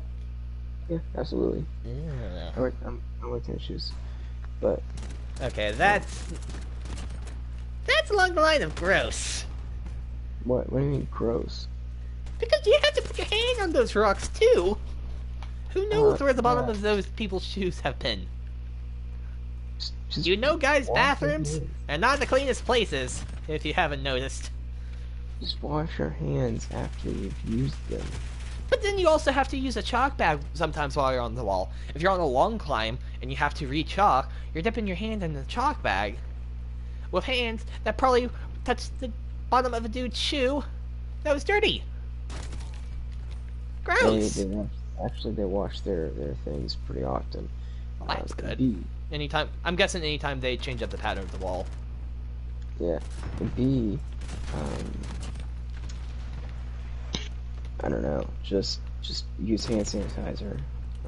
COVID season. Yeah. Also, we should go boxing. Nope. Do you understand that, or do you have to repeat? Go boxing. Yeah. Yeah, and I said no. Our college has a boxing gym section, and I figured that out, and so I went boxing today. Um, I actually bought a pair of boxing gloves. And Well, it's that's pretty cool. fun. We should go boxing. Yeah, no, that's not me. No. Wait, what? What? Come on, man. What do you have against boxing? Because no. Is You he can saying just it's called punch physical exercise? It's something that I do not do. That I What really about need to be doing more. What about rock climbing and Spartan races? Spartan races I'm heavily undertrained for. And rock climbing, I haven't been rock climbing in 2 years. 3 years, let's say. No, you have free reservations for for college, right? Like I said, I haven't been rock climbing in 3 years.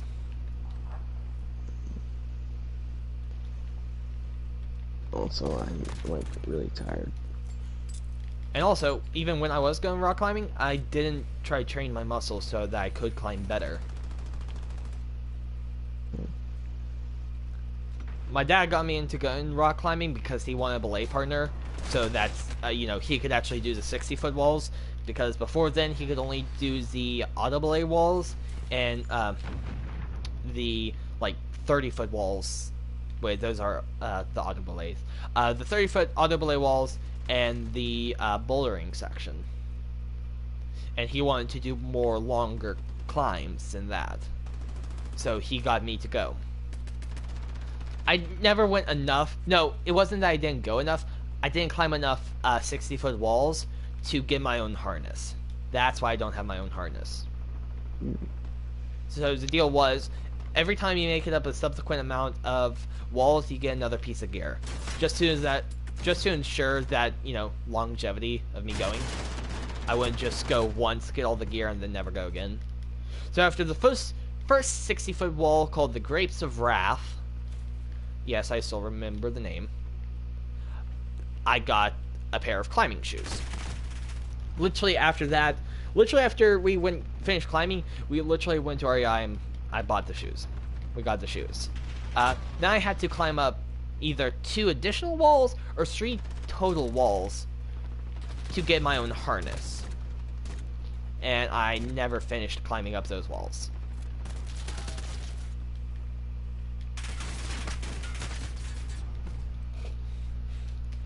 So yeah. I haven't gone climbing forever, and last time I actually went to the climbing gym was actually with a school group. 11th grade, it was raining on one of the days that we had an activity. We were going to go to this outdoor ziplining course, but it was raining, so we couldn't. So instead, we went to the rock climbing gym that I happened to be a member of, or I don't know if I still had a membership, but I was still in their system somewhat. No, I did have a membership. I think I still had a membership, so, and, I was in their system, so they knew that I could belay people, and so, if it wasn't for me, that would not have been fun for the group. Because there's not many 30-foot walls. There was only, 4 30-foot walls versus, 100, over exaggeration, of course, but 100 60-foot walls. So, yeah, it wouldn't have been that fun for the trip that day, if I wasn't there, because if not, no one could belay. Because I guess technically the trip leaders could have taken a little training course just so they could do it that one day. Because at least at the climbing gym that I had a membership to, the first day they ran you through this course, essentially the knot that you had to tie to the person, how to tie the it's not called lead line, that's what lead climbers do, but essentially the rope that you pull and let down the climber, how to secure that to the harness, how to check your gear, how to make sure everything's good.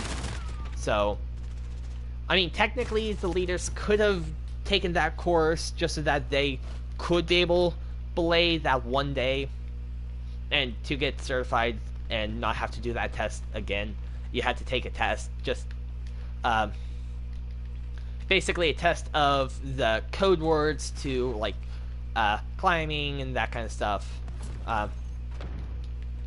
So you had to take a small test, make sure you know how to do the knots, that kind of stuff, and then you didn't have to do it. And then I think you just had to come back semi-regularly to keep it, like maybe either once a month or once a year, to keep being certified to belay. The thing that my dad wanted to do is he wanted to eventually lead climb, which is where you take the rope up the wall. That's what he wanted to do. And I don't know why.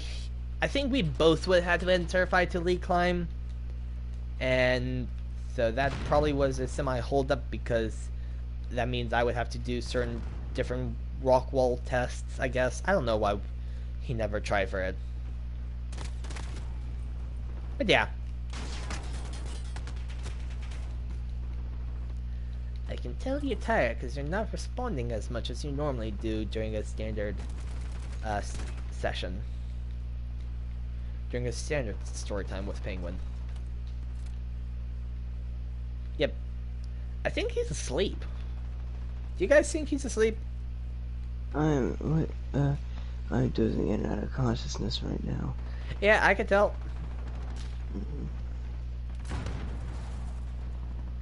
I could tell you were sleeping. Oof.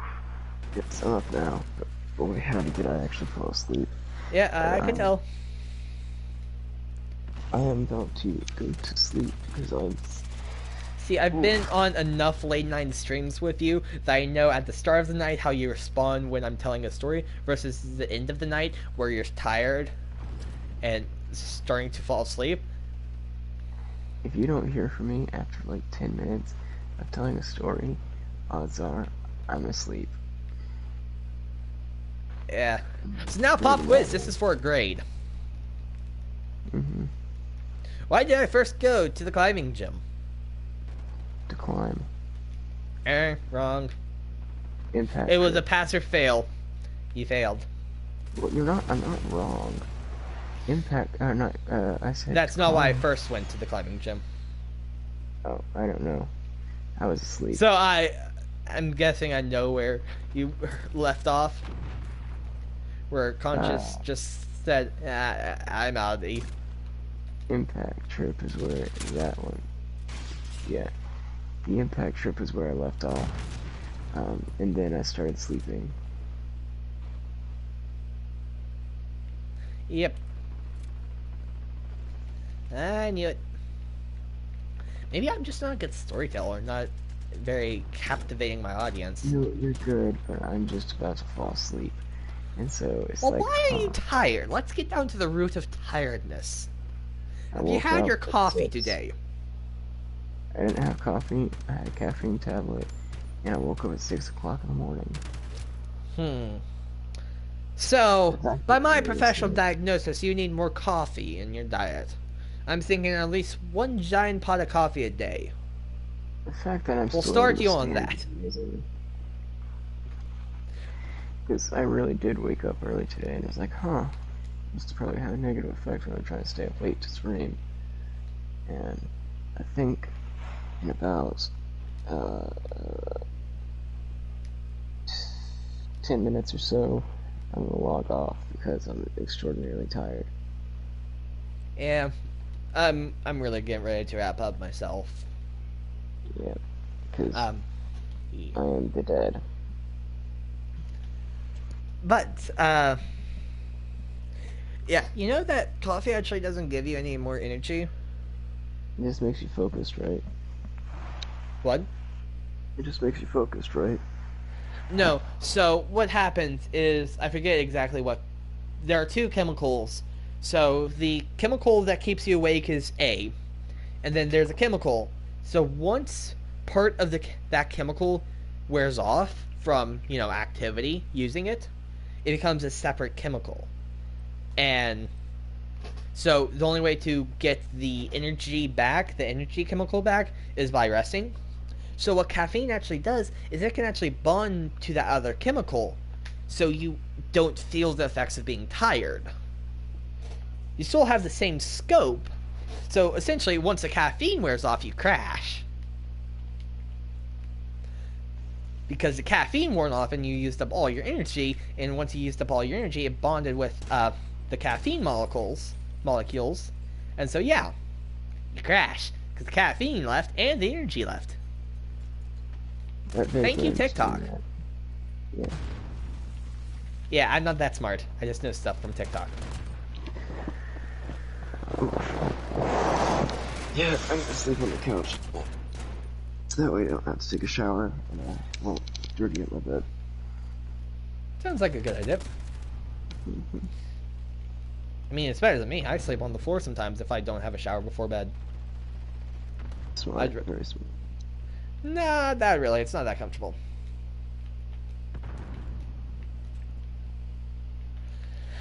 But I don't dirty up the bed. I saw something that said, your mom is named Mom, and my mom is named Mom. So I think we might be related.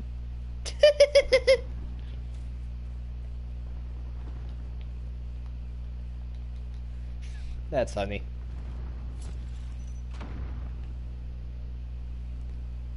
Oh,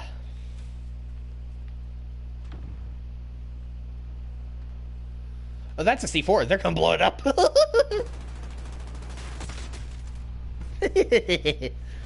I mean, good reaction time for me, eh? Even at this hour of night. Also, you know the tragedy that's happened? I haven't had coffee in a few days. Yeah, he's asleep. Again. No, you didn't have coffee in a few days. I was expecting a gasp. No, I believe it. Nothing surprises me anymore. I need to change that. Why aren't you surprised I haven't had coffee in a few days? Because, you know, I'm still active right now. And semi-energetic still. Your sleep schedule's funky. Yeah, but I should be about crashing about now. Because I did wake up at noon. I did technically fall asleep for a bit because my dad had a meeting that he might have needed to talk on, and so I had to take my dog into his room because poor bark control. And if the windows are open, she'll bark. She barks at a lot of stuff, and she doesn't stop easily. So yeah. And it's I have to do that because it's keeping a level of professionalism. You know, you don't want a barking dog while you're in a meeting, because it just shows, like, at least that's essentially his words.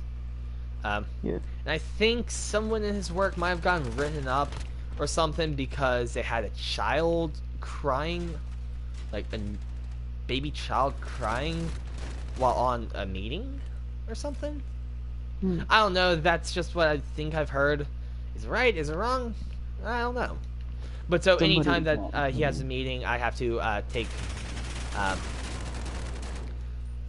either somehow he has to silence my sweet little angel of a dog, or I have to take her into his bedroom. As long as he closes a majority of the shutters, like the lower half of the shutters, she shouldn't bark because there's nothing to see outside that would make her. She's essentially like a little guard dog almost. Just punch the dog. No. But okay, no. She's literally like 4 pounds somebody and a foot long. Somebody at my dog, not my dog's, at my And dad's it's worth office. $5 foot long. Yeah. Somebody at my dad's office got in trouble because they went to a business meeting at a Mexican restaurant, and my dad, it was a bunch of young guys, and then my dad, and basically they said, hey, let's get some tacos. And I was like, okay. My dad was like, well, I'm gonna head back to the office, and 4 guys stuck around afterward. 4 young guys said, hey, let's get some margaritas. And so they got a margarita, and then um, they're like, "Hey, Gary," or my dad's like, "Hey, do you want a margarita?" And she's like, "No, I'm gonna finish my taco, and then I'm gonna go back to the office and finish up some work." And so he left, and when he left, he saw them getting a second margarita, and then apparently they had two more. So they had four. They each And had I'm four margaritas, and three of them. One guy called an Uber. The other guy just basically like stayed there for longer. But then one of the guys, uh, went back to the office and got in trouble because he was like visibly hammered and went to the office. And my dad was like, "Hey, buddy, this is why you don't drink." And this was like at 12 o'clock. This was and this is lunchtime. why we can't have nice things in the office, Greg. Yeah, it's just like, hey, buddy, it's 12 o'clock. You're hammered. Somewhere. Yeah. And so he got in trouble, and my dad got called in, and he's like, "Hey, Gary, what exactly happened at your business lunch today?" I said, "Well, we talked about analytics and the budgets, and then they ordered margaritas, and I left, and then next thing I know, Craig was hammered." Um, This and is so why we thankfully, can't have nice things, Bob. yeah, my dad thankfully did not get in trouble because Well, that's he good. did not drink. Yeah, he Mm-hmm. did not drink at the taco lunch or whatever, and he was like, "Okay, you guys can do your own thing. I'm out." And in fact, only the one guy got in trouble because basically the other two went home, but because the guy came to the office, it was like, you should not be Bob. at the office. Yeah, you should not be at the office when you're absolutely hammered. Yep. So, that all to say that I kind of did take like an hour or so nap uh, around 1 a.m. or p.m. Not a.m. yet. Uh, because I was in my dad's bed with my dog and fell asleep on purpose. So, yeah. So, I've been up for 13 hours now? If you count the nap as resetting the sleep timer, then I've been up for 13 hours. So, Something wrong. I should be about passing out soon. I should be tired. That really isn't that long. Well, I did also have two homemade chai tea lattes. No. But think about it. 24 hours in a day. You need 8 hours of sleep. That gives you 16 hours to stay awake. But also think that I haven't really had that much sleep in the past few... Yes. Stopping before self-incriminating. So, in about 2 minutes, I'm gonna log off, brush my teeth, and go to sleep. Yeah, I'm hoping my team will win this game. Currently looks like we will, but I'm probably going to log off soon hereafter. Log off. Hey, go to sleep, because you don't want to stay out too late. I'm gonna make some mandu. Or some, bao. I don't know. By you yawning, I had to force myself not to yawn. Why did you yawn? Because I'm tired. Oh. There's this thing, it's called caffeine. It's a wonderful product. I had caffeine. It's like the most wonderful thing. It's like having wings. And also flamethrower in one. Ah, there we go. There's the 9 hours I was looking for. Delirium. Finally, set it in. Well, about 30 seconds left. And I shall. Are you sure you don't want to finish the game? It is late, and I think I'm about to pass out. Oh, don't pass out. I've got a fun-filled day of furry art tomorrow. Well, at least you're at the point of admitting it, so... Yeah, I'm doing other furry things, like, Building your first fursuit, are you a kid?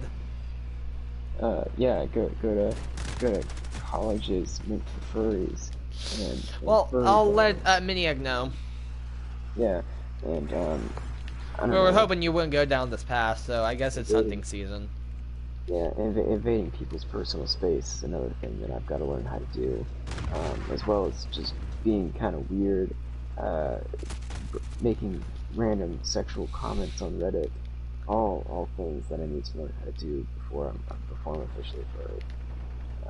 And then I need At to least you're already on the initiation route. yeah, I need to set those things. I need to graduate a college, a furry college, of how to just make people feel uncomfortable in any situation. Well, by not drinking coffee is one of them. You need more coffee in you, kid. I need more coffee in me. The reason I haven't been drinking that much coffee, I haven't been drinking any coffee is because I don't wake up until late, so... And I'm semi-conscious about sleep schedule, so I know that if I drink coffee, it'll be even harder for me to get back on a sleep schedule, but I don't care to get back on a sleep schedule, so I should probably drink more coffee, but, you know, my dad probably doesn't want me drinking coffee when I can't go to sleep at night, so he probably wouldn't approve of me drinking coffee at, like, 4 p.m.-ish. But I would! Well, I'm going to sleep now. Okay, we just won, so I'm probably gonna log off here too. Cool. Alright, well, take care, guys. I'm gonna go, like, brush my teeth and pass out. Okay. Goodbye. Take care. You're gonna be on tomorrow? Yes. Okay, cool. Right, Hopefully bye. we can get Miniag on with us. Because there is an app that allows him, even if he's not at his PS4, that will allow him to still join the voice party. That'd be cool. Yeah, I see. Alright. Okay, Good night. good night.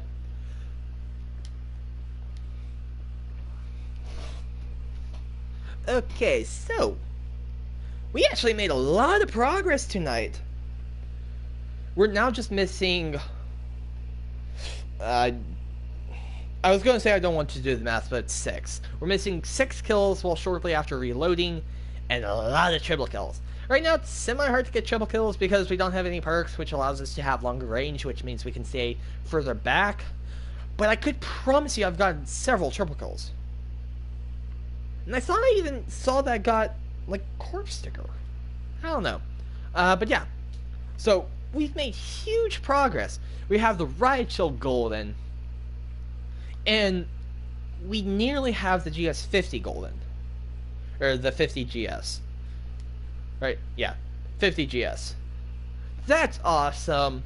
I think next I'll do... I think this one. We'll do the 357, the .357, because it has a limited magazine capacity. It has 6 when I think all the rest have about 10. I mean, I can always double check that. Right, I can double check from here. Well, with this, I can mod it to 32 rounds, so... I would want to...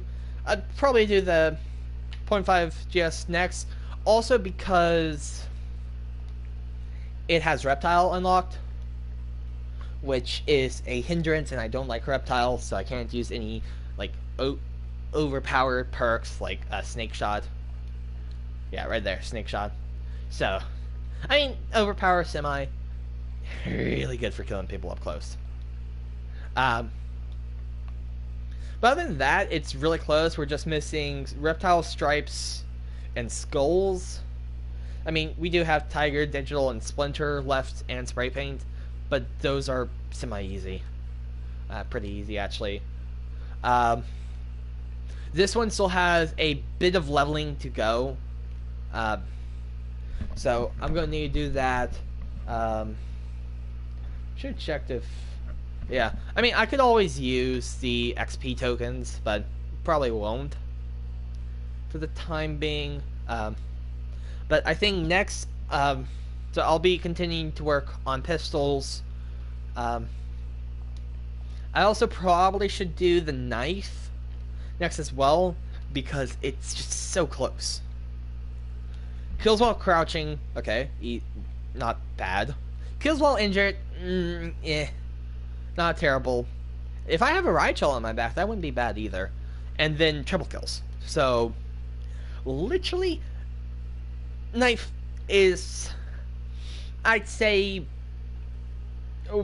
maybe 1-2 off stream game times for me, which is about like 2 hours ish. So I think I could get the knife done pretty quickly when I actually get to it. Pistols, it's going to be a standstill with the M19, and let's check the other two pistols right now. Okay, the 1911's almost gold. Literally only missing 1 splinter, 2 skulls, so the 1911s, I'm going to almost chalk it up to being done. And then the X16,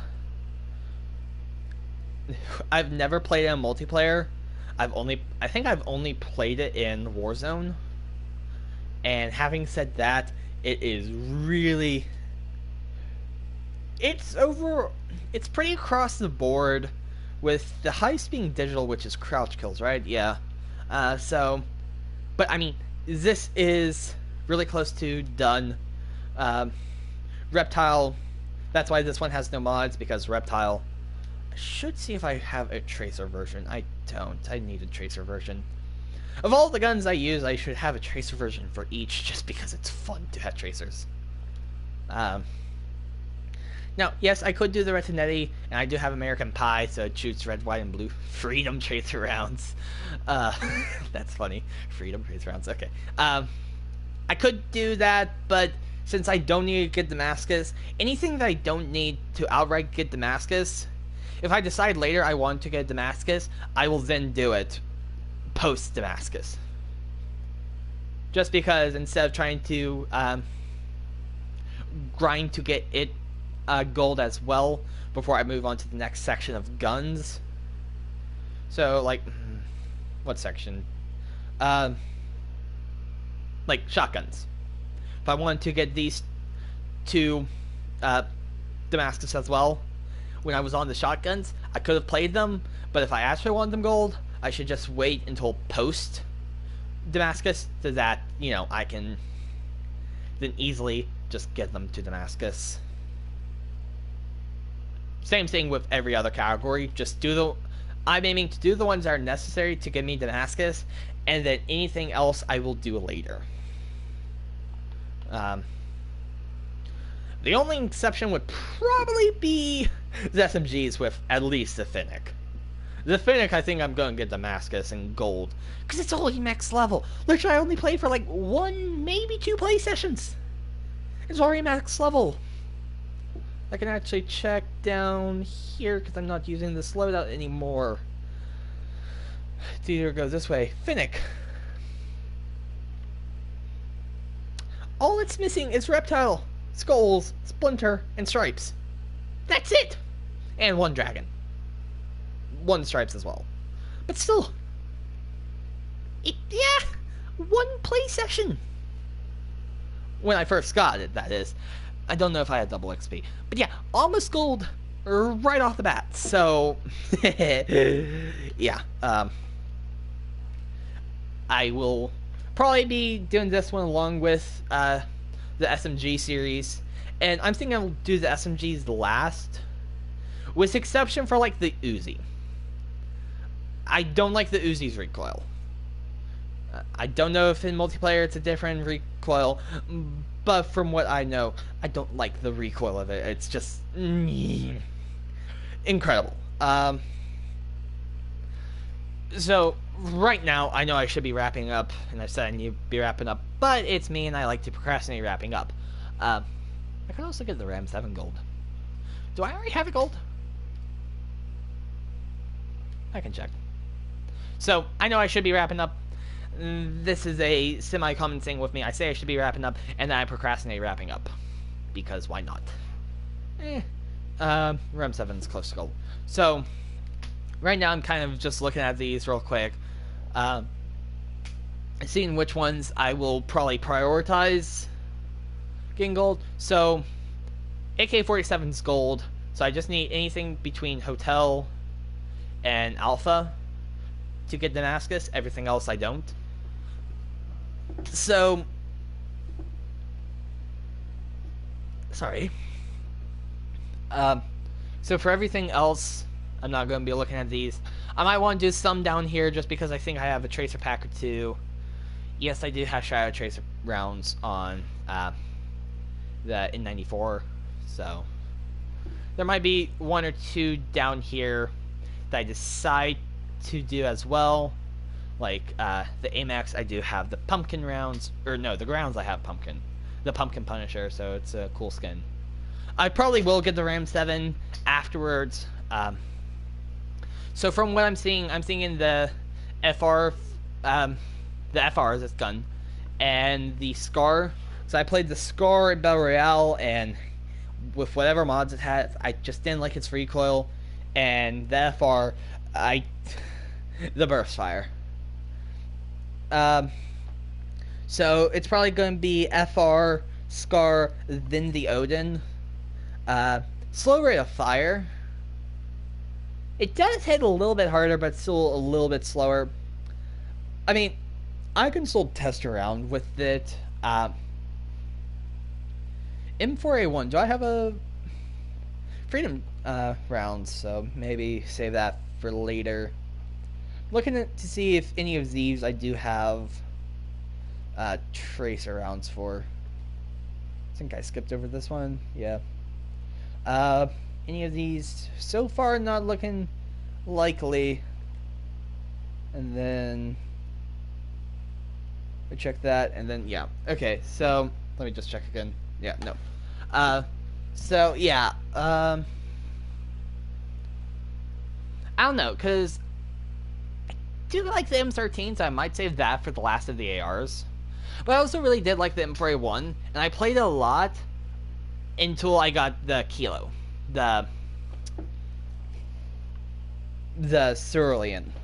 Once I got the Cerulean, I swapped over from playing the M4A1 to playing this. So the M4A1 I know is really good. So I don't know. And as you can see, I mean,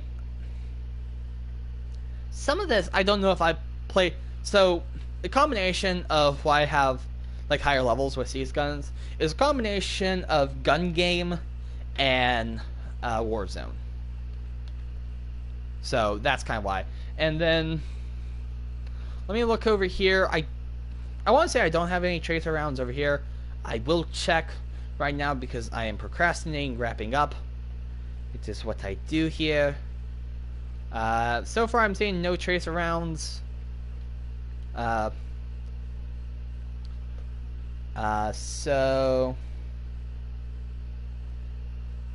And yeah, no tracer rounds. So that's a bummer. Let me check these. The new ones. Nope. And the ISO? No. No Purgatory. Ooh, Purgatory. Soul tracer rounds. Tempting. Have I played with the ISO? I got a little bit of experience on it, so I might play with the ISO a bit. How's this one? Because it looks... Okay, this is also max level, so that's not bad. So, yeah. Like I said, I'm procrastinating wrapping up really hard. This is not fun. I know I really need to be wrapping up, but I just don't want to stop. I'm sorry. So yeah, I kind of just then laid out my plans for the last two categories to be met, which is ARs, then SMGs. I really like the SMGs in this game. Most games, you'll see me either play long range or mid to close range. So I can fit both spots semi-easily, but in this game I do feel a little bit more in my element when I can easily mow people down mid to close range. So that's why I have SMGs and assault rifles at the end. And I know eventually I'm going to need to get these launchers done. So I think those... In theory, I really should get these done now. And then do the pistols, just because these aren't fun to do. Where are we here? We are missing Dragon and Tiger. Ugh. And see, that's a problem with the rocket launchers. Especially the RPG, because it has no lock-on. The other ones, meh. The other ones are fine. It's just the RPG. It has no lock-on, so it's harder. But you also are reliant on a lot of these skins, the camos, on kill streaks and like vehicles, right? Some maps just straight up don't have vehicles, and then others, it's like you're reliant on a lot of air kill streaks, and so it's like you're waiting for someone to use it, and either you're not in a good position, you can't hit it, the RPG can't hit it for its life. RPG can't hit a lot of stuff for its life because of that strange recoil pattern. But I decline. Or I digress. Attacker rewards not gonna be fun to do. Yeah, I really don't want to do the launchers. Because they're not fun. They're grind. Literally, with all the other guns, they don't feel that much of a grind, except for the launchers. And I've only done one of the launchers so far. I mean, also, why you're seeing low level gaps in the launchers is because, except for the Joker, because the Joker's actually kind of fun to play. Because you can just orbital strike anywhere. You see a grid square? Heh. Bye-bye, grid square. It was nice to meet you. I hardly even knew you, right? But yeah, so the Joker is the only one that I've actually had a lot of game time on, and mainly from Ground War, which might be what I do for these. The downside with Ground War is they're a lot longer, so I don't know. But they are a lot wider and more space. Lots of sniper-friendly areas, right? I also want to see what max level is. 31. I'm guessing, going on a limb, I'm going to guess that this is 31 as well. 31. And going out on a limb, I'm going to guess that this is 31 as well. 31, okay. So for these, I'm honestly thinking about burning a double weapon XP tokens. One, because it'll open up everything for me faster.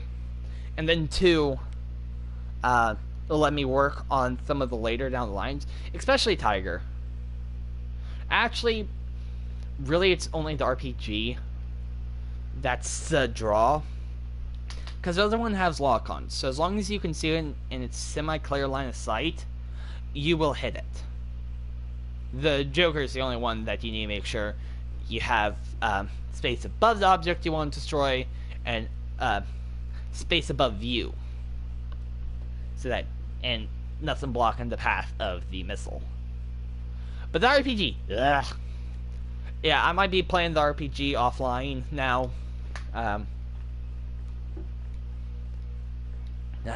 really don't want to play it.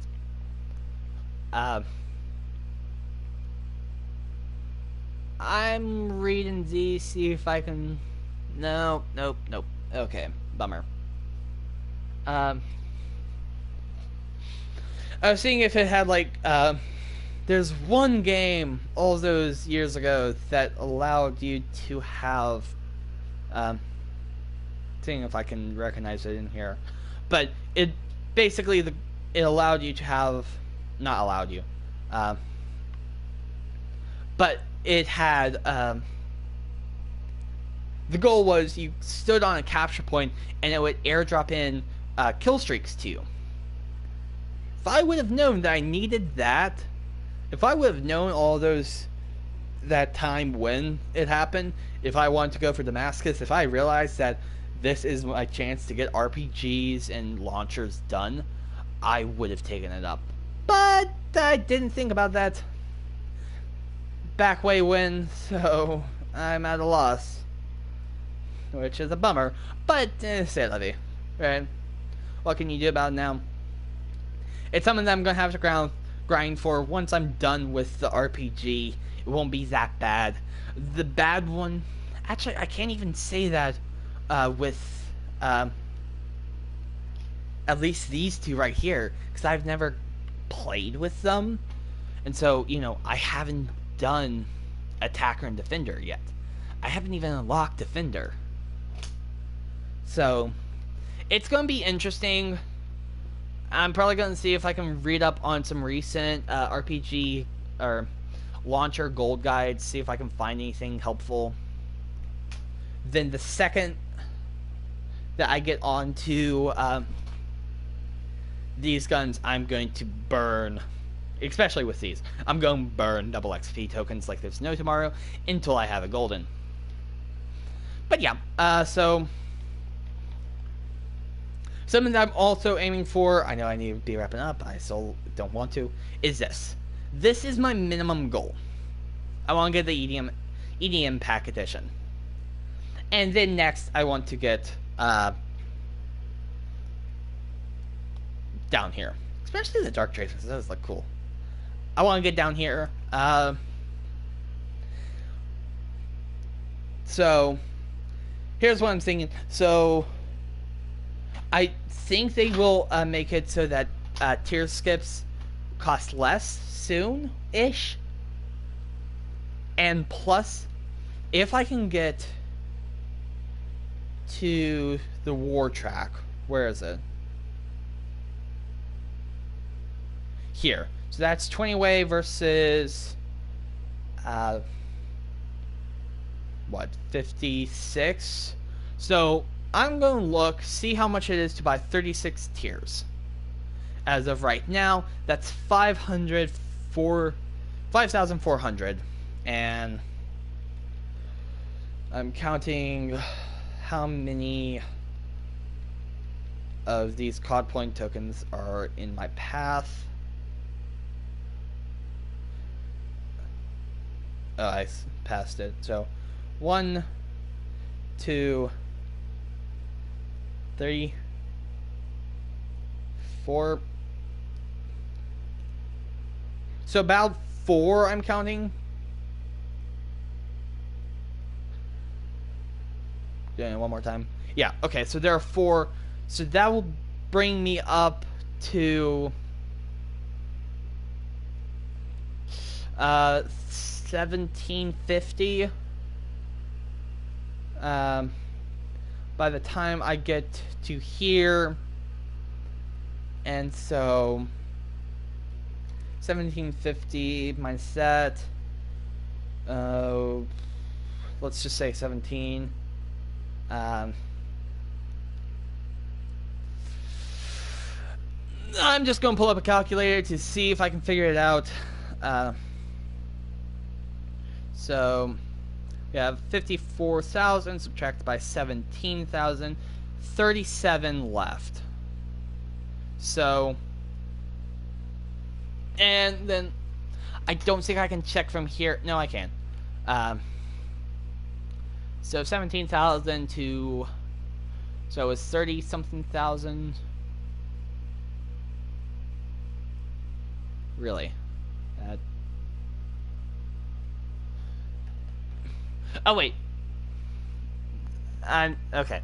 So that is what I would need. $40 worth. Or think if I could get, actually no, just, so that's $40 worth. I actually just need $30 worth with this plus this. I mean, at that point you could argue, well, why don't just add 10 extra dollars to then get a little bit more than what it would be to get 2 of these or 4 of these. So, because it's like, what? It's 25% extra value, maybe? I don't know. So, I should see if this, or is this version, I can't view content? Yes, I can. I'm pretty sure earlier they said it was 20 tier skips. Maybe that was only if you pre-ordered.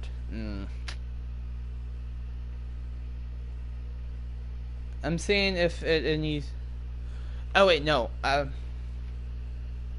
mean, technically, if I get that now, that means I just have 10 less tiers left. Debatable. But then, I don't know.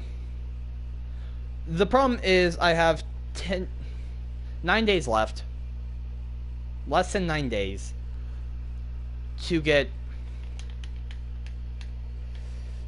56 levels. If you do the math, I think that's like 8 levels a day. I'm doing the math right now. 56 divided by 8, 7 levels a day. I rounded down a day just because, you know, that would be better for me to add. So, yeah. That's okay, so it's the Tuesday of Thanksgiving week. I get on break on Wednesday, so technically all of Thursday I could play Call of Duty if I so desire.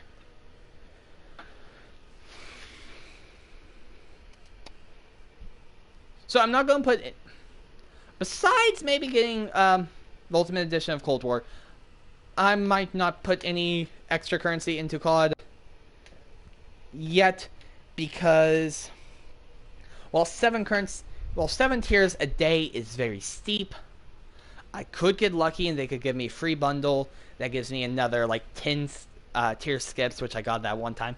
I think it was on stream if I'm not mistaken. But yeah, so it's steep, and best I could do is 2 to 3, at most 4 levels a night, until then. If I continue to do this on stream, then of course that is a lot more time. So I don't know. I think I can get it done. I think I can, right? So yeah, I really need to be wrapping up now. I've been procrastinating wrapping up for so long. I'm so sorry. Actually, am I though? It's my stream. I can do what I want with it, right? You know who will be sorry? Me in the morning, when I have to wake up and actually get my day going. That me will be sorry for staying up so late. But that's a future me problem to deal with, right? I don't have to deal with that right now. Oh boy. So yeah, ooh, Marksman air mic. I want to say that real quick. I know, procrastinating soul. Mike, ASL. Okay. We might get that in Damascus as well. Shh, I don't know.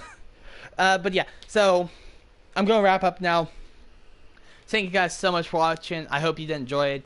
If you did, please leave a like. If you want to see more from me, please subscribe. And to stay up to date with what I do, please ring that notification bell. Thank you guys so much for watching. And remember, take it easy.